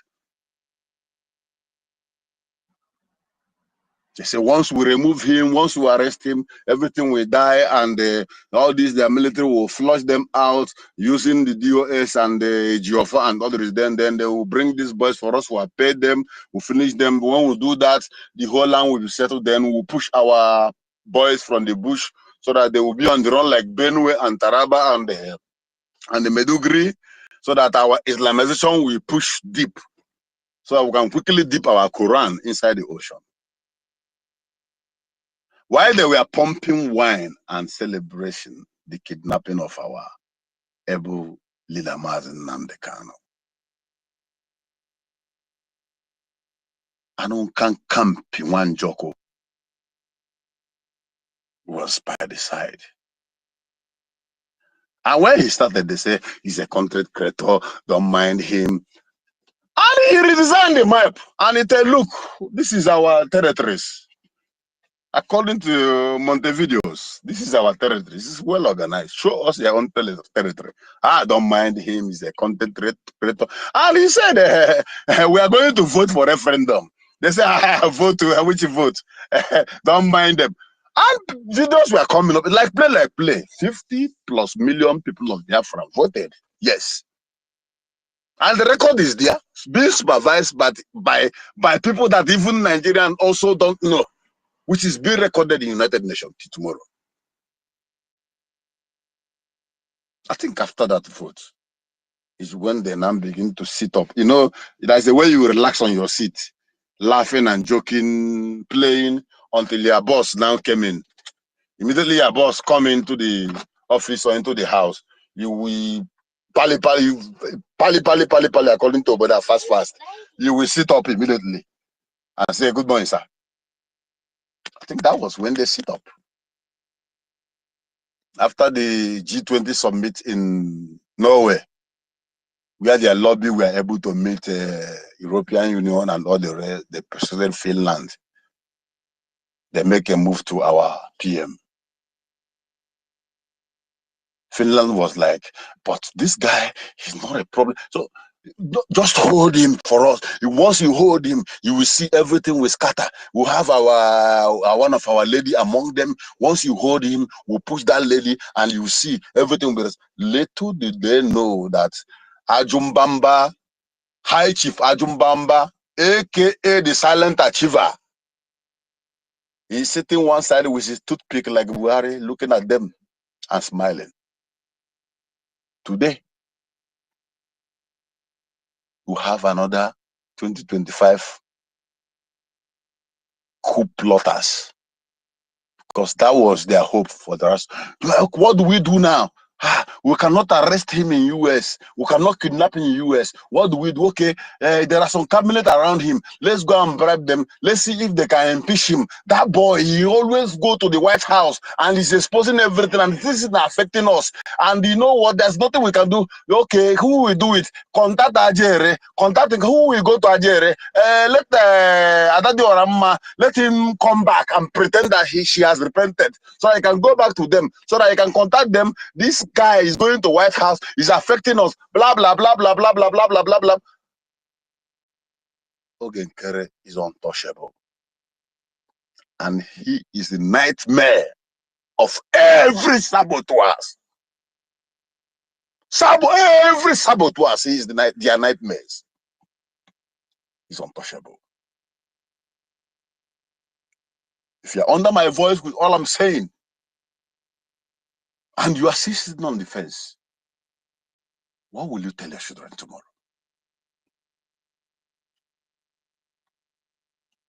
What will be your story? What will be your excuses that these are the reason why that he decided to sit on the fence? Because you are waiting for Hamadike to come.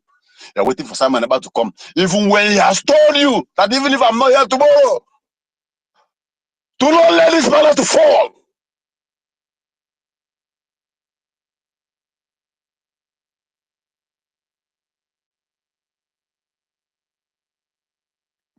Just like Adan Nestella said, nobody will do it for us. Nobody is coming to help us. It is in our courts. It is in our hand. It is our job. It is our duty. It is our ball to play. Nobody will play it for us. It is only when we are playing it and the dance and the movement and the goals are going in, we are scoring a lot, that people will now begin to clap. People will now begin to take interest. People will now begin to troop in. Do you know we are blessed? We have been doing this, defending our land. We have men on ground. We have everybody. We have our BLAs. who have Butus, or have Commander Gento. But you know one thing? Eritreans have been also fighting even before we have government in exile.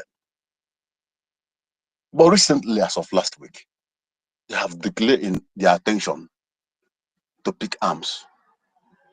But you and I know when our PM said, our leader said from Nnamdi Kanu today, our Nnamdi Kanu said that you see this arm who have raised, we are not bringing it down until Biafra comes. We're not bringing it down.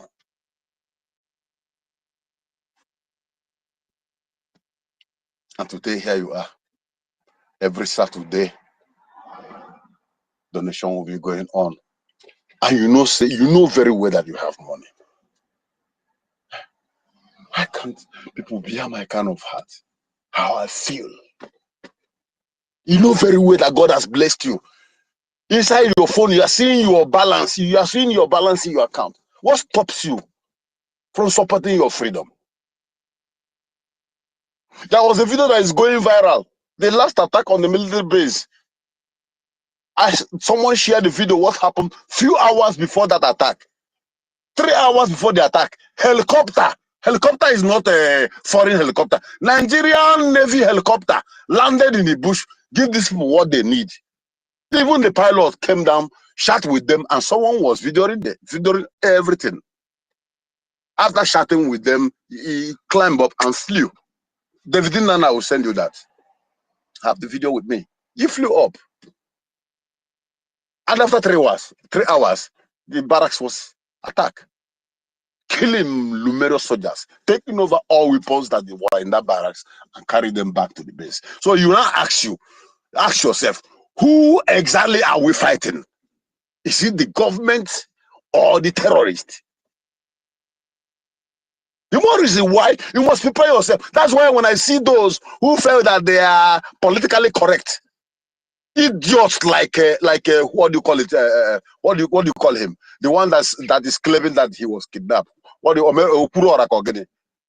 go and look for someone who is impoverished because of bad governance, and you will now go and make video and seek for support. Out of that support, take your percentage, settle your workers around you, then give the person what he needs. And you think you are doing philanthropy. Who are you deceiving? In Biafra land, people like you will not exist because government will be doing everything for the citizens. A sane environment. That is what we seek for. I need the because we are blessed.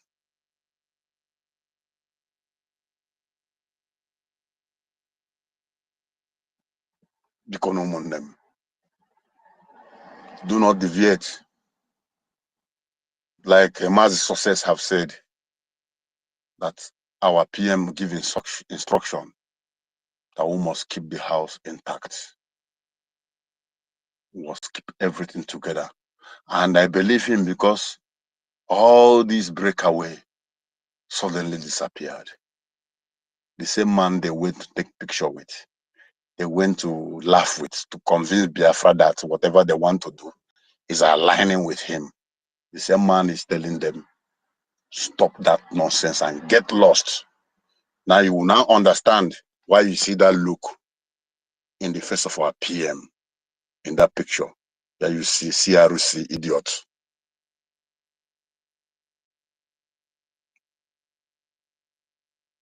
Okwamuru na mogi Simon ole ya gemenu eba muru ya ekene diri Chineke n'ime ọnọdụ niile ụmụ Biafra ga-enwe mmeri n'ime nsogbu niile ịma na anyị ga na-anụ ọ bụrụ na mogi Simon ole ni ya ga-emenu ebe amụrụ ya ekene dịrị Chineke. Finally, onye mara asụ ya sụọ n'ikwe. Ọ bụrụ na ị maghị asụ Iseti ya okwu gị, idozie okwu gị. Ifuru that isi mkpịsị okwu gị ahụ esuo ya n'enu ya. By the time you feel the pains, you will understand the need for your freedom. In English, if you know how to pound, you pound directly inside the mortar. But if you claim as an adult that you don't know how to pound it on your leg, mostly that biggest toes on your leg, so that when you feel the pains, you will now realize that you need your freedom. And on this note, I rest my mic. And I remain the hardcore.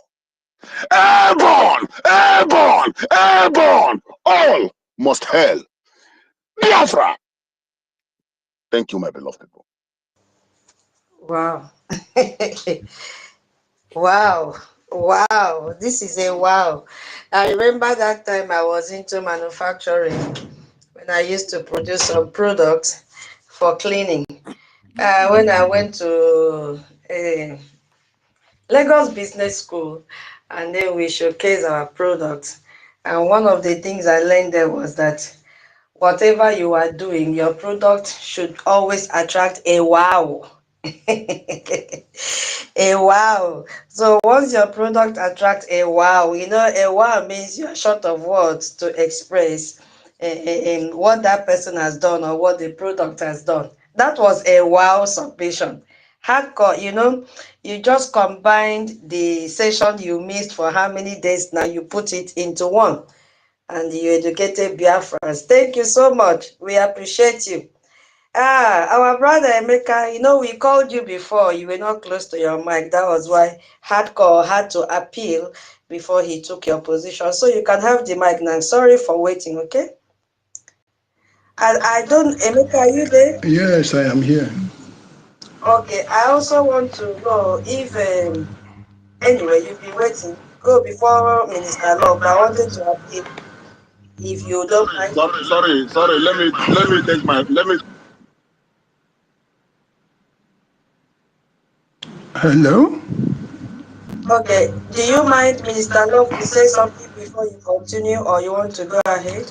I need to take permission from you.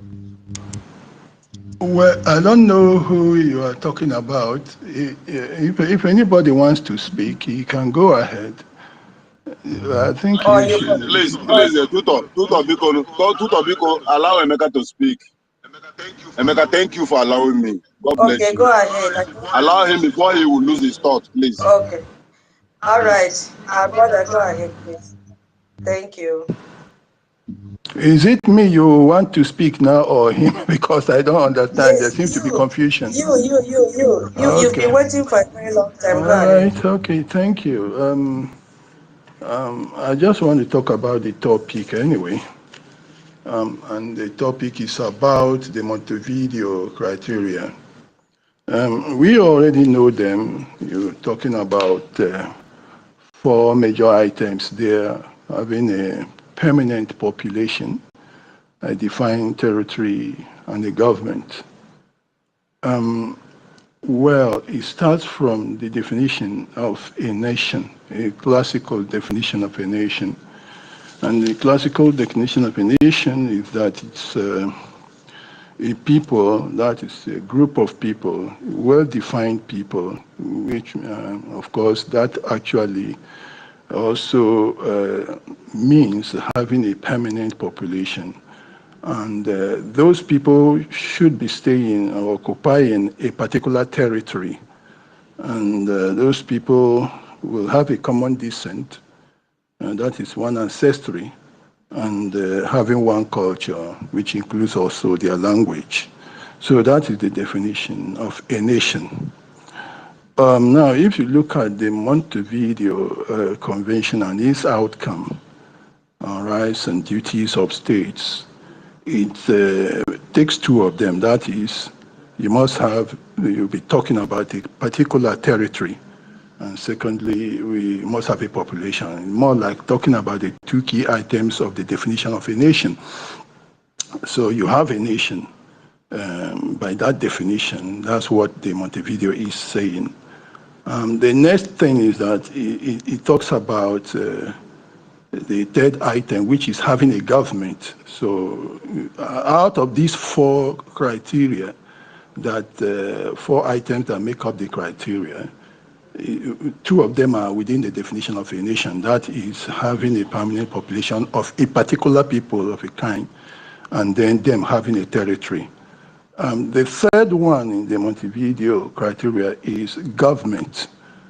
Now, when a nation has a government, that makes it a country or a state.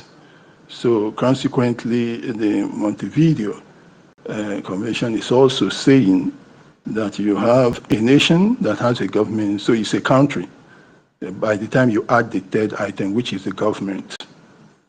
When you talk about a government then, a government is a group of people with authority to govern over a country or a state. Okay, that is the third item in the criteria, is that you have a country and then you have a group of people governing over it. That then is the third item for you. So we start from a nation. Those two items are out of a nation that define a nation, which is a territory and a particular permanent people staying there, who of course must have some commonality among them. And then when you have a government over them, that becomes a country.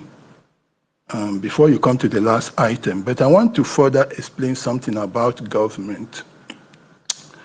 With comparison now of what BIGIE has and what we have as a people of Biafra to seek independence on the basis of the Montevideo Convention and its stated criteria. Are we a common people with a permanent population? That goes without saying. Nobody needs to argue over that. And we've been there for thousands of years, even before Christ. We've been one common people. We have a permanent population, growing population within a particular territory. Do we have a particular territory we are occupying? Yes, we have a particular territory. And when the common people stay in a particular territory, especially on the basis of culture, it makes them automatically a nation. Also, sometimes when I talk like that, I don't know, some people may not understand, because you can have a people who are not staying in a particular territory, you understand? So let me say, for instance, if you have a Nigerian Union of Road Transport Workers or something like that, or a union of road transport workers, they could be anywhere, they are scattered all over. There is nothing really that identifies them as staying in a particular area, unless you are talking about Lagos State 1 or Imo State 1 or something like that, but they are all over the place. But when you have a common people of a common culture in a territory, that defines a nation. That makes it a difference, because you can have organizations and of people, you can have Christians, they are all over the world. That doesn't make them a nation.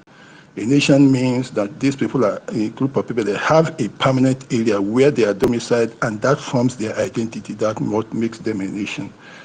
And then they have a government with a government over a nation. That's a people governing that very nation. That makes it a state or a country. So we are both a nation by the fact that we have a permanent territory, and we are a people of common culture in that place. So we meet the convention's two items of the criteria stated. The third one, do we have a government? Well, then that is where we are getting closer to some of those areas that some people, though we don't agree with them, I see them as lunatics. Those people that have some kind of twisted minds about realities, they can argue that we don't have a government. But then we do have a government. We've always had a government, and there is no, you can have all kinds of government, presidential and parliamentary, all that. But traditionally, we have a government. Then, with respect to BIGIE, we do have a government. the Biafra Republic government in exile, and then we have the de facto government in homeland. So we do have a government, and the two of them are working in tandem to make sure that Biafra is restored. The old government that we had, even before the British came, that it is restored. The old freedom that we had is restored. The sovereignty that we had before the amalgamation of Nigeria is also restored. So we have a government, and the two of them are together. So those three are met very easily. And then we go to the final one, which is where there is some complexity. And that one is saying that for you to be recognized as a state, then you have to have this capacity to enter into relations with other countries, capacity to enter into relations. Now, when you are thinking about that, then what is it that really gives you the capacity to enter into relations? You see, that one now goes into considering what is it that will make you to have the capacity to enter into relations with other countries. It means that you should have some kind of what is called legal standing, before other countries can see you as some entity or government that they can recognize. You must have some legal standing. They must see you as being a legitimate government which they can partner with or enter into relations with. So now that is the only subject that we need to look at critically. The other ones are very, very easy. This one now, what is it that gives us then the legal standing to be able to enter into relations with others? That is the fourth item. That legal standing is also what they call local standing. What gives you the local standing for people to recognize you or people to enter into relations with you? Do we have it? And now, when you are considering that, then you have two different dimensions to it. First, do you have the internal legitimacy, the internal recognition, the internal legal backing of that very territory, of that very permanent population as a government to go into relations with others? So that if you have that, that is part one of it. Internally, those people or that area that you say that you are governing or you have a government over and you want to enter into relations with other people on their name as their sign, you have to have their backing. You have to have the approval of your legitimacy. You have to have a legal standing from their perspective. The second side of it is now internationally. Is there anything that now gives us the local standing internationally to be able to say, yes, okay, we can enter into relations with other countries? So I would like to then explain this, because this is where the crossover. Everybody has spoken and the other ones have been quite easy to deal with. Now, internally, do we have the legal standing, the local standing, the legitimacy from our people, the backing to say yes? So, and I will tell you, yes, we have it, because we've been able to get the people within that territory, that permanent population, to vote in a referendum by which they have given BRGIE the authority to go ahead and to now go and enter into relations with other countries on their behalf. That's one big achievement of that referendum. And in fact, you could remember that when it was conducted, there was this British tabloid also that said, put your eye on the Biafran referendum, because that is very, very important. It confers that local standing, that legitimacy on the BRGIE to now solicit for relationships on behalf of the people, that permanent population in that very territory. The next thing is that charter, and that is the big one there, because the charter, like I've always said, is the kind of what we call it attorney given to you, the power of attorney given to you, which legitimizes your position to be able to now stand in as an attorney for these people. So that charter and the referendum confers internally the local standing, which of course gives the on the BRGIE to be able and gives them the capacity to enter into relations. So that also meets the Montevideo criteria. Now, internationally, what is it that is required on the international front for you to have the legitimacy? Then we go into United Nations Charter, Article 1, particularly the second sentence there. It says that of the mission of the United Nations, it says to develop friendly relations amongst nations based on respect for principles of equal rights and self-determination of people. Okay, so it means that you can seek the approval of other countries, and the relationship between you and them, when you are seeking recognition is as good as going for friendly relations among nations. So when the United Nations says they are fostering friendly relations among nations, it's as good as those nations recognizing themselves. But that has to be based on the principle of equal rights and self-determination. So the United Nations is saying that the principles of equal rights and self-determination actually gives you the right to stand as a nation. Because those people, remember we talked about a permanent population of people in a territory.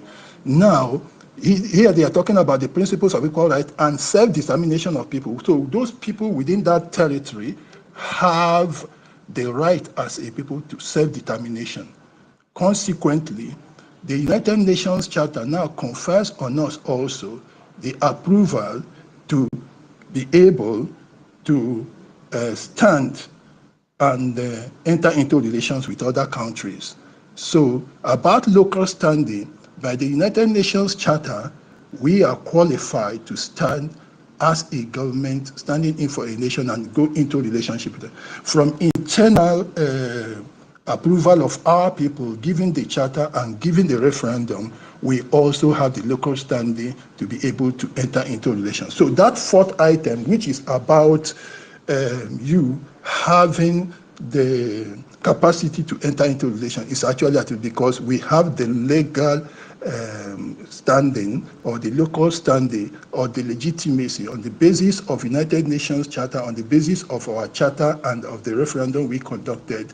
That gives us the legal standing to be able to enter into relations.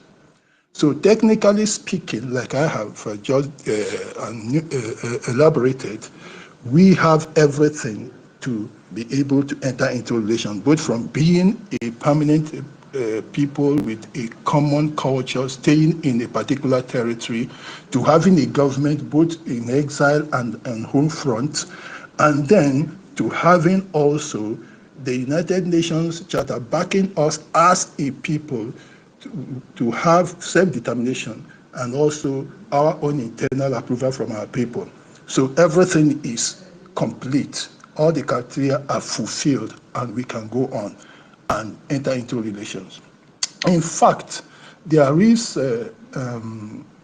another charter somewhere in the United Nations which is saying if a people within an area or a country, so to speak, if they express that their liberty or the freedom as a people is undermined and they want self-determination, if they express that for too long, that they feel that that place does not augur well for their self-determination, they have the right to actually wish to leave.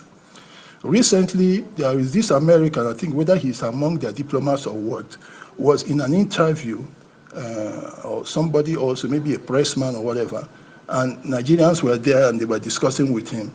And they asked him a question, and he said, of the Igbos they have spoken to, they discovered that either he says 73 or 75% of the people of the Igbos are alienated from Nigeria, and they have expressed their willingness not to be in Nigeria.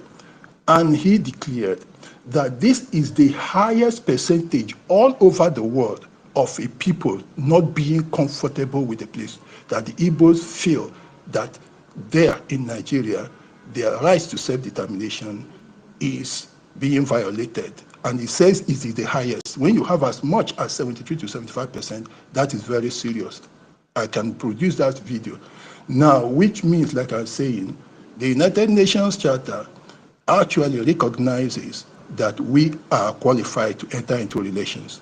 Now, the problem is who is ready to act on the basis of truth, on the basis of facts, and on the basis of their rules and regulations and laws that they have set themselves.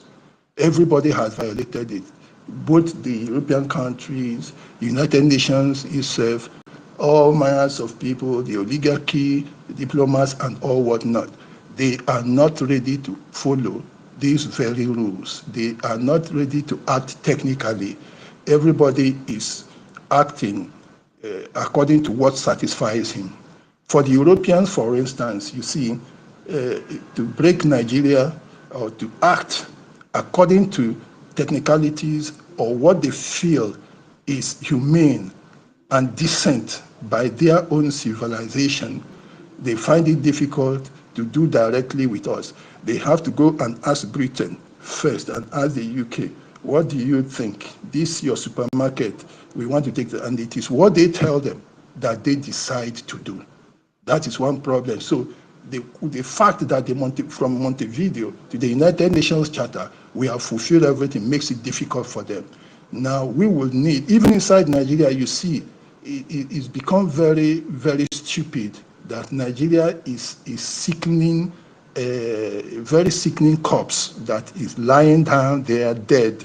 And you have all maggots, carnivorous birds, and worms and all that kind perching around it, and anyone that touches it gets sick. Anyone that just pecks on it gets sick. Everybody that touches Nigeria becomes insane. He loses his humanism, he loses his conscience, and he turns into a mere beast. That is what Nigeria has become, simply because they are bargaining with our oil, our gas, and all the resources we have. Therefore, everybody gets sick. You come into Nigeria here, the clergy talk like demons. The church speaks like shrines of witchcraft. The educated talk like illiterates. The learned talk like ignoramuses. And the aged people just talk like little children, simply because nobody wants to say the truth. So a lot of times you find that they talk simply because they don't want anybody to sort of stigmatize them and criticize them and ostracize them and say, oh, you are not, what did that word they use? Patriotic. Patriotic to what? To rubbish. So nobody speaks his mind.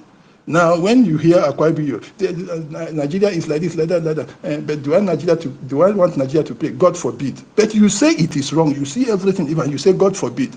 Are you telling me that if Hope Uzodinma, you go and meet him in his backyard and ask Hope Uzodinma, if we have Biafra, will you die? Do you think he will say no? But the people are all mentally sick. The world is mentally sick. That is the thing.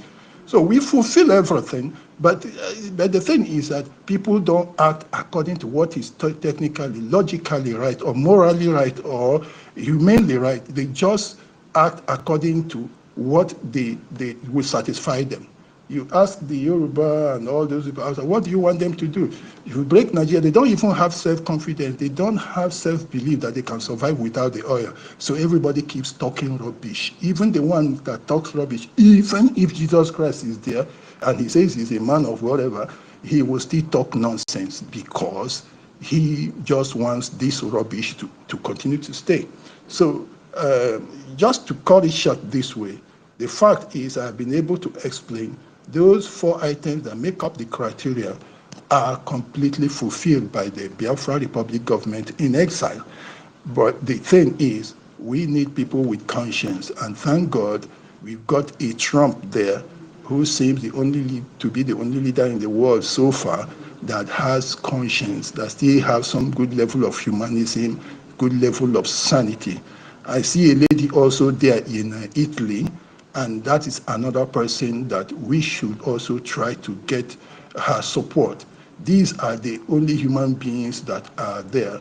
Maybe with their own support for us, their approvals, we will be able to scale the big hurdle of getting humanity out of this insanity that Nigeria has created, because Nigeria is really a corpse. Even somebody that dies of AIDS, I don't think he can be as bad as that. So toxic that anybody that touches it gets infected with evil. It doesn't exude anything, only evil, corruption. It corrupts anything it touches, corrupts anything that smells it gets dead. That is what Nigeria is all about.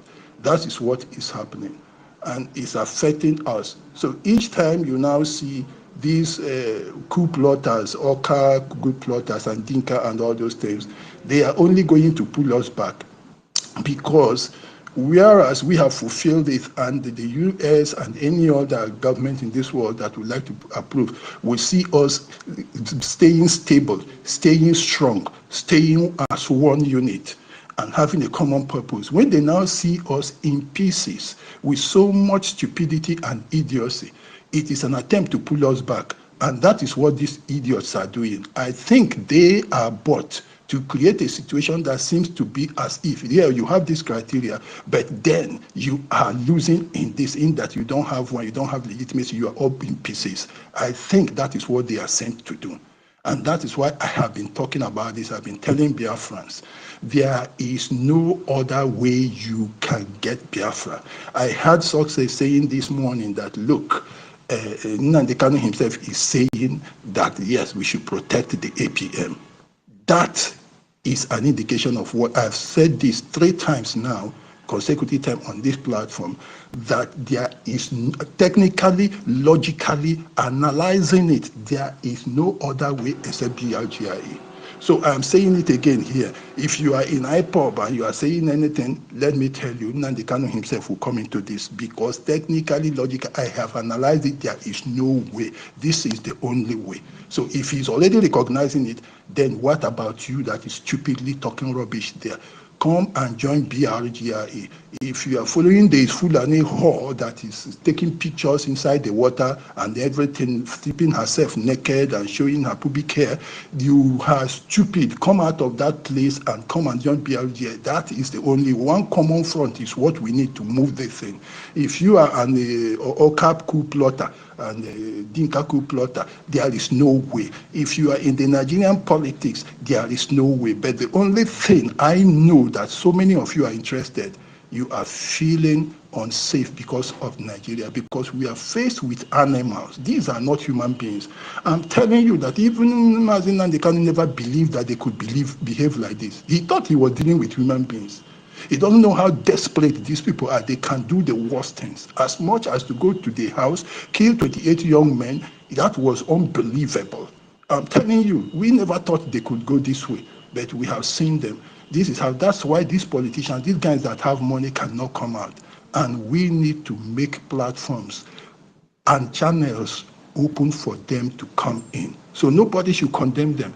It is because of their prominence. I spoke here one day, Betty asked me, I said, if you, wherever you are sitting, look around you, what you will see, those things that are in front of you stand a greater danger for you to attack, because they are right in front of you. The ones that are behind you, that are smaller or hidden by these ones that are at the front, run lesser risk. So the people that are at the front, who are here in this place, in the midst of these animals, will find it difficult unless there is a good channel provided for them.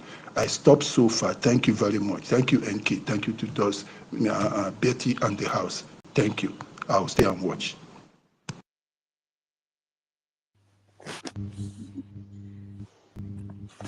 Wow, Honorable Emeka. Yeah, as usual. Woo. Thank you so much, Honorable Emeka. Okay, tutos. All right. I do. Honorable Emeka. Wow, that is another wow. Hey, you see, Biafrans are blessed. My co-host, you want to say something before I continue? Saying there is no hand that is up. Solomon is here. Ah, okay. Have Chibike, Yeah, so, said something? okay, okay, okay. Mm. Solomon. Okay, I greet everyone. Welcome. Yeah, Madam Iki, I greet you, Sister Okay. Toti, and Chibike.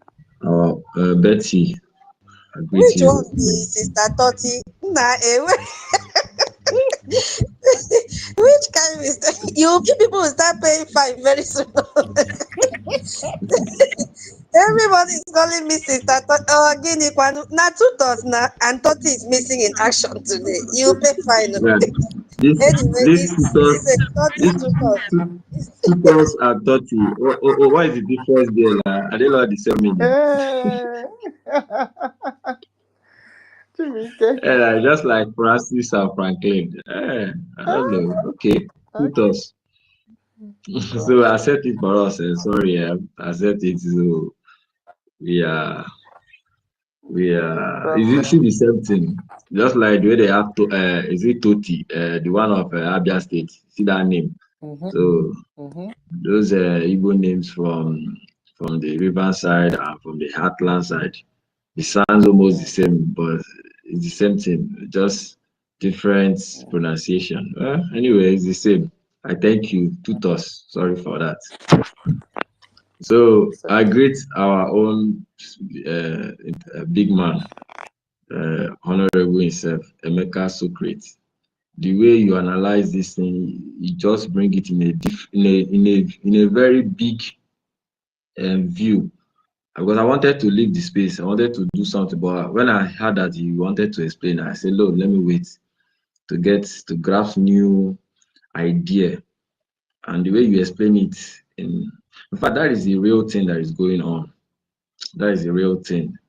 Nigeria is a dead is a dead corpse that whoever that touches it will become sick and will carry that sickness. Even somebody who dies of HIV self is better than the way Nigeria is. And that last part, that the trees that are front you are even much danger for you than the little ones behind you. These politicians, especially those Igbo politicians, will see all those rich Igbo businessmen, Biafrans businessmen, Biafrans men, politicians, Biafran Nigerian politicians that are even trying to terrorize us are not doing that based on their own conscience, but because of they have already have contact with Nigeria, they are infested, and which he gave a solution, which you have to have a different platform for them to come in. Maybe some of them would like to come in, but some of them have been infested that they can't change again. The virus have really contaminated their brain, their mind. There's nothing. If you even invite them in those little bits platform to engage them, they will even infest everything. They'll be able to convert the people that are even fighting for the freedom and convert them back to Nigeria. That is how smelling and so dirty Nigeria is now. Any international country that make deals with Nigeria with their conscious drive, you see them that before you know, in a few years' time, they'll start having problems. So you see the mountains that is before us, Biafrans, the mountain that our leader said is a very great, great mountains. Now you begin to imagine. So this is how Biafra, this Nigerian government take Biafran struggle to be. For them to want to stop Biafra, they have to be very corrupt. anything, any person or any individual, any that want to try to talk about Biafra, they will try to infest you. It's a serious matter. So that is why we must keep on doing what we are doing. We cannot see that we have everything out of the four this thing that we need for us to be recognized. We have achieved it even more, like more than any other nations who have gotten freedom through this process. We are the highest. But Nigerian government want to use another means, like people like within us, Biafrans within us, within ourselves, to try to stop it. You see? So it's a very deep thing that we must understand, and we must keep on standing firm, because this freedom fight is not it's not like any other freedom fight. It's not like we are coming together to do something. You see, in the same our freedom fight, we have accomplished, even when our prime minister was, we accomplished everything. But how did we know that we have infested people, Nigerian infested people in our government? Some of these accountability people might be genuine at first. I mean, some that follow might be genuine, but as long as they get in touch with Nigeria more, they become infested and they follow. Whenever we are trying to get it, those people that are being infested around us, we want to pull us down. That is the freedom we are fighting. And today they have extended it to the homeland, trying to bring commotion, raising something that has never happened, try to cause fight within brothers to start to fight our defense, just to make the struggle look childish and something that is not visible again. That is what the Nigerian government are doing. As I'm telling you, they are hot every day. They are planned, sitting down, strategizing on how to make sure that Biafra never come. But the good news is that they did these things from 1966. Whenever we try, we fought, even when our defense pushed them all to you see, Akure, those going to that Yoruba side, going to Lagos side, and they were shaking. They introduced this thing they are doing today within our own people that have been infested by them. We sabotage our struggle and we bring everything back to square one. They try to manipulate the minds, and they did everything to buy a whole lot of countries that are near. Oh, I will give you this thing, I will give you this thing, do this for me. Oh, I will give you this thing, using our own resources to bargain. And they tried it, and it worked for them, even when we are dealing with them. Wazirike Rice, they did the same thing. In fact, Wazirike own was when they even arrested him and put him in jail. Wazirike was still banking on his forces, his men around the ground that is fighting, not knowing Nigerian government have go through them, infested all of them.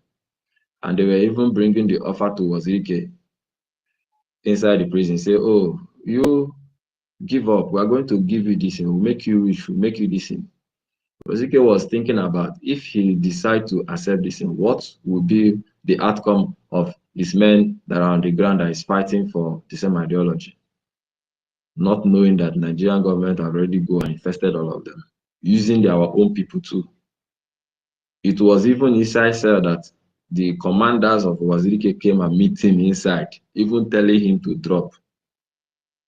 Just to tell you how deep Nigerian government can go to fight you, to fight Biafra. With Wazirike own, they tried and stopped him. EFIK-IBIBIO raised a very formidable, even someone that is even more stubborn than whatever the Nigerian government can think of, which is our leader, Nnamdi Kanu. They infested a lot of people. In fact, almost all the people surrounded him. They infested everybody, and they sold him out. Ekpa raised another. Now, some of the people surrounded him too. They infested him, and they sold him out, and another rise again. Now they have to understand that. The Nigerian government have to understand that we now understand what they know and what they have been doing to us, and how rotten, how dead they are, and how the dead body has decomposed for thousands of years, and how smelly it is, how the maggot and everything, that whoever, even not even touch, whoever that passed that place will be infested. We now understand how it is and how they roll. So we have come to know what they know, and we have gotten the antidote towards it. We have gotten the solution of that their deadly infestation. So that is why now they can never succeed. They have tried in 1966 to 70. They have tried in Wazirike time, but this time we started the solution by speaking the truth, by trying to open their nyash internationally. So as they are fighting to drop us down, we too are fighting to destroy them. That is the war that is going on now. So we have met the requirement, the permanent, we have met it. The permanent populations, we have met it. In that populations, we like, just like what Emeka is having, like it's like a state where you have your culture, you have your value system, then you have your territory, which is defined a territory. We have our territory. If you bring back to the old Nigeria, the southeast and the south are Biafran territory, the so-called South and South. And we have defined it. We have defined our borders, our land, from where it starts and from where it ends. And when you come into these places, you see that all these people behave one. They have one culture. We eat. We have our masquerade in the different ways. We have our AYG or ERG. We have it in different ways. We have our what do they call this? Our women, the tie two-piece wrappers. You understand? We have our circumcision time, 8 days for male. You see, we have those what is it called? I've forgotten some of our cultures. Then we have the value system. We hate sharing blood. We like saying the truth. Our people like when somebody said the truth. That is normal in our territory. Anywhere you go, you see we like saying the truth. We like exposing evil. If you go to Afonja land now, they like keeping evil. That is not our culture. If you go to the north, that is not their culture is different. But when you come to our territory, our value system, we like saying the truth. We like exposing evil. We hate sharing blood. We like accommodating people. We like thinking innovative, open, trying to learn more, expand, and bring new things, bring things to life. Something that is dead, we try to make it live. That is our value system. We have met up to this. We have our defined territory. We have our borders, our map. Even the vote that we voted in this self-referendum confirmed everything. In fact, this self-referendum we do is the highest thing ever that can define the population, and also define the territory, and also define the government. This Biafran self-referendum that we were able to gather 50 million votes in all our 40 states confirmed everything. We have a government, an organization. We have the Biafran Republic government in exile, duly registered in the United States Department, that is legally, as the only authentic to fight for Biafra, as only institution to fight for Biafra independence. Now we have a government in a government, which is the de facto government in homeland, and the people support it. And they are there. We have the state, from the state, in each state, we have the county. 15 counties make up a full state, and each counties, we have 5 districts in. So each 5 districts make up 1 county, 15 counties make up a state, and each district we have 3 wards. So we have break everything down to the lowest limit, even to the people. 3 wards make up a district, 5 districts make up a county, and 15 counties make up 1 state. We have defined it. That is this thing in the homeland. When you come to the SI, we have all our how everything is defined. Now we have the capacity to enter international relations to other countries. We have our liaison offices almost all over Europe and Asia and Africa and in America. We are entering direct contact with governments. Biafra is due. We have everything put in place to get our economy. If we are like a different nation, they could have recognized us a long time ago. But because of who we are and the kind of nation we are, that is why the fight towards us is more deep with the system Nigerian government is using, because they are dead.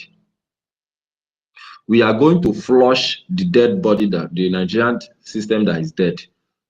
We are going to open a different ground and bury them and cover it.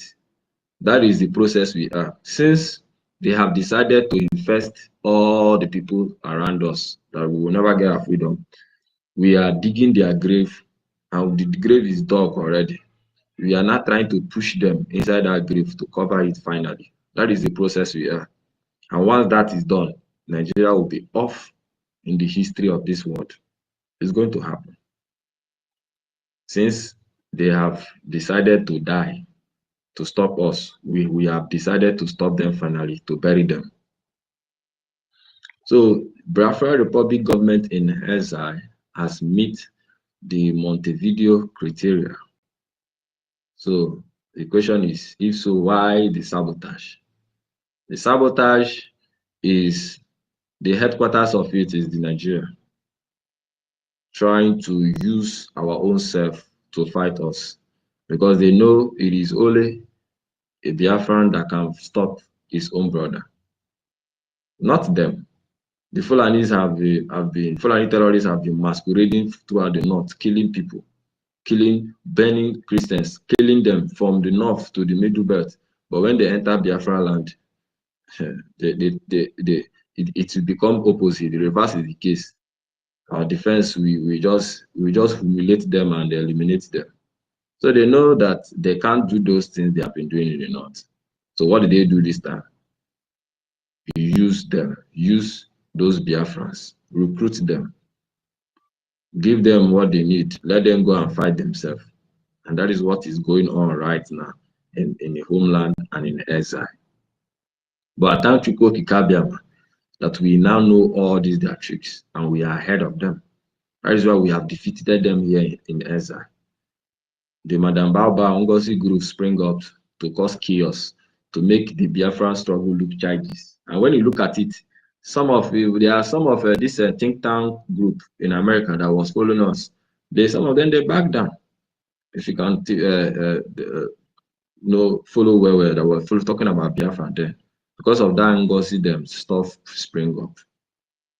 But the Biafran government, we defeated her and we push her away. Her plan was to make Biafra to just be like, it's true. People have met up to the Montevideo Convention. Yeah, but you are not united. Yeah, you are pieces. You are scattered. Look at this one. He's talking USB. You are talking Republic government on his side. You see. Now another one has spring up. Oh, this one is talking about CRC again. This one is saying you are not. This one is. That is the aim, the plan. But at the end of the day, we have defeated them. We defeat them. We are chasing them away. That is why they can't go to just Washington DC or enter any serious government office. They are just busy making noise on social media, trying to confuse who they will think they will confuse. But the people are now intelligent now. We are now intelligent. So my happiness is that the dead Nigeria that is dead, that is smelling, we have dug their grave. They will no longer be smelling again. They will no longer be on the ground that is smelling. We are burying them. We are going to bury them finally, so that the dead, the smell will finish, so that they will rot in there and become nothing. We're going to bury them and cover it. And that is what we are doing. Although it is not an easy task, but we must continue. Because Chukwu Kikabiama has given us his word and has given us the assurance that Biafra must be. Yes, that Biafra must be. So it is a message that the Nigerian government understand. They know that they can't win this time. They tried it 1967 to 70. They tried to shut down it. They tried to stop Wazirike. They tried to buy everybody out, even under Nnamdi Kanu. But never. They can't fail. They can't succeed. They have failed woefully. And we are about to bury them finally. In fact, we have pushed them inside the grave. We have dug the grave finish. We have pushed them. We are now covering it. Very soon we will cover everything finish.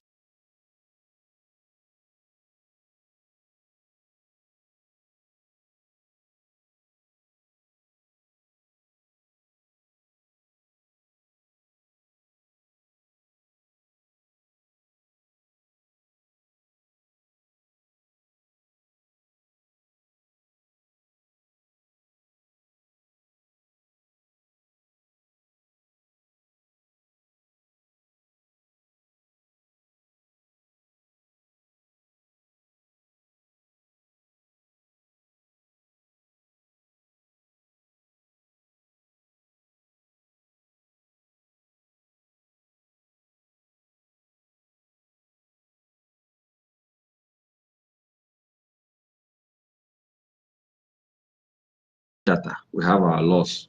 Whenever they try, we will deal with them.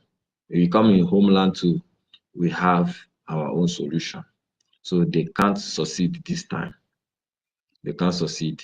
And we keep on praying that Chukwu Kikabiama will protect all the Biafran Republic government leaders, from the acting prime minister going down to the least, even to the homeland, from our defense forces to every mechanism, those standing. Because it is only Brgie that is going to bring this freedom. There is nobody. All other group, IPOB, Mazop, what is the name? What is their name? I've forgotten all their name. Both the USB charger, the accountability group, all other group just need to tune in to the Biafran Republic government. That is the only way the freedom will come. We all know that all that group have been infested, and therefore their brain has been damaged totally. And what should we do is to cut it out. We don't treat cancer. We have to do what? Cut it out. And that is what we are doing. We are cutting all of them out. Until when we are finally free, then there will be a massive, I don't know the English word I will use, massive, forgetting those words, where all those people that are being infested, both the ones we don't know yet, we will put all of them under serious treatment, medical treatment. Is going to be in Biafra land. As you are flying, coming to Biafra land, we will be putting you under total surveillance. We'll be treating you, checking your mental state, your mental health. We'll be there for months. Maybe after 6 months, if these ones are coming out, the other set of people is going to be a batch to batch, because we are going to clear a lot of nonsense. Most people have been infected, even in our land, even in exile. Some people that are even in exile thinking they have brain, they have all been infected. But for now, we'll keep on fighting this fight. So I really appreciate my people for speaking, for opening the space and standing firm with the truth, because that is the antidote to all this mess, all this rubbish from the Nigerian government that we are seeing all over. we should keep on fighting. Okay. So thank you so much.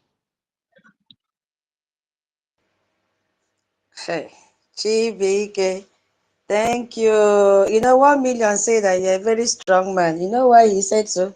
Because two of you used to stay awake when I leave when I leave my phone for you to speak throughout the night. Wow, that was so brilliant of you.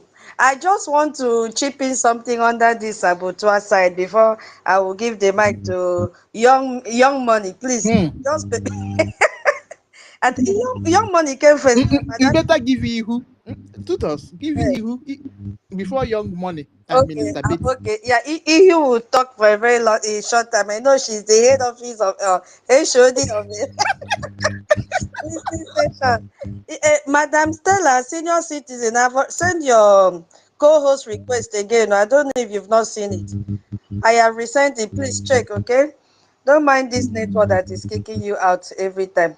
Okay, you know, so after we might have, you know, talked at length about the first part of it, and our brother Emeka also expatiated on it again. So my question now is, on this area of, so why the sabotage? So it's because of, what is his name? Chubike, you know, he made me to look at this side again, even though I've jotted down the points, but I was so reluctant to talk about it. But I just want us to look outside internal enemies. Yes, we have a lot of saboteurs. So that is where I'm coming in from, okay? So don't be angry. Just give me a few minutes. You know, when I say few minutes, understand it is few minutes. So let me take it off from here. Now, you know, the saboteurs know that we have met the Montevideo Convention criteria. They know very, very well. So it is not about whether we qualify. They understand we do. So the sabotage is deliberate because our success threatens their power and profit. Yes.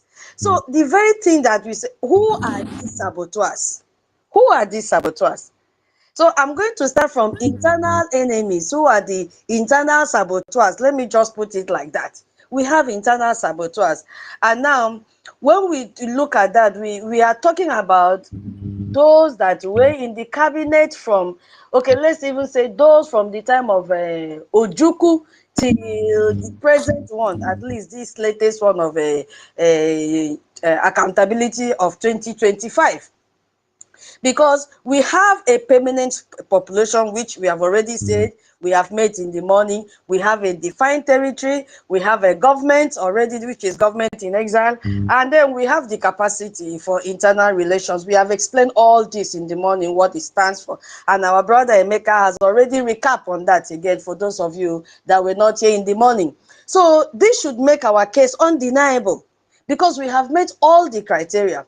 So why the resistance from within is the question that we should ask. So one of the most painful reasons is that some individuals, this is now about the internal ones. Now, you know, some of individuals, like NGOZI individuals. So some individuals, they have prioritized their own personal gain over the destiny of Biafran people. That is what is happening. So some have benefited from the current Nigerian corrupt system. And what can they do? So they have their positions of power. You know, their businesses are protected, so they have to protect the interest first.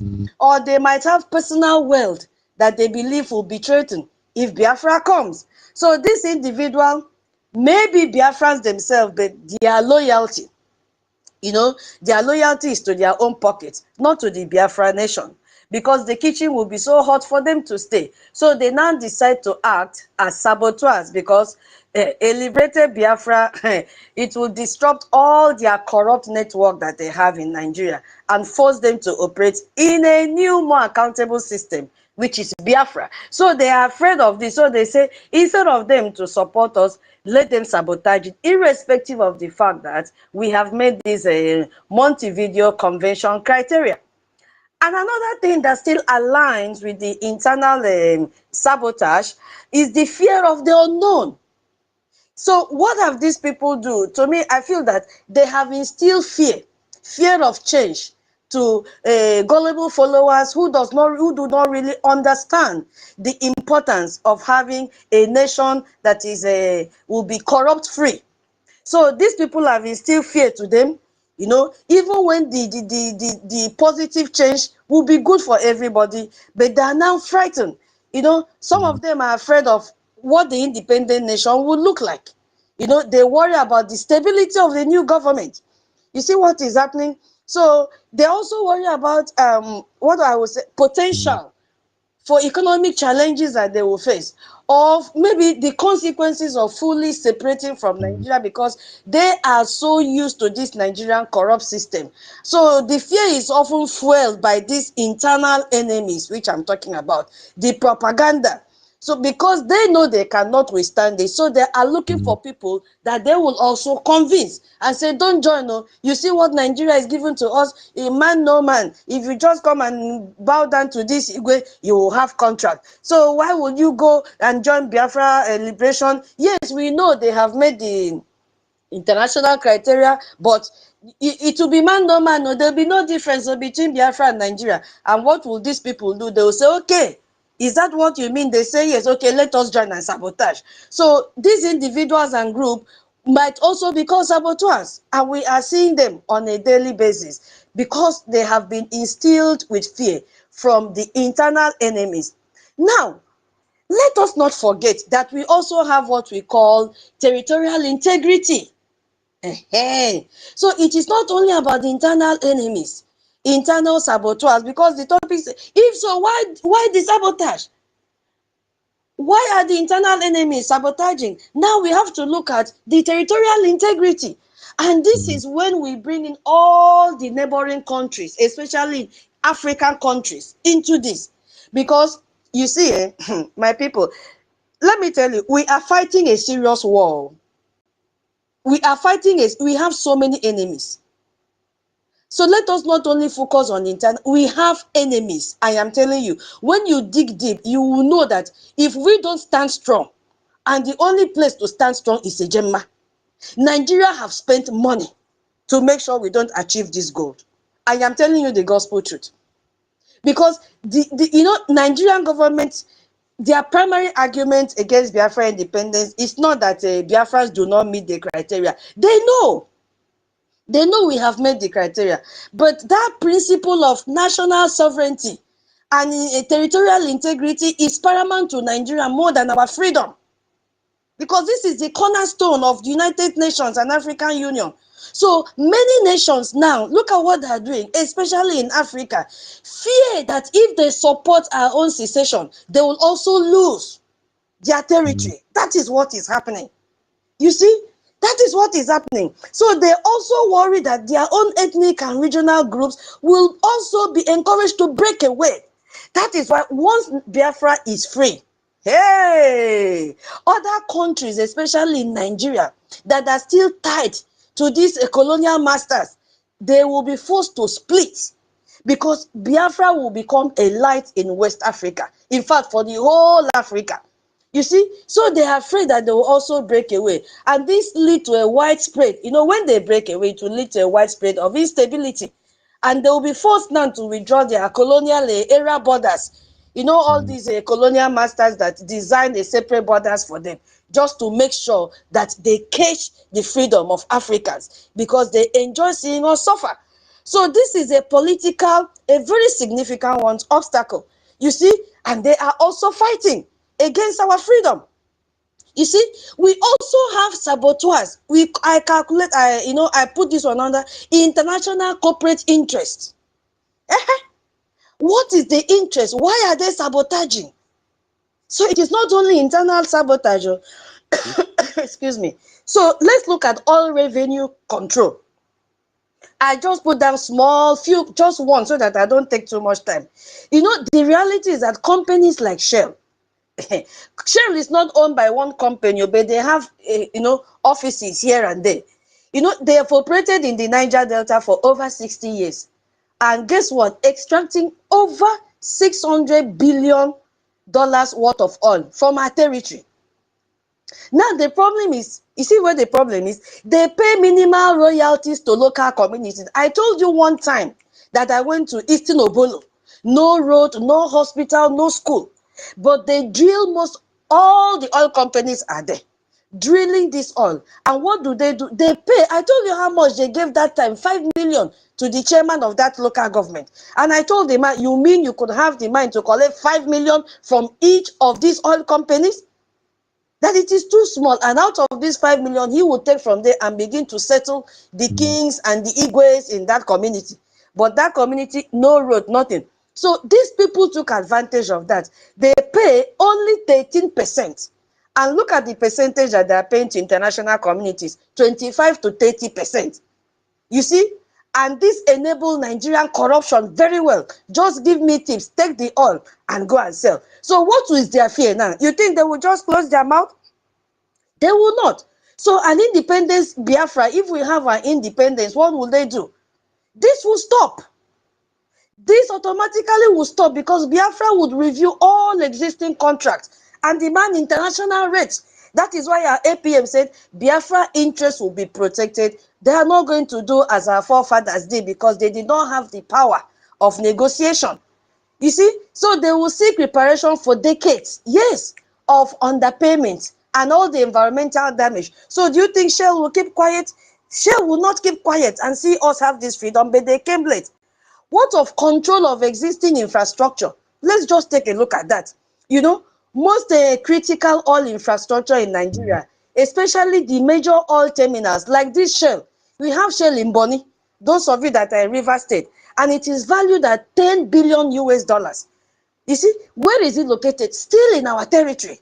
So all future and current major oil projects, you saw Total Finl Elf, it is still in our territory. What does it want? 16 billion US dollars. They have a deep water project and are based on the assumption of continued Nigerian control. That is what they are basing this infrastructure on, that Nigeria will still be in control of this territory. Now, the problem there is, these companies will fear losing control of this infrastructure they built using our resources. But they fail to understand that by supporting us, by supporting our recognition, by supporting us having our freedom, that we can come to a round table. And that is why, if they are hearing me, don't be afraid to give your own thumbs up for Biafra to be free. The resources belong to us. So their fear is now that in our Biafra government would likely take control of this infrastructure, leading to a loss of their operational dominance. I am telling them today, do not be afraid. They are also afraid of fear of contract renegotiation. Contract renegotiation, all major international investments. You see, I just mentioned a deep water project. Where are they? Are based on maintaining the current system. You see, which critics argue allow for Biafra theft. Theft, stealing of our resources. What is this? What is their problem now? The problem lies that, example, the company like ExxonMobil, which is in EKID, all of us know Mobil. Mobil is in EKID. Do you know what they are doing? And Total Finl Elf. They benefit from a corrupt system that allows them to pay lower royalties and avoid greater accountability. So their fear now, why they are sabotaging, is because our government will cancel this unfair contract. Because even the citizens of those communities, they are not employed. If you go there, you see Yorubas till the least position like gate man. Yorubas have taken over, and Fulanis are the ones driving all those trucks. That is what is happening. But they are afraid that when our government step in, when we regain our territory, that all these unfair contracts, our demands will be renegotiated. Every contract will be renewed. But they should know that whatever is being renewed will be to their own benefit as well, because we need them and they need us. They will not be robbing us again. So why is Nigerian political elite fighting us? Why the fight for our liberation? You see, let's look at the economic part of it. Former president, the one that died twice, Buhari, do you know how much he stole? Because they need to protect this thing and continue to steal from us. 25 billion US dollars from oil subsidy alone. You see what is happening? And what did they do with this money? They came to Dubai here, bought houses, bought mansion in London, everywhere. Even when they sick, they fly to London, go to hospital in London. With whose money? With our money. They are fighting against us because they still want to maintain their political relevance. Without our oil, hey, Nigerian GDP will drop. Research shows that it will drop from 440 billion US dollars to 200 billion US dollars. It will even drop more than that. You understand? Because Nigerian president, what it matters to them internationally is because they feel, or they've given this idea that they control our resources.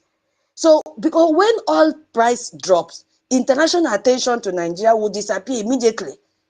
Are we also going to look at international powers like France? What have they done? They have also sabotaged us. Yes, they want to maintain their status quo. We see what is happening in Burkina Faso as well. What France is doing. They want to continue to cage us. So French companies control significant portion of West African resources. And how? Through corrupt deals. Because they believe that, some powers prefer one corrupt leader, and we know that they don't even have one. They have so many corrupt leaders in Africa. So they prefer to deal with them than control over multiple legitimate governments. That is their fear. And do you know the tactics that they are using? Because we are not only going to look at one section. There are so many, but I just want to reduce it to this number so that I don't take much time. So that we don't only look at internal enemies. No. We are surrounded with enemies. Internationally, locally, and in-house. We are surrounded with enemies. Now. Okay. Okay. Eh? It's all right. Go ahead. Okay. Yeah, sorry. I will soon round up. Don't worry. So I just want to look at the tactics that they are using to sabotage us. You see, I just listed 3 because there are many. Number 1, I looked at the legal manipulation that they are using. They will tell us, and this comes from UN. UN will tell us, you need recognition first. You see, you need recognition first. And, UN Secretary General said this, that Nigeria's territory integrity must be respected.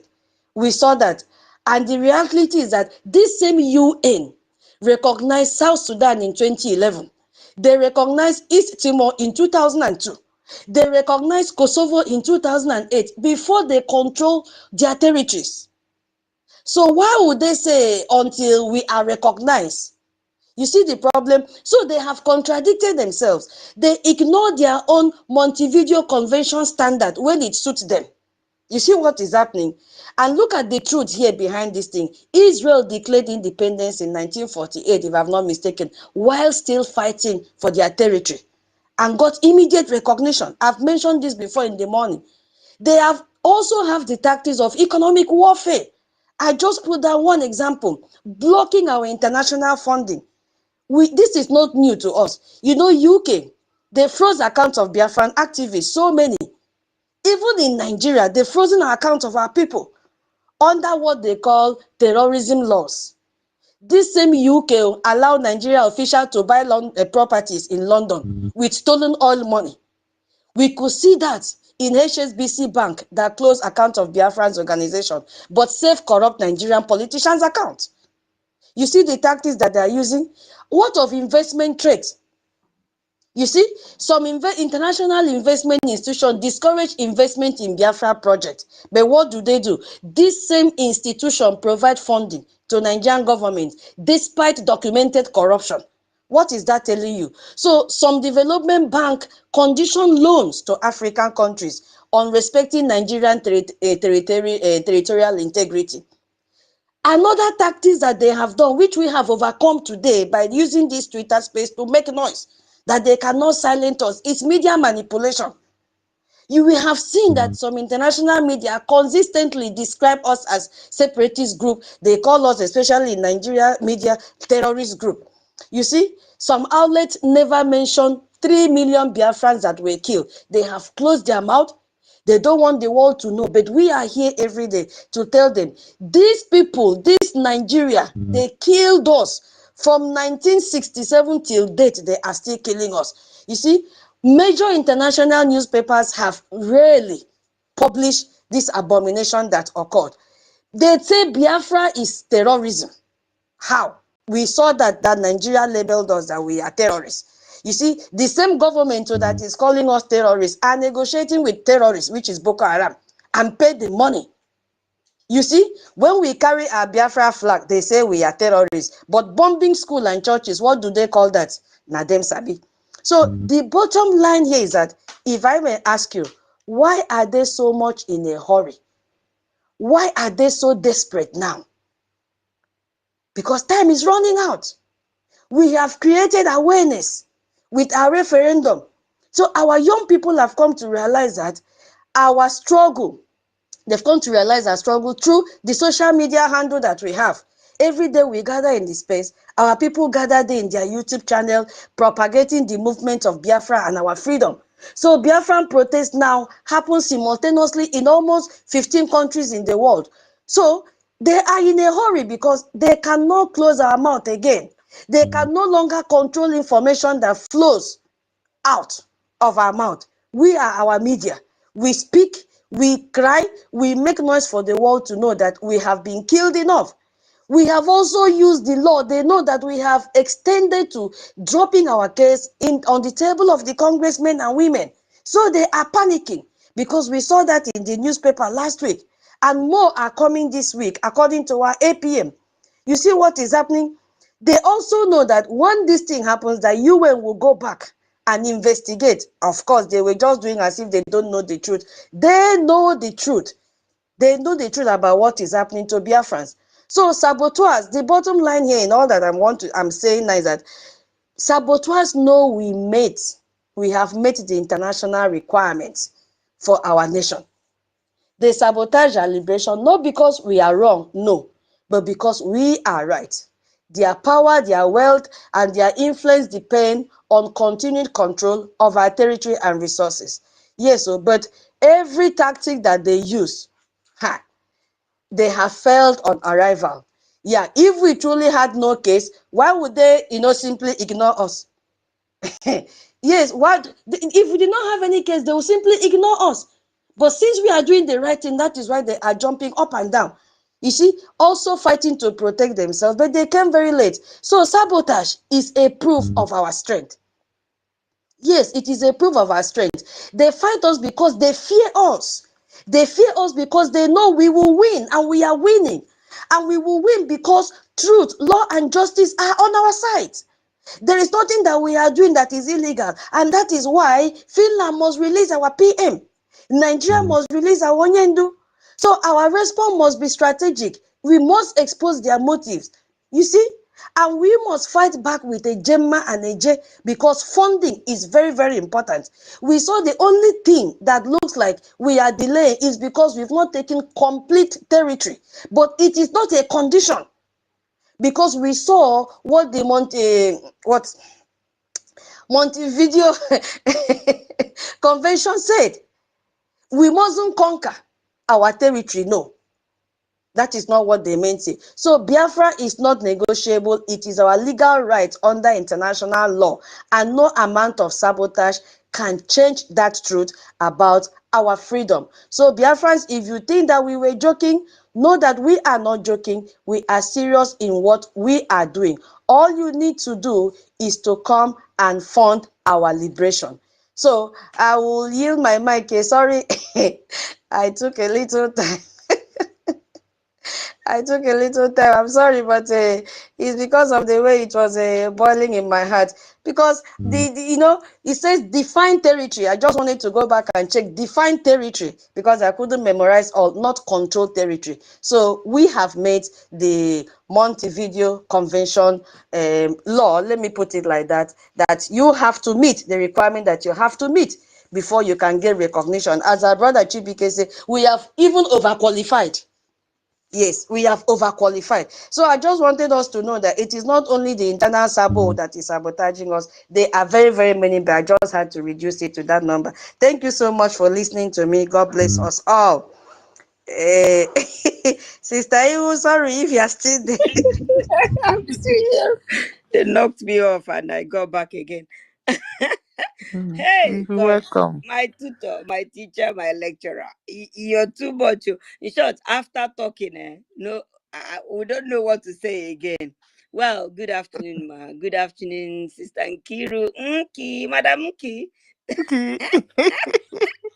Thank you so much. Thank you, Chibike. Good afternoon. Madam Betty, Minister Betty. Good afternoon, ma. Oga Secretaries, good afternoon, sir. Good afternoon. Jacko Biora, good afternoon. Minister Snow, good afternoon, sir. Tottiville, have you turned to HOD? You want to take the HOD from me? It's like he wants to take the HOD from me these days. Thank you so much. 1 million, Mr. Charles, Simon Ekpa. I know that's Sister. Okay. Yeah, good afternoon. Good afternoon, everyone. Good afternoon, my fellow listeners. Nsi wants to take the HOD too. Good afternoon, everyone. My teacher, my tutor. How come now? You've said everything. You know, one thing Oh. is, I'm not a history student. I didn't do history in my school time, my school days. But now we come to this space to learn and then to know. Immediately I came back from work, I did night, I came back, I saw the topic, I went and I said, my teacher said I should be, Googling. So I went and Googled Montevideo. One thing, the few days ago, I was like, I wanted to speak to a friend about this Biafra thing. I remember, I said, let me remember what, because I've had this Montevideo Convention criteria on from our PM. That was the first time I heard about it. Then I wanted to speak to, so about 2 weeks now, I'll be saying Monty, I forgot now, Monty. I couldn't remember the end of it. So when Sister Nkiru mentioned it yesterday, I was like, all right, it's Montevideo Convention. So when I now saw it this morning, I said, okay, let me just go and even, a kind of research and know a little about what the thing says. So after researching, I dozed off. So I just woke up now. I woke up, when hardcore was concluding, and then I listened to Oga Emeka. You guys, in short, you guys finished the whole thing. I don't even know what to say, but I will just come in like a kind of a summary or what I understand a little bit about the whole thing. So I was able to, find out that basically this Montevideo Convention criteria is basically on the right and the duties of states. And then the Montevideo Convention was established on the 26th December 1993 in Uruguay. Yeah. So at least I've been able to 33. Okay. establish that one. What did you say, sis? Okay, I said 33. Yeah, 33, yeah. That's what I said. Okay. 1933. Yeah, in Okay. Uruguay. Yeah. So that was what I was able to find out. And I went further to research and to know that it was established on 4 elements, which is the permanent population. Yeah, under the permanent population, we've been able to, meet that criteria, on the basis that we were able to conduct a referendum. And in short, even though Nigeria has been conducting a census, they have not been right with their census, but at least we know that the Biafra land have over 80 million people. And then when we conducted our referendum, again, it was able to show us that over 50 million voted. That is to say, that 50 million might just be maybe 40% of our population. So our population has been there. It's been there ever since. So now talking about the second point they listed there as one of the second element, which is the defined territory. Yeah, defined territory. Biafra has been there in the 18th century. It's been there. I mean, recently we saw a map where Biafra was featured. Even before the amalgamation, before they put the contraction of Nigeria, before they put us together as Nigeria, we've been there. We've been existing. So that that alone have also established our territory. So our territory has been established years ago, over 200, over 500 years ago. So we have been there. Then the ability to control our territory by way of, this sit at home. However we look at it, this sit at home has also a kind of shown that Biafra has the legitimacy of their environment. You understand? So if people can be sitting at home for over 5 years now, sitting at home every Monday, that is to say legitimate, is it? We have we have the legitimate control of our environment, even though some Biafrans, but at least a good number of Biafran villages, towns, and cities are observing this sit at home. So we've been able to establish that. So basically, Biafra government in exile have been able to establish been able to define their territory.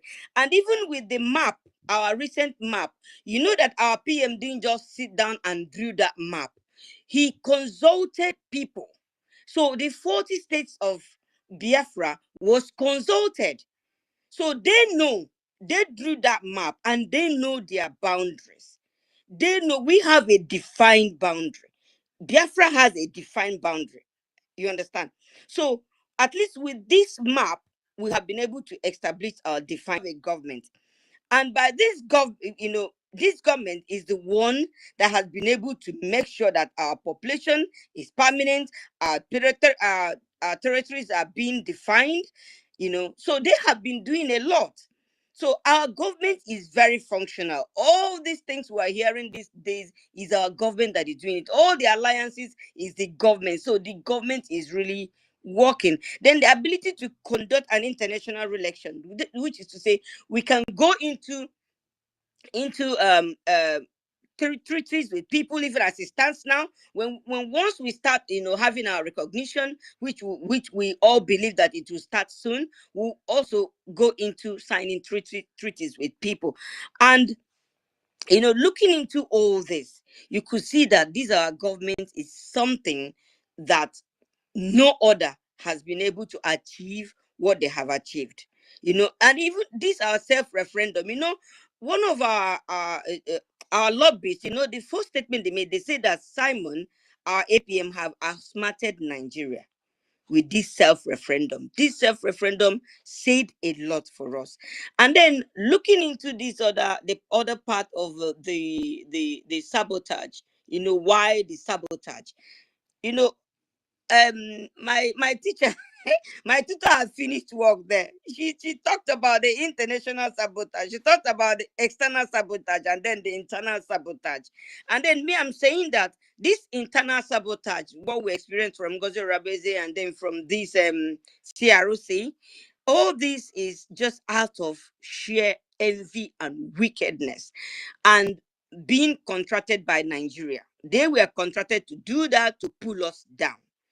And then because of whatever thing they have collected, whatever thing they have been paid, they were just bent on dragging this actualization of Biafra down. They don't want us to achieve that.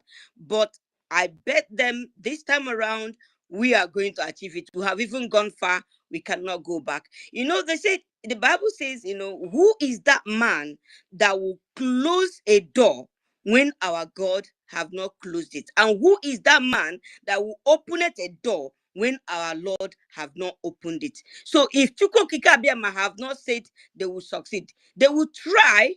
We will see them trying, which they have done now. But have you seen that they have not succeeded? And because this is the hour, and our God does not he is never late. Our God is never late. And now he has risen to fight for us. So we are going to achieve this Biafra. The Biafra is here. So there's nothing the internal sabotage can do. Even those of them that say they will never be alive for Simon Ekpa to bring these Biafra. What our APM is working on, unknowingly to them, is also what will I say the hand that Simon Ekpa, which is our PM, handed over to our APM. So our APM is following the footsteps of our PM, Simon Ekpa. So if they want to go and die, let them go and hawk the transformer. Then I now looked into Nigeria factor. Why do they sabotage us? Nigeria factor plays a role there. I mean, fear. Most of them they want Biafra because of the people. If you talk to some people here in abroad, they really want Biafra. But you find out that they have this fear of loss of life. I mean, those of them in Nigeria, they have this fear of when they speak they will be killed, so they better keep quiet. And then some of them have this fear of losing their properties, like those of them in Lagos. They will say, oh, if we fight for Biafra now openly now, oh, they are going to bulldoze whatever. But I just want to tell them is like Master Nandekado said, whether you fight, you will die. And you don't fight, you will still die. So what do you do? Why don't you fight and die honorably? So for them to be on the side and keeping quiet, they're not doing it right. And another thing is corruption. Corruption also, in the aspect of this external sabotage, corruption, Nigeria is a corrupt country. So because of corruption and because of these politicians are so much, look at what is happening in these villages. What's the name of this village that Gentle was talking about? Angels were talking about. So you can imagine that is where corruption is really, really, sabotage is really, really going on there because of what they are getting from the Nigeria government. They just want to use it, to sabotage us and then to say ill against the legitimate army of Biafra, the BLA. They just want to say bad things about them, just to name them bad and to kill them. But I bet them they are not going to succeed. So I will have to. Then the international one, we're talking about all the international companies dredging oil and, causing oil spillage instead of them constructing the roads and, at least building toilets for those people, because we could see that they all poo in waters. The life they live there. I have some friends from there. Even I keep speaking to some of them here, where some of them are my friends here. I keep telling them, asking them, how do they feel about their villages? They don't feel good about their villages, but it's like they don't know what to do. They know that all those their chiefs, they do collect money from Nigeria government. They know all that, but the thing is they can't do nothing. But I keep telling them, you guys cannot just sit and not do anything. You just have to do something. I keep telling them, do something. So, but the thing is like they are so weak. Even some of them, their uncles are even accomplices to the whole thing. So they don't want to really talk. So I don't know where. Well, when Biafra comes, all that will be handled. So I have to stop here. I don't talk too much. I don't know. Oh, my teacher, my tutor had taken everything. She has said everything. So I just have to say thank you so much for giving me the mic to step out of my listening zone to say a little about the topic today. And I say, may God bless you all. Thank you and God bless.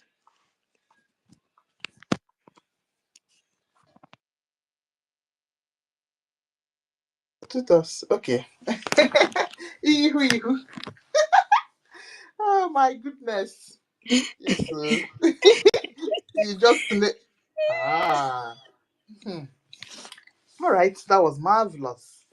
Honestly, Thank that you. was lovely. Yeah. If the Biafrans that are living in this UK, if that all of us will just combine, even the Biafrans alone that are living in this UK, the whole of UK, is even enough, said, if we are serious. Anyway, now the value chuku. All right. Oh, Young Money have dropped. Young Money, request Yeah, mic he said again. the rain is falling. I saw his message. He said rain is falling, that he couldn't hear anything, that he will come back. Well, Okay, maybe if it's my birthday, will go. I see you has finished. Thank you. If you're not a host hosting a space or co-host, they know they know. It's not easy. Since morning I dey here now. I didn't shift. It is well. Exactly. Wow, If you're not it's there, good. we'll go and find something and on so that our people will listen. Is she Okay. not ready to talk? Minister I Betty. don't, I don't, Yes, okay. so Oh, Go ahead. thank you, my people. I think I have had time earlier okay. before now to greet everybody, and That's I'm true. greeting you all again. Thank you so much. Tutors, you are fantastic. Yes, sir. I must give it to you. She You is. see, I will start with something, then connect to this very title here. Has Brgie met the Montevideo Convention criteria? BIAFRANS, there's a way people follow things, though we are different people, but I will try and let some of us apply my method. You know, when we came back from Finland and Madam Bao Bao started, shortly after our APM and Biafra government in exile had brought her to a standstill, another group came up. And I always look at them as all those chaffs that Onyendu said that they will be separated from the wheat. When she started, one of my brothers from US they called me by 3 a.m. I jumped up. I thought that somebody had died. He said to me, "Are you with Nkere or with NGOZI?" Because I just woke up around 3 a.m. I said, "Who is this?" And he mentioned his name. So I looked clearly at the number and I saw his name because I put the number beside his name. So he said to me, sister, are you with Nkere or with NGOZI? So I said to him, why wouldn't you allow me to sleep? Why are you disturbing me with this issue? He said, because I cannot be working for Biafra all this time and come and lose out. I said, lose out on what? He said, don't follow Nkere. Don't follow Nkere. And after the long argument with him, I left him and went to sleep. I put my phone off. Though I didn't drop the phone on him, I reduced the volume. So he might have talked and didn't hear from me and he dropped. Let me tell you people how to know where to belong. It was this Brgie Montevideo question today that will make me say this. You will watch, where is that government? Who is with it? Who is that government physically, spiritually, and strongly with?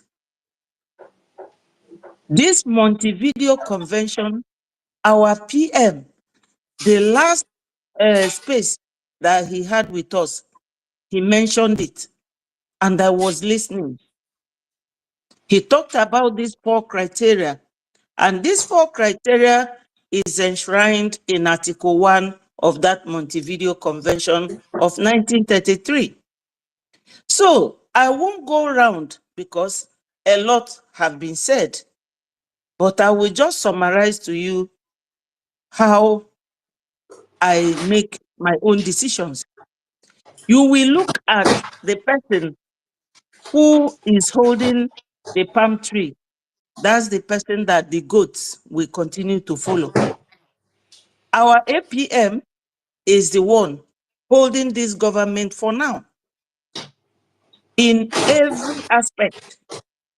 First of all, oh, somebody's mic is disturbing. It's open. Sorry, it's me.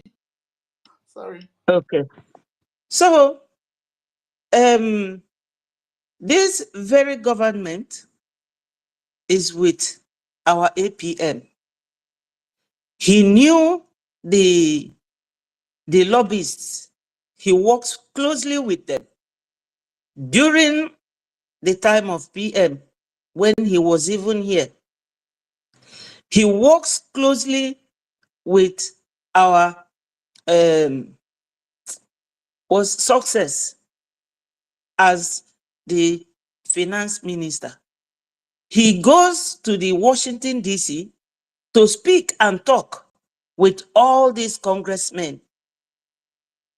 So when you consider all these things, because if you are in a movement like this, you cannot tell me that, oh, I made a mistake, or because you have to ask yourself, am I willing to be involved in this? If you are willing, do you have the time? And if you have the time, how are you going to use that time? Are you going to waste it? So when I sat down, I watched where my minister, Sonny, was supporting. I watched whether APM, that time he wasn't the APM because he was elected after Madam Baobao had gone and everything. I watched all this and I say, no, this man is the one holding this government.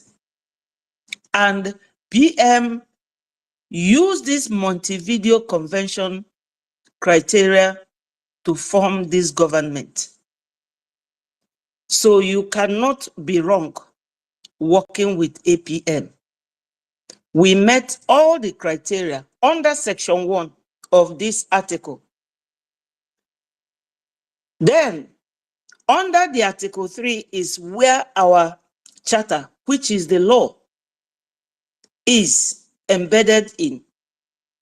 You cannot be working with the international community without working with the law or complying with the rules of your law. So this is how to weigh your options to know where to belong. And those that we expected that will be doing what Tutos and Nki is doing here, they fell aside. They fell away by the roadside. We all remember when they were talking about mustard seed. Some fell to unfertile ground and did not yield anything. And some fell where the land is fertile. So those ones that have fallen aside now are the chaff that Onyendu is talking about, that will be separated from the wheat. We met the criteria. He said, if so, why? Why is because some of us did not come to this struggle to get Biafra. Some of them came here to either get the relevance that they have never had in their lives, to be noticed, or to have a voice, and maybe to make money, especially the DOS. Because if you are working in a movement like this, you have to be very versatile. Your eyes have to be up and doing, going left, right, and center to watch and see the person you are working with, what they are up to. The DOS do not want us to get Biafra. So the longer it lasts, the better it is for them to make money.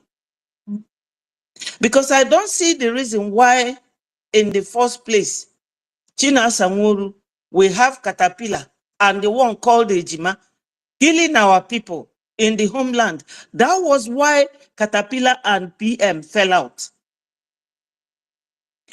So this is one of the reasons why the sabotage is there. Those internally who really want to use Biafra to be making money, and some who wanted to use Biafra movement as a means of being on the top, like NGOZI or Abu Fulani. I know a lady who told me about her. The lady told me that this character she has is from her mother, that her mother is the one marrying the father. She told me that she has 4 daughters from different men. So it is inborn in her. She deceived PM. And everybody used the same mind that she worked closely with PM and followed her. And now, regrettably, some of them are resigning, including Dr. Dorothy, because they have realized that NGOZI does not know a thing about Biafra. She doesn't know anything. That's why she's even employing that caterpillar that quarreled with PM. She started employing the services of Okiso Fire, the one fighting our gentle at Okigwe. You all know about it. So when you ask, if so, why? This is part of it internally. For instance, recently, when our Mr. Imam Abu, the CRC chairman, and Dr. Okuoma and Madam Van Van Van went to CPM on the 18th of June during his last hearing, were they supposed to go with Adandi Ochu? Adandi Ochu went with them simply because she will always like to show those who contracted her in the Ohanese that she is at the center of whatever is happening. And probably that was why she was giving our APM pest call, and our APM wasn't taking her course. So that anger, that pain that she cannot get close to our APM. You know, when you have certain people working for you, check their background. For instance, APM is a very successful businessman, just like some people in other countries. In UK, where I am, there's one man there, very successful in business, and he is now in politics. I won't mention any name. So also in US. So businessmen, they don't joke with what they are doing. But Adandi Ocho could not succeed to break through our APM. You also, when she was doing her serial programs, everything you discuss with her, she will record you. She recorded NGOZI from beginning till the end because she is looking for relevance. If you ask that woman now to come and define what freedom fight is all about, or why she is even fighting, she cannot tell you.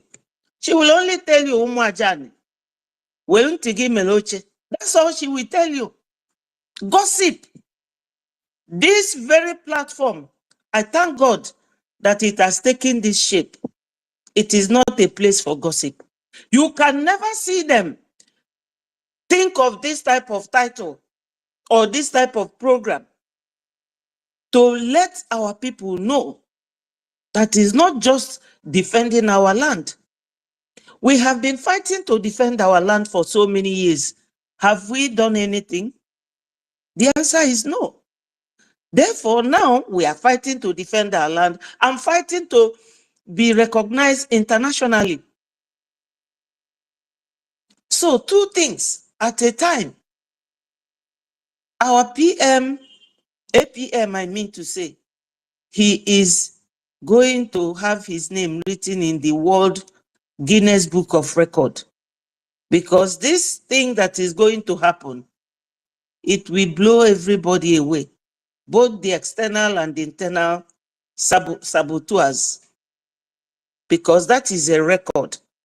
And when you listen to Success today, you will hear when he said that Onyendu told us to protect this man. What does it sound like? What does it tell you? If Onyendu, who is, so where he is today, can think like this, but people who are moving up and down with their doctorate and PhD and whatever degree cannot assess common situation to know that this is not the time for us to be fighting or breaking away, forgetting that our people at home are not okay. This is not the time for you to start fighting each other.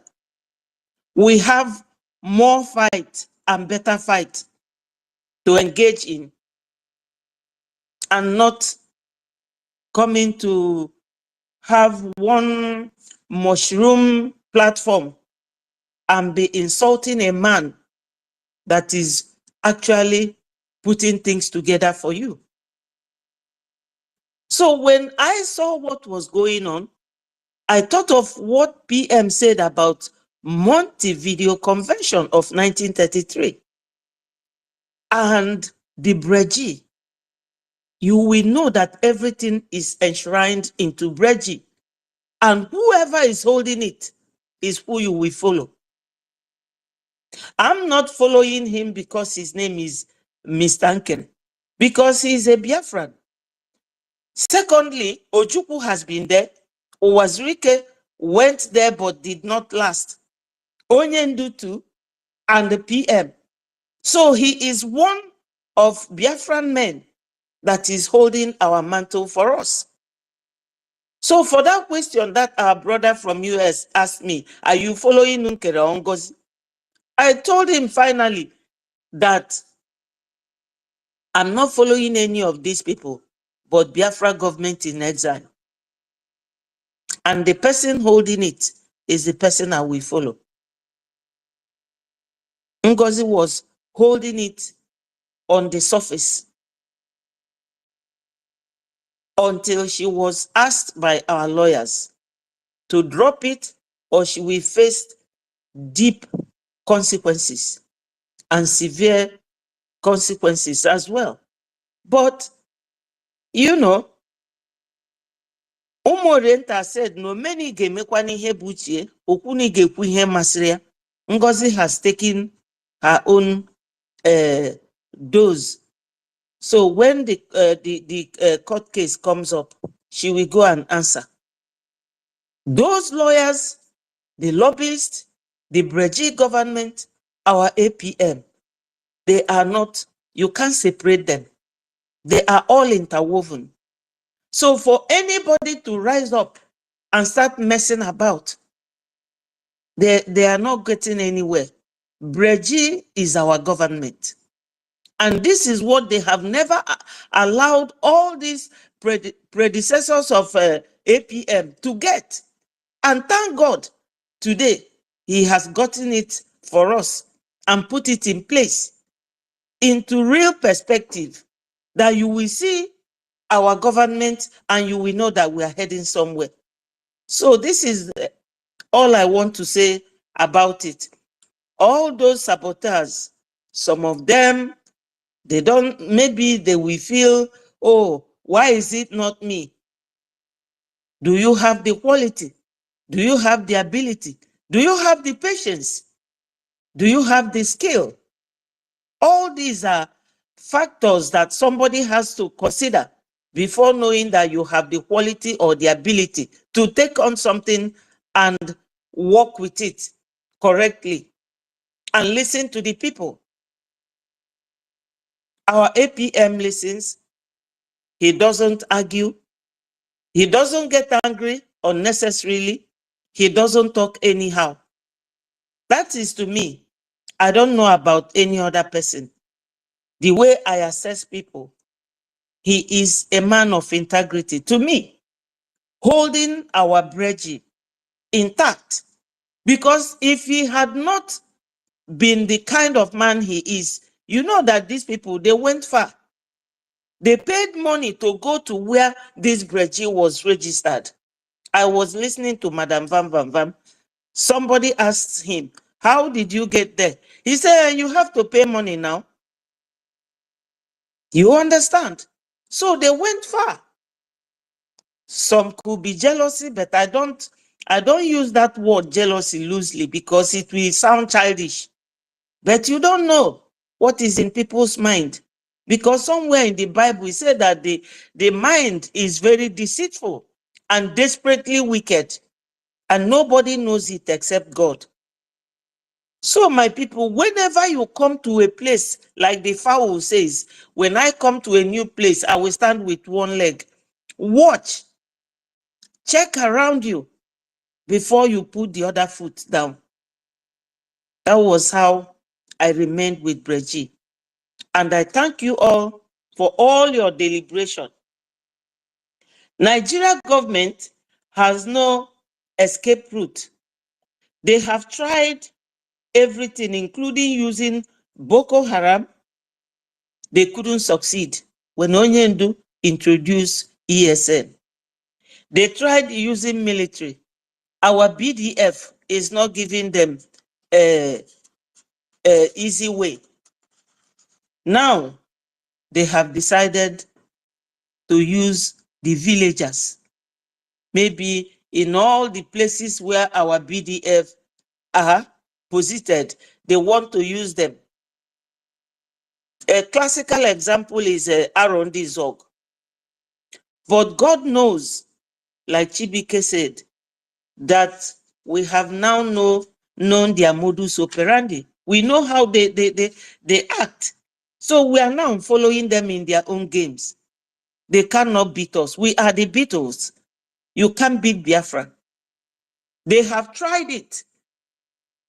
Since the time of Usman Danfodio, Abubakar Tafawa Balewa, Ahmadu Bello, when things were not this developed and people were not in this exposure that we are in this dispensation. Is it now that they will succeed? No. Onyendu said it. Not in this dispensation. They will not win. They have tried, both the internal and the external invaders, but they will not succeed. They will not. Onyendu doesn't say a word that never comes to pass. He said that they will kill us and we will kill them, but Biafra will still come, and we are still at it. The only thing now for us to lift this snake that we have killed is for us to donate. I know it's difficult, it's hard for people to part with their money, but no matter how little, that's why I love BIAFRANS. No matter how little, we will not reject it. Just donate it. If you feel that it is too small for your name to be mentioned, that you donate 5,000 AJ, make it anonymous donation so that we will not know that it is you. But there is nothing to be shy about. Or if one neck I name, or bulugodu 1 kobo, 1 penny, I beg your pardon, 1 Biafran AJ, come and donate it. We need it now. Amen. We need it now so that we will do it back, done and dusted, and everything will be happening. So, my people, I thank you all so much, and I thank God for tutors, because whenever she is on, she charges all corners. She leaves no stone unturned, and we should all be listening. For those in homeland, you know that I have now switched my platform to Igbo platform. Tomorrow morning, I will discuss it with you people in our dialect so that you will understand what is going on. We have a government, and that government is Brgie, and it is moving on. Thank you, Biafrans.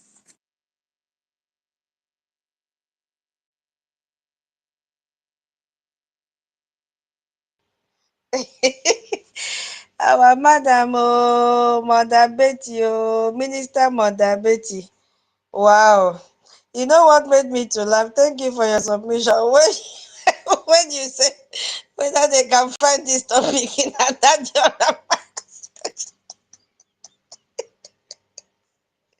whether you can, people can find this topic in another mass program, the one that she interpreted for Jerry. The only topic you can find there is gossip. Cho. Yeah, that's the only topic she has. She will call it, what does she call it again? Her own platform. Akachukwudia. What does that mean? I know that Akachukwudia, but you have to have topic that people will discuss to make them understand what they are doing, where they are coming from, where they are heading to, and at what point they are. You know, she cannot think out something like this. Even our Professor Chioma, though I don't like calling people names, but all these people, they don't bring this kind of bright ideas to discuss with Biafrans and let them know where we are now and what is going on with us. So they just come there to show you their PhD and their doctorate degrees and call you Umwajana. That's all. Relevance, that's what they are looking for.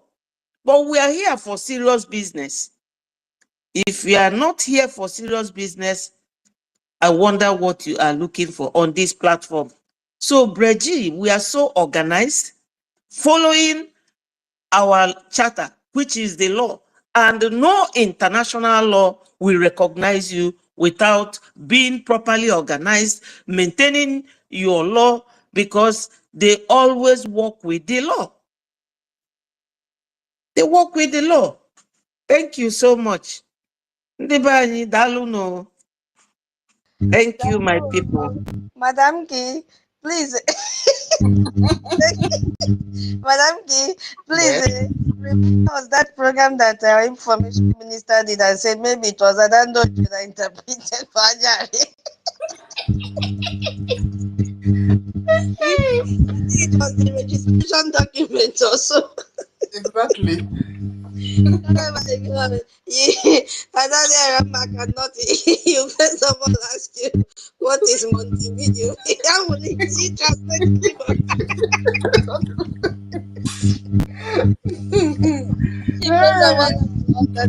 before she translate to Ajere face, then Ajere would have come and turn it upside down. Minister Betty, please. Mr. Betty, don't kill us. Chai, yeah. You did not even see anyone to compare to.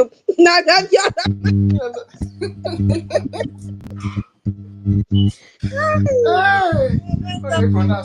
progress of analyst. You see, Minister Titus, Adadi Arama can interpret it like Montevideo. Ebala is a video, you know, something like that. What's in a prosecutor is persecutor. Hey, God. Oh, okay, next person. Next person is Mary came up as well. Oh, Mweze is here. Oh. Yes, Mweze. After Mweze, Mary take her. All right. Yeah, thank you, Madam Kilu and all the hosts here. I greet you all special. Please permit me to thank EKID-IBIBIO, who created heaven and earth, and giving us the privilege to converge in this beautiful space called S. I thank everybody who has spoken. All the honorable members here, I don't need to call your names. I respect you all the way you wish to be respected or the way you wish to be honored. I give it to you so that you will also in return and respect me. Thank you. So I haven't said that I thank God for this topic of today. Yeah, but there is something I don't understand. There is too many questions in my heart. And I wish to ask all of us here in this space. Which person, Papa and Mama, among us been there where this multi-video or multi-video convention or whatever, they agree and assigned or agree to this method of, if you must be a human being, if you must live in this earth plane, this is the condition to live as a human being. Because for me, what we are doing here, we are begging other human beings like me and you to see us as a human being and to allow us to live in this world that they came as we came. Who are these people? Where do they come from? How come they did all these things and we have no other choice than to obey these same human beings like us? Who make them better than us? Why are they above us? Why must we seek permission? Where is it? Is this a question or? I'm asking a question, please. I'm asking a question. If you have the answer, please. Don't get me wrong. If you have the answer to these questions, please feel free. Okay, let me try my best. The way you are sounding, is this law was meant for us. No. It is a standard Yeah, law. can I finish? Can I finish? If you have the answer, can I finish? Then you can continue. I don't take much. I will not take much time, so that I can mute my mic. Then I will listen to your response. Where is it? Because making noise, I can't hear. Can you hear me now? Yeah, I can hear you now. Yeah. Okay. The question says, who made the law to control human beings also? Since they are the same human being, this kind of law should not be made before you can exist as a human being. That is the way I understand your question, right? Yeah, can I just finish? Because I'm not saying it should not be made. I'm just saying, let me finish and then I land. Then you can answer the question, please. Because what I want to say is, we have everything. We have everything and every power that our ancestors are given to us to live as human beings without taking permission from other human beings like us, without begging to be alive, without begging to be recognized by other people like us. Yeah, and I make example from the community where I came from. During this genocidal war Nigeria brought to BIAFRANS, there is two deities that I know of that my parents told me. And if you hear my voice, if you know this community, you will know. One of the deity is Kwenu, and the other one is Minuatokpukpu. During the war, nobody died in my community. Nobody. The deity called Kwenu, when you bring war to us, to our community, and the drum of war is beaten, that deity came out. She's like a woman, old woman. She protects the community. Well, no matter the kind of weapons or whatever you can with, once you open her S or her buttocks, all the bullet, everything you shoot on this earth, she magneted there. And they still exist till today. So what I'm saying is, God has prepared us and blessed us with everything we need, be it spiritually and physically, intelligent and otherwise. That sometimes it pains me that we don't know who we are. We don't recognize who we are. We don't recognize what God has blessed us with. We don't know that we have much to contribute positively to the world than we think that the world or other human beings should help us or do for us. Yeah. Now we are in a tight corner. Yeah. And that is why we are begging. And that is where we are soliciting. And that is where we're asking for help for other fellow human beings like us to see us and to recognize us as a human being. Okay. Now, what I'm saying, if we Wait, all wait, Biafrans come together. hold on. To put this route. Where is it? Hold on, wait. You are going contrary to what we are talking here, please. You see, if you don't understand something, just spend a little minute and go through studies by yourself. You understand? Yeah, this is not applicable to only us. You understand? It is an international law that if you want to become a nation, you must meet this criteria. For example, if you want to go and enroll, supposing you have a child, you want to go and enroll that child in a secondary school, there are criteria that you have to meet before they can accept your child in the secondary school. That shows that your child is ready to go to secondary school. Your child is ready to even go into a boarding school without you. He or she can take care of himself without needing you.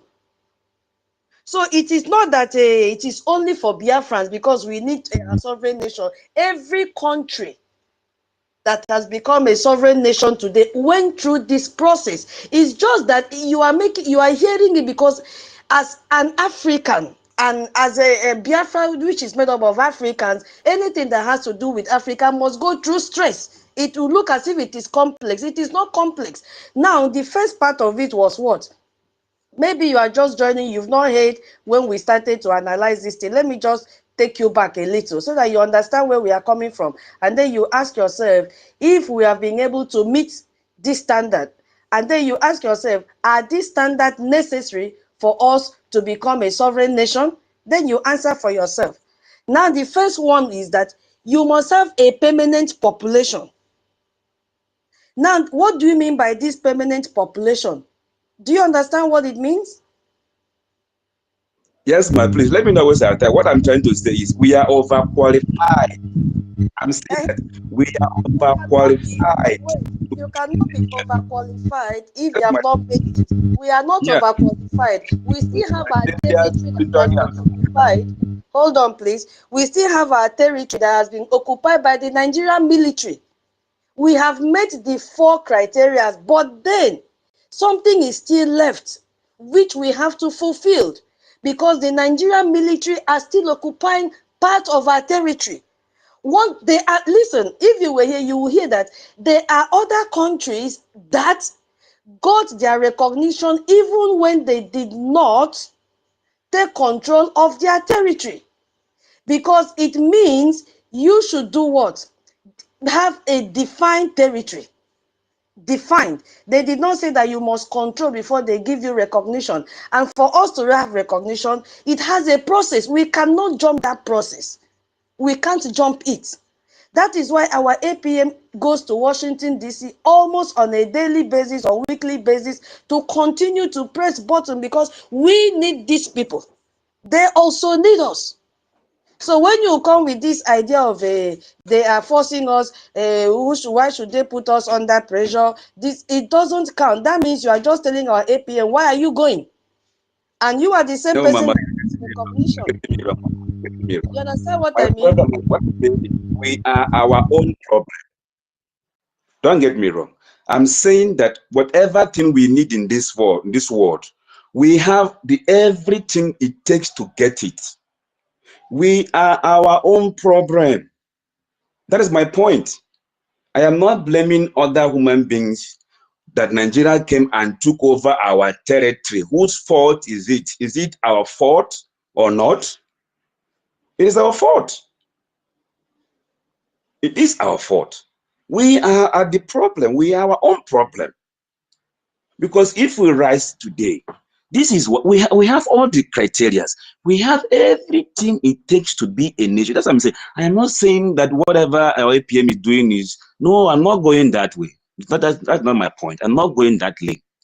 What I'm saying is, look at how we have been begging our own people to contribute to their own safety. They call me and you criminals, call us names. They discredit everything we are doing. Our people. Our people.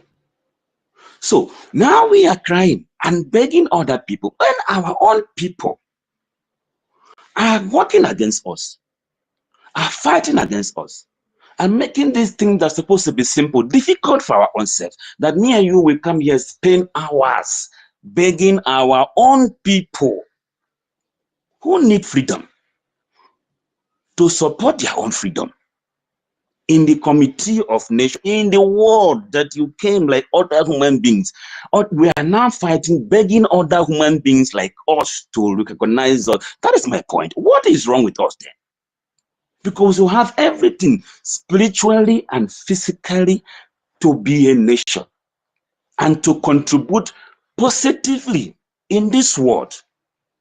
Why are we against our own self? Then we are begging and trying to obey the laws other people make for us. That's my point. What is wrong with us? I think I have to take the mic from you now, please. I think because you are still contradicting yourself and you are contradicting BIAFRANS, you are contradicting our government. Why are you keeping saying that we are making other people to recognize us? Please. Please don't go there. Just face those that are sabotaging. Don't say why are we begging other human beings to recognize us? Because you know exactly where our documents are. That's the point I'm raising here. Focus on those that are sabotaging us. Don't go and say we are begging other human beings to. You know where it is going now. You know inside you who you are talking about and the way they will reason. Because you know where we are focusing and where our APM has dropped the document. So please don't talk to that side, please. Okay? Please. Yeah. Is right, please. And you are asking a question. That is what we are coming to solve now. Okay. So it has been happening like that since 1967. We have been sabotaging ourselves. But now we are here to get the solution. And you can't become a nation without following the due process. There is a process that has been laid down. Okay, so that is how it have to be. Please, let's move on. I think maybe you want to continue. So Mweze, what you should be saying, I believe I understand what you are trying to say. Yes, I understand, Mama. I understand. I'm not against anyone. I understand. So, and again, hold on, please. you know, I understand what sometimes. Hold on, please. I understand what you want to say. I believe you want to say you are begging our people. So it is our people now that we are begging to come and support. Yes. That's my point. Yes. We are begging for recognition. Don't say we are begging for recognition. Why should we be begging our people to come and support what we are doing? That's my point. I understand you. I understand you very well. Correct yourself, please, and continue, okay? Yeah, I'm correcting myself. I'm making my point straight now. That's my point. Yeah, please. That's my point. That's my point. What you just said now is my point, please. Yeah, so nobody should get me wrong. You know, so, and so I also want to appeal to you, Mama, two thoughts. Don't be angry when some of us call you Toti and other kind of names, you know. If you are a Memobong or a Kaite or Fonobong or Wana, Foniso, then those things are those names are Biafra names. So don't be offended when we try to speak with this language. Yeah. So thank you, Mama. Thank you for giving me the opportunity to speak. Thank you very much.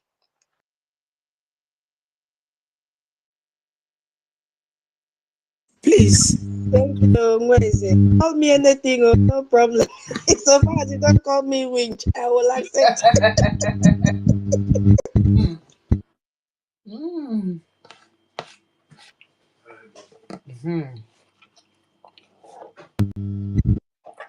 Minister Betty, go ahead. Yes, please. Just 2 minutes or 1 minute is good for us to make Mweze understand, because I heard him clearly. If he does not understand the reason why we go to Washington, D.C., and why this Montevideo criteria has to be met or whether we meet it, please say so. Mama Betty, I understand. Don't need to stress yourself, please, Mama. I understand. No, I'm I'm not. talking to my people, our people. I No, understand very well, Mama. Don't need to dwell much on that, please. let me finish. Let me finish. I'm not stressing myself. Nobody brought me here. I came on my own. And we are here to talk to each other. What I don't understand, I will ask. Just like you asked, but you started by saying, why are we begging people to recognize us or begging our fellow human beings? Every country you see in this world, they went through this.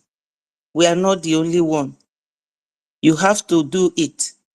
So many countries, they went through it. It's not for one country and it's not for the other. You know that Burundi in Africa is 13 million. Now, Palestinians have been seeking for recognition as well. Eritrea and our brothers, what's their name again, next to us, Ambazonia. We are all looking for recognition from international body. That's people who already became members. So we are not begging anybody. It's not beg. It is something you have to qualify for. PM made mention of it. He said that that template is what you have to work with so that you will meet that criteria. It's not because we are here now, because if you don't understand, you will go with that impression.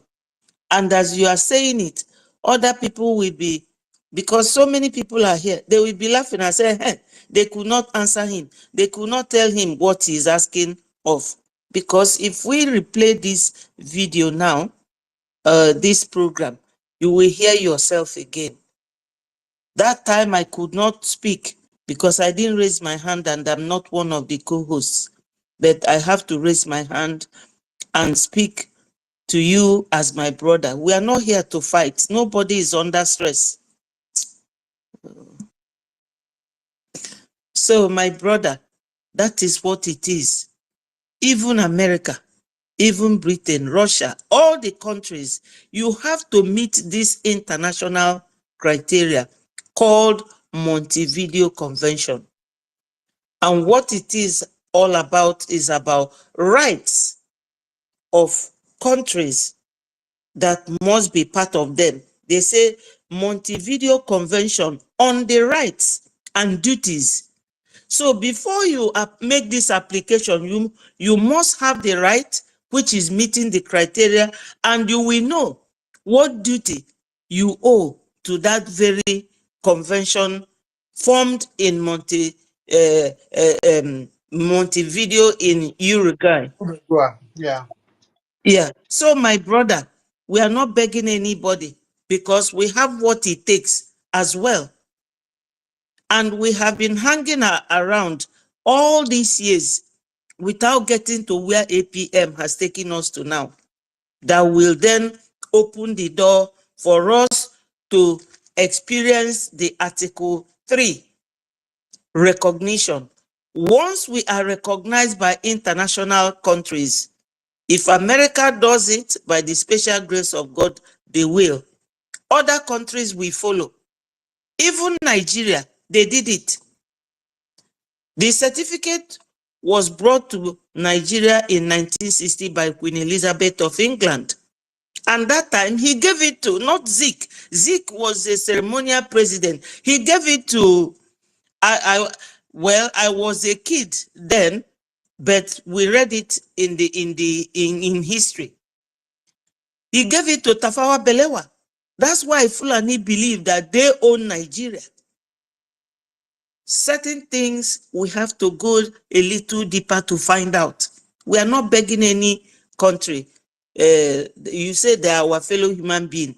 And again, you made mention of the deity in your town. Is that same deity there now that the Fulanis are fighting us? Because they are now, they come with tanks So that did you call it Ugwenu or something? The name of the deity. Yeah, till today, Fulani don't operate in our community. Till today, they don't dare. Yeah, even the Nigerians I challenge them to go, they don't dare. They should use it. Yeah, it's not in every part of Biafra land. So we will continue to fight on. You know? So my brother, when things like this arises, try and get, you know, a good background so that you will understand what we are saying and we will all be on the same page and talk. You know, why they put this title here is for you to follow the line, to follow the everything that we are saying, and you won't waffle. Because when you don't know what the title is, you'll be beating here and there, touching things that you are not supposed to touch, or things that are not relevant to the title. So the title is here to guide anybody. Another day, another title. And this platform, let everybody, even those who are listening, understand that this platform has been so organized that we will always lead ourselves within everything that is the title, so that every Biafran will follow and you will not be beating about the bush. Thank you so much, Mweze. And thank you, my wonderful sisters. Thank you.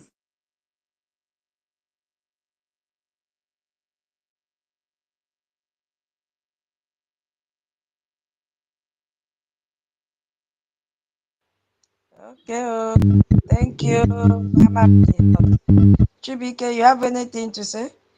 Toti, I sent mine to you. I don't know if your network is dealing with you.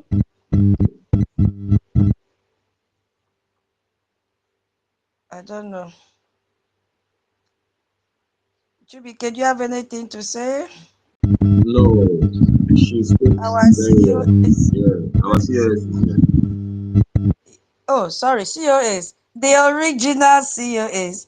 Please, you have the mic. Thank you. My dear sister Tito, greetings from here before I'm going to get to now. Good morning from here. Sister Nkiru, greetings from here. I don't know if you can hear me, please. We can hear you. Yes. Okay. Good morning, everyone from here. Chibike, how are the people in Accra doing today? I hope they are all okay. Sister Ihu, greetings from here. Betty Ford, my dear sister, good morning. Mweze, greetings, Nna. Greetings, and thank you for your submission. Sister B Chicago, I know you are always here, and I know you're busy working too. Greetings from here. Freedom for all, my dear brother. I hope you're getting better. Make it because it's on now, because you need to get well. Thought, my grand left, right, center. Onye ọbụla ga-ekele this your name very soon. Thought greetings, brother. Jacoby, OJ, Uncle Samuel. Uncle Samuel, greetings from here. Uncle Ben Owabo, let me greet our uncles. And our senior citizen, Sister Stella. Nne, greetings from here. I heard your submission earlier. Thank you so much. I enjoy it when I hear you speak your wonderful submissions. My six, 1 million. I greet you. Cyprian, at the BMO. Greetings, OJ, Mary Telcam. And I'm making everybody know here. Colin, Semeka, Emmanuel, Ancestral. Greetings, everyone. I know our brother Socrates was here earlier. I don't know if he's still here, but greetings, Socrates. I didn't hear your submission. I came in when you were almost done, but I know it's wonderful like always. Greetings, everyone. Greetings, our friends, the friends of Biafra who are here on our Brgie space to listen to what we have for the day. You're welcome, and I believe that you're listening to my brothers and sisters and you're picking points from everything you're hearing. On the other hand, when you hear us try to correct people, you must know that my people are making submissions from different places.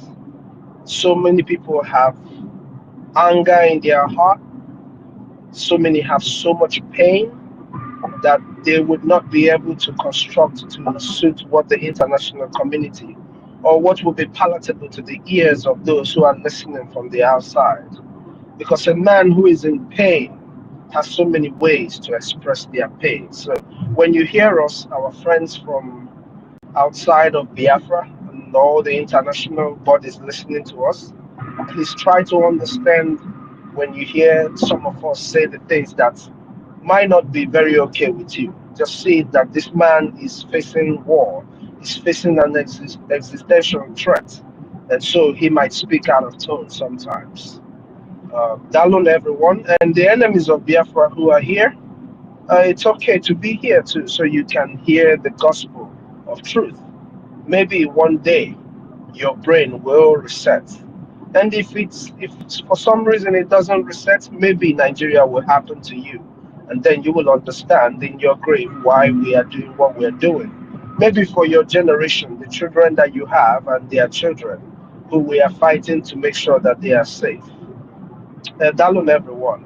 Let me go straight to the topic because I really, you see, Briggy space is where the real stuff is. When you come up to this space on Briggy, we have interesting topics, discussions that pertains to what we are all fighting for. Not talking about that person or trying to condemn this person or that person. Even though when the need arises, we do what we have to do and we move on. So I'm going to go into the topic for the day, which I really, really like. And I will say, yes, Brigi has met every criteria according to the Montevideo Video Convention in Uruguay. What do I mean by we have met everything? Just like everybody has said here, I just want to, put my own voice and words into the conversation because I'm sure that before now and even before I got joined the space, I'm sure that 1, 2, 3 persons have said exactly what I'm going to say. The reason being that we are all in sync with one another because we're fighting for the same cause. That is why we will wake up and join one another, smile with each other. If there is need for us to cry, we cry. We are we share the pain of one another. That's why I believe that before you say anything here, somebody must have said it, or the other person who is about to speak will have something that you are about to say or that you are saying in their heart.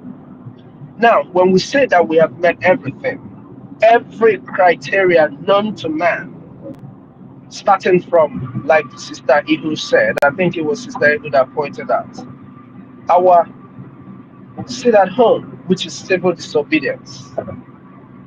From the point of the civil disobedience, the Nigerian state became crippled in its control over our territory. They claim that they control, that they have governors and all of this who control our territory was shattered through our civil disobedience, which is the sit at home that we have observed for a while now. That singular act took away over 20 million registered voters from the Nigerian presidential election in 2023. What I am saying, you can go and fact check me. What I just said right now, you can go check it out anywhere you want. Over 20 million, not out of 100 million. This is out of less than 26 million people who registered within the territory that you know as Southeast. We took away over 20 million through our consistent campaign while we backed it up with the civil disobedience, which is sit at home. Now you move further. The same sit at home was what made the rest of the world, the international community, the UN, put down, it's like, I guess it's on their website, that now they see the what was the differences they called it. Oh my goodness, why is this flying off my head? Oh, the United Nations claimed that because of the sit at home, now they see how different we all are in our backgrounds, our borders, how that they can see how everything is different. That was from our sit at home. I'm sorry, guys, I forgot the real line that would point exactly to what I'm saying, but I believe that Biafrans who are here understand exactly what I'm saying. So after they have seen that, what did they do? Nothing. Why? Because the United Nations has lost its relevance. It has no power against the terrorist Nigerian state. Rather, it supports the Nigerian terrorist state against the Biafran people. That is why no actions was taken after they have seen all that they claim that they saw. You move further. We started our self-referendum. Our self-referendum gathered over 50 million votes. These 50 million votes we're talking about had records of Biafrans who testified that this will be the first time they are ever taking part in anything voting since the existence of what you call Nigeria. Since after the 1967-70 war, genocidal war against Biafrans, so many of our elderly people confess to the fact that that is the first time they are being a part of anything voting. Because why do I have to point this out? For those who would say, oh, but the people who registered to vote for the Nigerian election, you said it's 26 million. Yes, because most of our people back home do not agree with the Nigerian terrorist state. That they do not say it does not mean that it's not there. And the census that you have always had in the terrorist Nigerian state has always been a sham, right from the time that Nigeria had its first census. Its first census was rigged by the British government. What was the purpose of rigging the first census? To give a higher population to the north. This is when they were cooking up all the idea of putting the political leadership in the north, the people that they will have absolute control over, people that they have similar interest or interest with. They have interest of resources. Why the jihadists who took over the land of our northern brothers, the Ariwas, which is the Fulani jihadist, their interest right from time was to take over our land. And the British was very much willing to do that bargain with them. You take the land, we take the resources. And what was the exchange? All atrocities committed in the terrorist country called Nigeria are being suppressed in the media using their evil BBC. And of course, controlling the rest of the media, because no doubt the British government has so much control over a lot of things out here in the Western world. Or I would say before now, because now they've lost their relevance. Now the British government, and as we know it, is being divided, just like our leader Onyendo cost them, that they will be divided if they do not stop meddling in the affairs of Biafra. So that alone is part of the reasons why they did what they did with the jihadists. But guess what? We conducted a self-referendum, Biafran self-referendum, that gathered over 50 million votes. Now, again, to our international friends who are listening, you can go to the BRB report on Biafran self-referendum, and you will get everything that you will need to know about the self-referendum. This report came before the end of the self-referendum. And they made it clear that This self-referendum is a game changer that will affect the state of Nigeria. It's either they are going to adhere to the result of the self-referendum, or they will they will go on to fight the Biafran people in order for us not to be free. All of these are clearly stated in that BRB report on Biafran self-referendum. The BRB report on Biafran, the BRB readers they have over 550 million readers out here in the West. So if you are looking at or cross-checking what we are saying, take a few minutes and read the BRB report. You can also find it, I believe, in the Biafran website, or we will make it available here on the space. I will go get it and put it up here on the space so that those who are listening to us now can take a look at BRB reports. And one of these days, tutor, you might need to just give a little reading into that BRB report so that people can see exactly what it has been for Biafra from the time of the preparation of the self-referendum till now that we have concluded the self-referendum, redeclared our nation, certified our redeclaration, ratified our redeclaration, which over 517 people were in attendance, the highest since any country in the world started self-referendum. We are not the first to have self-referendum.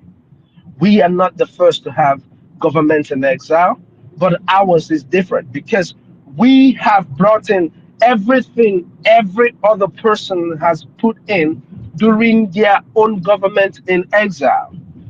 We have done it all. Furthermore, we have a liberation army.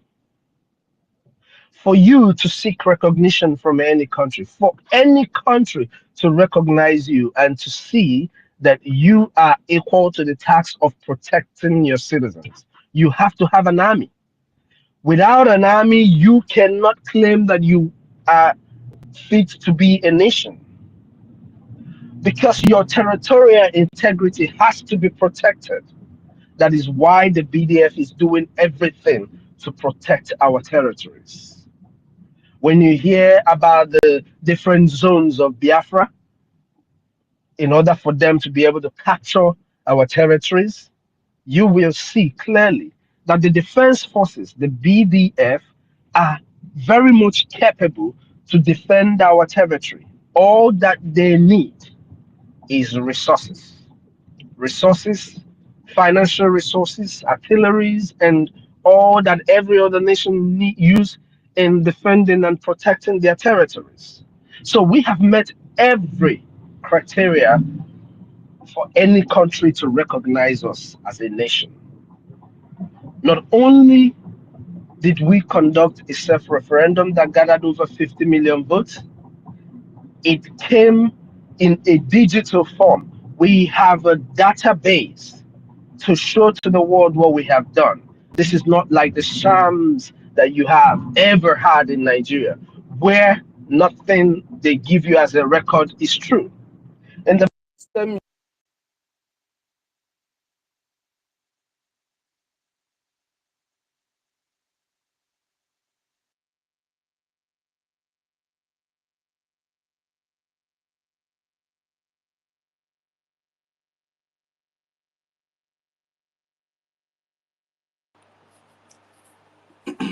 Ministers, no.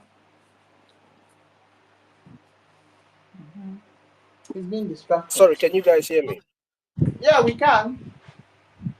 Okay, sorry about that, please.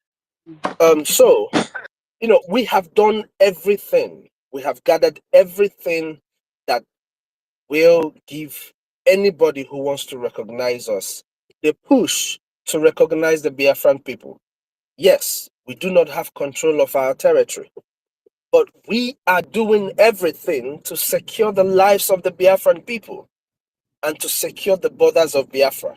This is one thing that the rest of the world must look at before you judge us on not having control of our territory. Like our leader, Ojukwu said at the end of the war. He said, before you judge us whether we were successful in this war, you have to check the number of lives that we were able to save, the Biafran people, the lives that we were able to save. I am quoting what our leader Ojukwu said. Now we are telling our friends who are listening to us, the countries who are to recognize the Biafran, who are to recognize Biafra, please look at the lives of Biafra that we are saving, the Biafran Defense Forces are saving, before you judge us that we have no control of our territory. Why the sabotage? The reason why the sabotage is and will continue to exist, because believe it or not, even in Israel where they are fighting today, there are still saboteurs amongst them. In Russia, where they know that when they are caught, they're going to be killed, there are still saboteurs among them. In Europe, there are still saboteurs among them.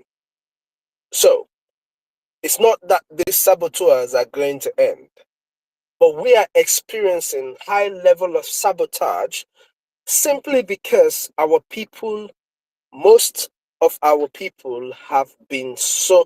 See, you want to control the people, you make them poor. You take away knowledge from them. Their ability to understand what is going on and what is best for them creates room for the sabotage. The hunger in the land creates room for the sabotage. It makes it easy for them to yield to any little amount of money that is presented to them. And on the other hand, just like in the countries where we exist, where there are people who hate their own land, we have people who hate themselves, who hate our land, who are so scared of a war that already is ongoing that they capitulate to the pressure of the Nigerian terrorist state. Now, we should also remember that fear and intimidation are kind of terrorism. These are things that you can use to influence terrorism against the people. When you create so much amount of fear and intimidation on the people, it is easy for you to make them bend to pressure that will make them sabotage what we are doing. And we have other in-house rats.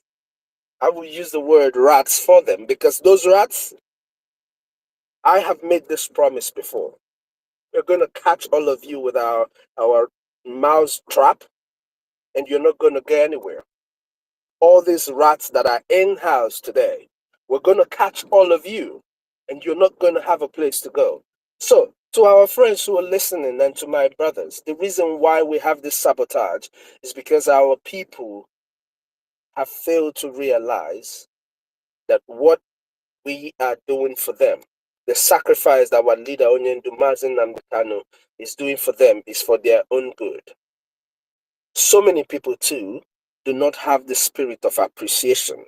Because if you appreciate the death of over 3.5 million children, over 5 million Biafrans, the sacrifice that young 13, 15-year-old kids who were picking up guns to fight to see that you and I are able to be here today, if they have that spirit of appreciation, appreciating the sacrifice that these people made, we will not be having the kind of saboteurs that we are experiencing today.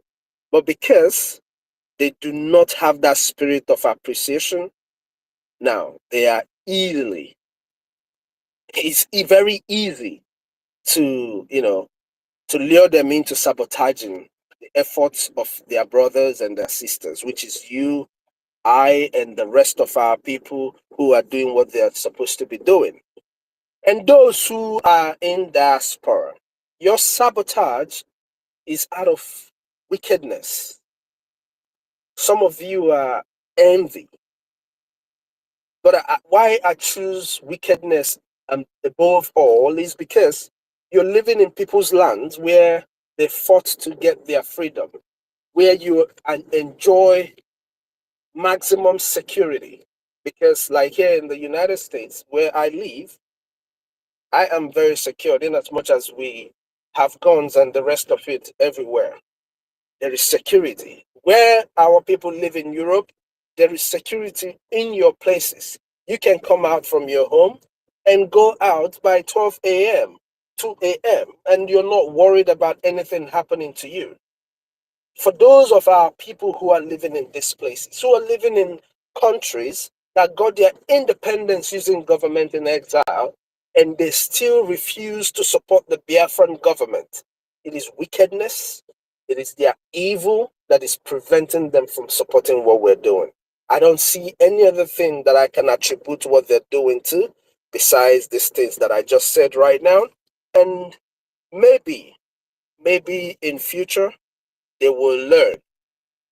I don't know if they're going to learn the hard way, but they are going to learn. Whichever way they learn is going to be left to them, but maybe they will learn. If they don't learn, it's up to them.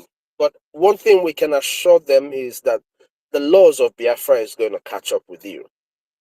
Those who have been with us but choose to backstab us and fight against us, the same law that some of you wrote is what will be used against you.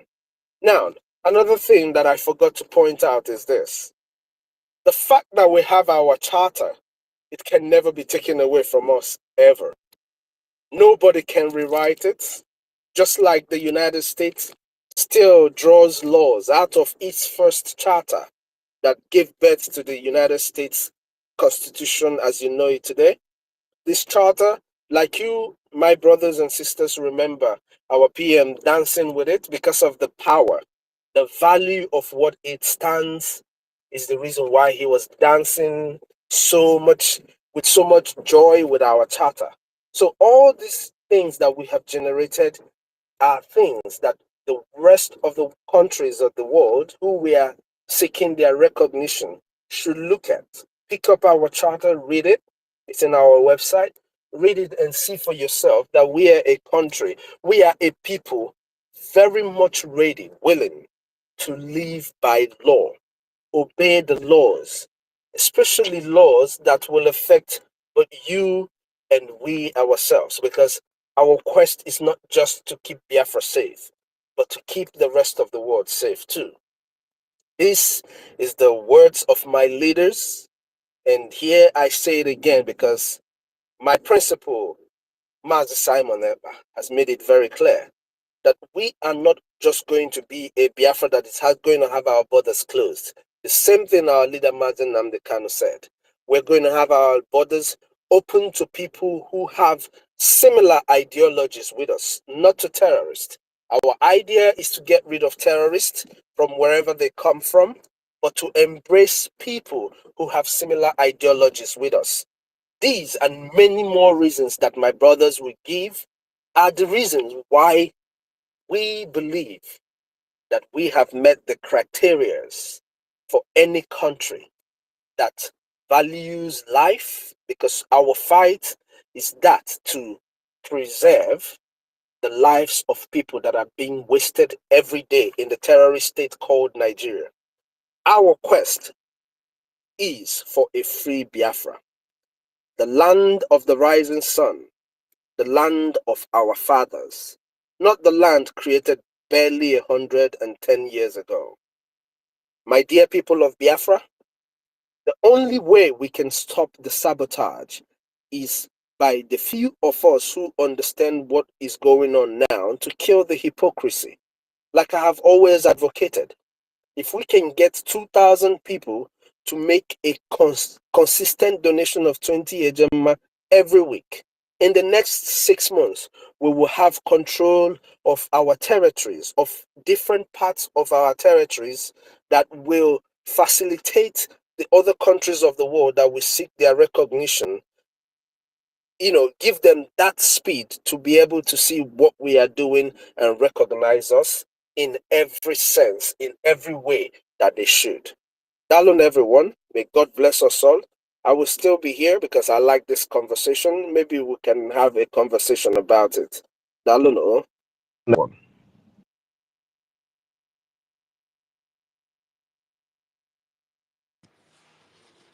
Yeah, Mr. Snow, our minister.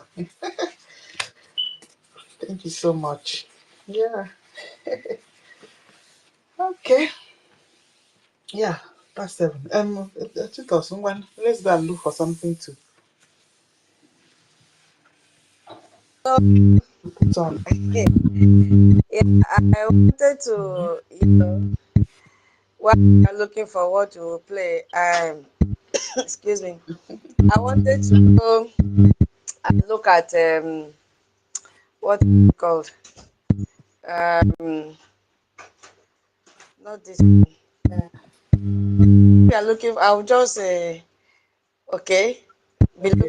I want to just go back to what I said before, but just search what you want to play. Then we'll continue when you are ready. Yeah. Be searching. Let me also look for one because about the international powers that are sabotaging us. Yeah, I'm just buying time for you, Madam Key. Okay. That is, I talked about the economic warfare that they are blocking our international funding. Yeah, I think I made that one that time.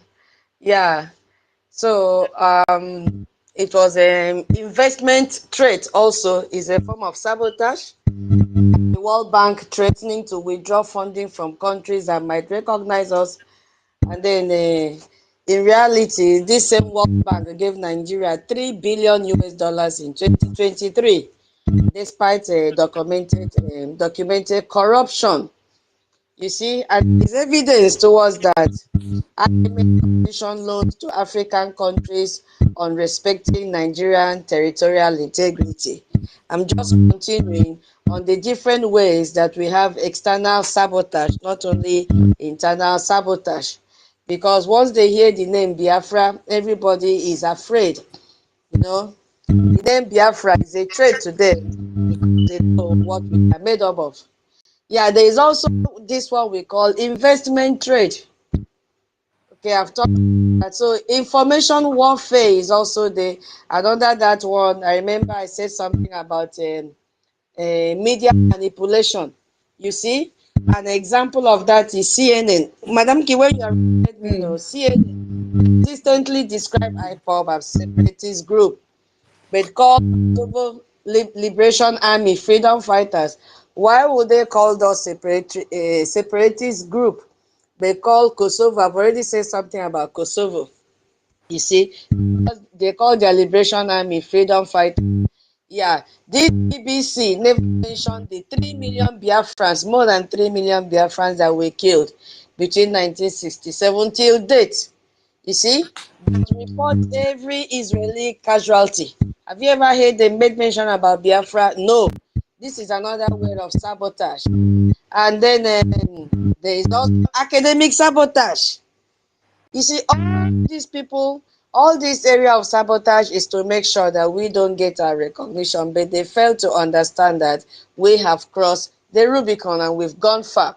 Now, under academic sabotage, we have an example is Harvard Kennedy School that received 10 million US dollars annually from Nigerian government for policy research. Have you ever seen them give us this money? No. What is now the reality of this? No major US universities has ever hosted a conference on Biafra independence. This happened years back, but now US is interested in our freedom. So we clap for them for giving us and listening to us and hearing our cry, because today our policy have aligned with them. Yes, and that is why they are ready to work with us. So we love that, and we are continue to appreciate them for what they are doing. We also saw another one under political interference. Diplomatic pressure is there. You see, we also have economic blackmail, another sabotage. You see, and that we can see under EU trade agreement with African countries, include clauses about respecting Nigerian borders. But this same EU created new countries in Yugoslavia and support Taiwan against China. But when it comes to our own, what are they doing? They say that we don't exist, but we say they came late because we have crossed the Rubicon. We also saw another one under UN manipulation. Example, we saw Security Council block discussion of Biafra genocide in 2021. But what did this same UN did? The same UN spent months debating a Myanmar situation with smaller population that were affected. We saw this where Nigeria uses all revenue to lobby UN officials and buy votes in General Assembly. We saw this recently now when they were crying for votes. So why are they in a hurry? Why are they so desperate to sabotage us? I think I mentioned few ones, and then I stopped at the technology aspect of it. Yeah, I talked about the law. Yes, so the third one that I put down was the system of Nigeria is failing. So that is why all this kitty is just coming up so fast. Nigerian state is collapsing. Central government is losing control nationwide. We can see what it is happening. They have lost control in the northern part to Boko Haram, even in our own territory. Yes, so our BDF, they are very strong. They are giving to them woto every minute. You see, they have economic crisis. All revenue alone can't sustain them. That is why the chief of army staff, day before yesterday, went to cry that he needs more funding to give to 18,000 terrorists that he has recruited to come and fight Biafra. We also saw their military weakness. Because they are struggling with multiple insurgencies in Nigeria. That is why they are doing kitty, because they are failing. They are collapsing on a daily basis. And international credibility, which is what we discussed a few days ago, Nigeria is losing faith. Every international community, they are losing faith in Nigeria. They feel that they are no more competent because terrorists have taken over their territory, terrorist country. So that is why they are so much desperate to sabotage what we are doing. They are so much in a hurry, you see, to sabotage what we are doing because time is running out. They did not see this coming. They did not see this coming. They did not even believe our APM will be able to pull the trigger for us to reach where we are going. They thought that Rabu Fulani will be able to achieve the purpose that they set her to carry out in the government, because she came late. And then the second batch, 2025, they came late. And my people, as I said in the morning, all of them now are confessing. As the hot is now confessing who is Okiso Fire, that it is Chinas and Woru. No be me talk it is there what he tweeted, that it is Chinas and Woru. They shouldn't allow him to talk. If not, he will open up so many things. I've told him, open up. We have all our ears open. So you see, everybody is losing it. Everybody is losing it. Our APM promised us that more news will be coming. More news will be coming. Are you ready? More good news. Yeah, more good news is on the way. Are you ready, Madam P? So we have to overcome this. Are you ready? When you are ready, please just let me know. All those videos that are our PM, I'm just looking for one around November. Binuki, let me continue. How to conquer this sabotage? We have to expose their motives. We have to show the theft. We have to document how much wealth they steal from our territory. I've already talked on that, when I used all the companies that stole their resources. You see how they are just giving small percentage to Nigeria because they are corrupt. They are taking it, but they pay large percentage to the international communities. We have to calculate their loss.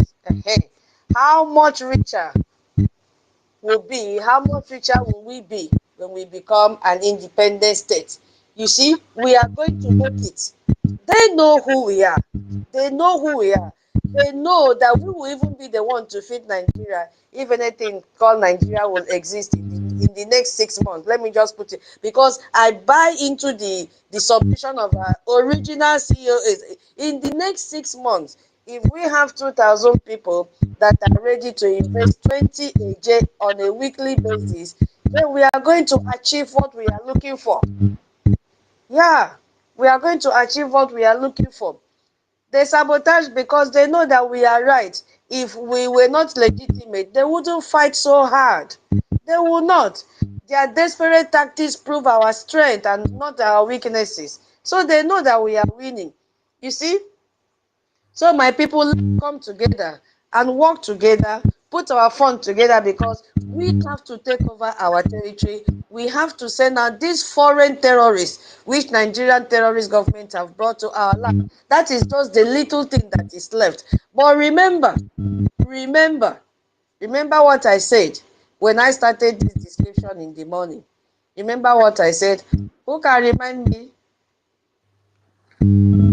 about the territory, so that we don't begin to cry and say, we have not taken over our territory. Hey. Have you seen?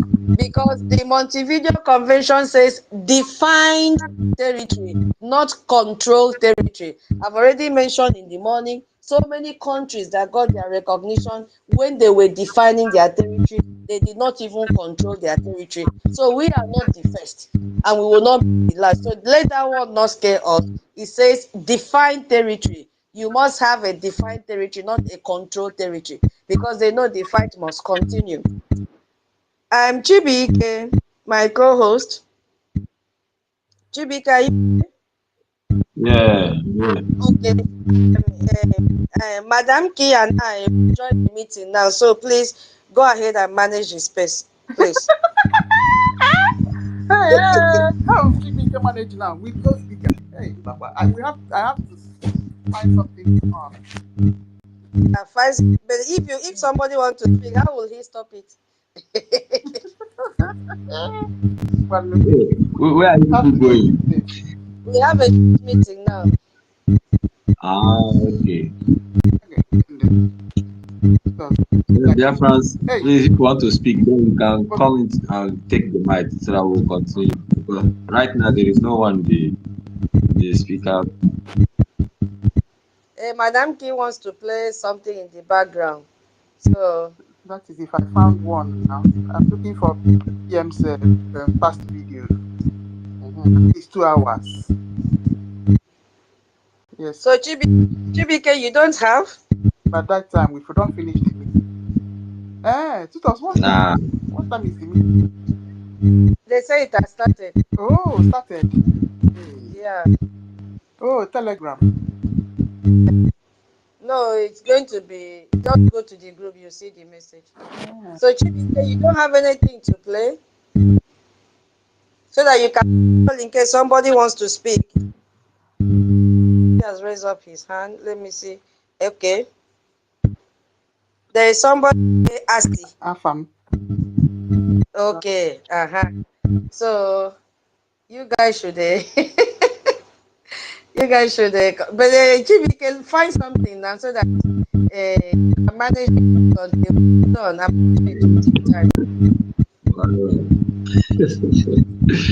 We can only be talking. I don't have anything to play here right now. You don't have only do the broadcast? Nah. You have that one, Poku now. The problem is if you play now and somebody wants to speak. Okay, your ears will be here as well, Madam Key, so that you can pause, right? Oh, why not? Fine, then play. When somebody wants to speak, your eyes will still be going. Okay, no issue. No, don't play. Let Afram speak. Then maybe from there, BIAFRANS will come in. Okay, fine. No wahala. So, Afam, Easy Annie. Is Afam, are you here with us? It's not here. Okay. Yeah, I'm here, my bro. I'm here. Sorry, I just came in. No, please, not anyway. It's because of the other account was a kind of because of my phone, and I got this account. Is Rafam that is speaking. Anyway, my big sis knows me. Greetings, Biafran. And although I have not been long on space, the reason why I took up the mic is one thing. Something I said yesterday, because now where they do me, and I they go. Because one thing I want to say is, please, I believe not everybody that is here now was here. I think yesterday or day before yesterday that we talked about this, please, my brothers. It's very important. What I'm talking about, I don't know if they have repeated it again. Sister Nkiru knows what I'm talking about. Please, I'm begging us, let us invest in our Bitcoin, our Biafran coin. Because when we do invest on it, we will make money for our government, and we also will make money. Shebi, we say we like money. Now we have seen a revenue and avenue to make money. And I don't know why we'll be sleeping. Like I repeat, Bitcoin is what it is today because of the investment that how people were throwing money on it. They make it to look so special, and they make it to be so expensive that a Bitcoin is $100 and something thousand. Then we now have Biafran coin, and we have the number. Even if those who can invest maybe 10,000 a year, it doesn't matter as long as it can buy you something. This is something our government is going to manage, and our people are very good in business. And when we do this, it's going to help our government a lot. Why I'm saying this is that all these things we are doing, everything we are doing, my brothers, you no get better soup wey be say no be money killer. You cannot give your wife 1,000 to go to market and buy something to cook soup, and later you expecting okporoko and azumangal and fresh fish and those edikaikon, everything to be. It cannot be. You don't bring money for crayfish and you expect to hear the taste of meat. It's not happening. Okay. Just keep mentioning it. Keep mentioning it. You know, just keep mentioning it. Over time, it will stick. It will stick. Nnamdi, please, you can mute yourself. I have to work on that. So, uploading content every day. 30. That's what I'm trying to work on for a while now. Nnamdi. Anytime we're on space, we can just mention it. You don't have to talk about it for so 30. long. Just mention it and leave. Just mention it and leave. Mention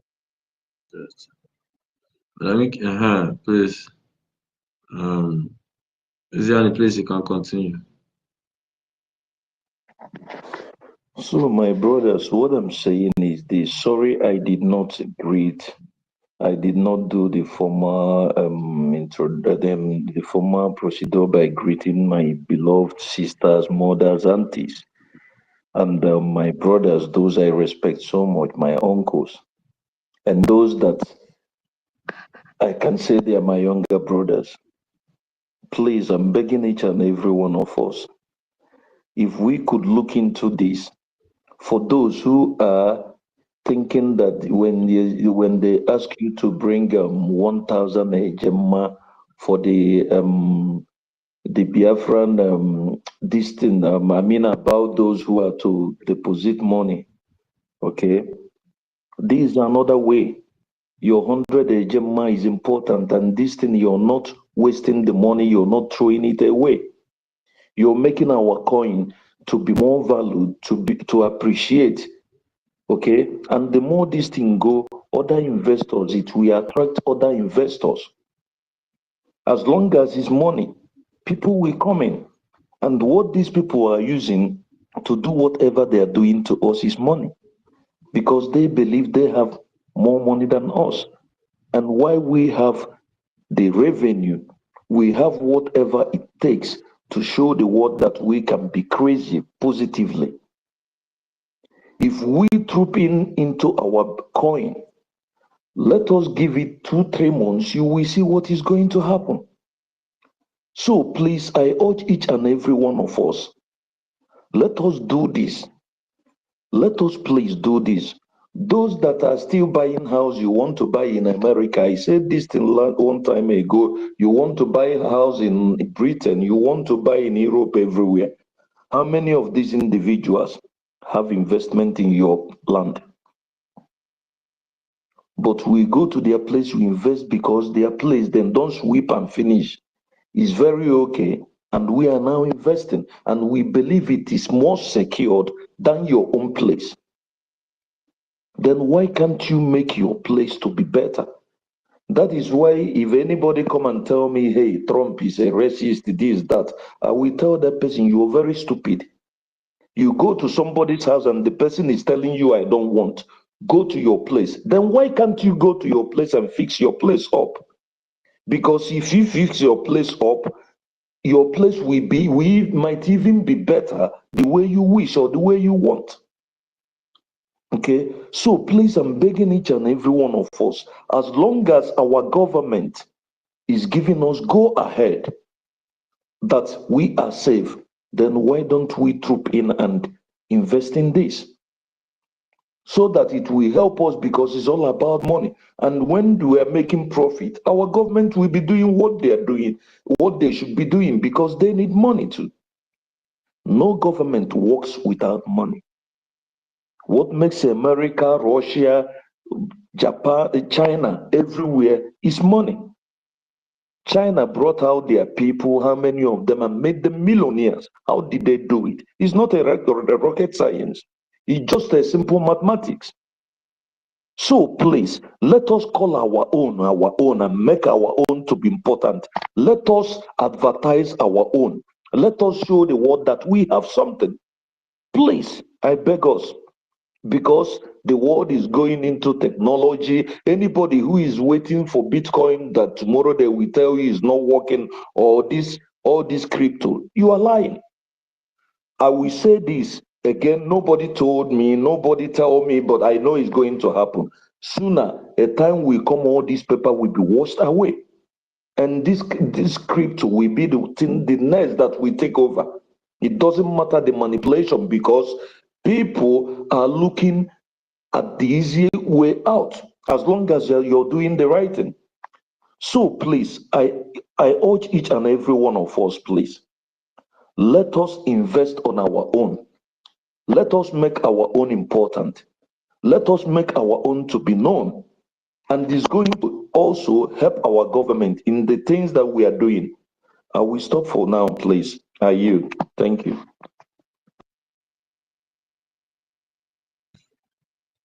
Okay.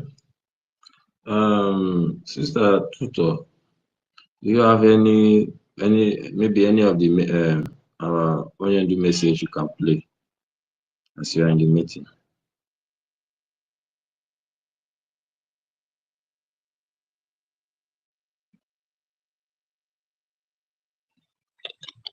Tutors?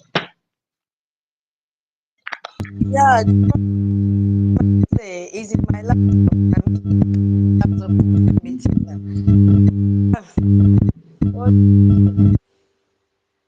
Oh my God. Madam Key, let me speak with Madam Key. Yeah. Yeah, play the Onyendu's broadcast while we are, because I'm using my laptop. Okay, I'm using your laptop for our meeting. Yeah. Okay, that's fine. But let me on it so you can be keeping them busy while we finish meeting. Yes, sir. Hello, sir. Yeah.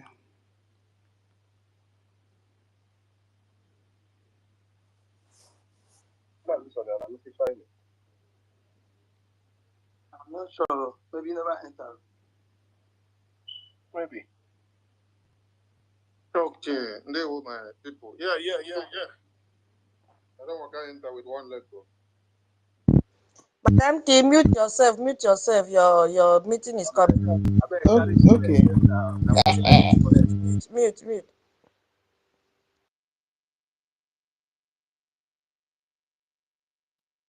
Okay. Before she come up with something, let's go back to our topic today and make a little bit review of what we have been saying since morning. And I don't know if anyone want to speak, you can request so that we'll give you mic. If you want to ask your question, genuine question based on what we have been speaking, the topic, you can come and request for the mic, we'll give you mic. It should not just be like that. Okay? Come on to the space, collect it, mic, and speak. So, says, has Brgie met the Montevideo criteria? First question. Second question, if so, why the sabotage? Now, we'll ask ourselves, what is the meaning of the Montevideo criteria? What is the meaning of Montevideo? Or what is the meaning of Montevideo Convention? And how does that relate to the quest of Biafra? I'm not here to lecture more because I didn't do more of the background check. TBK. Yes. Should I Yes, you can play.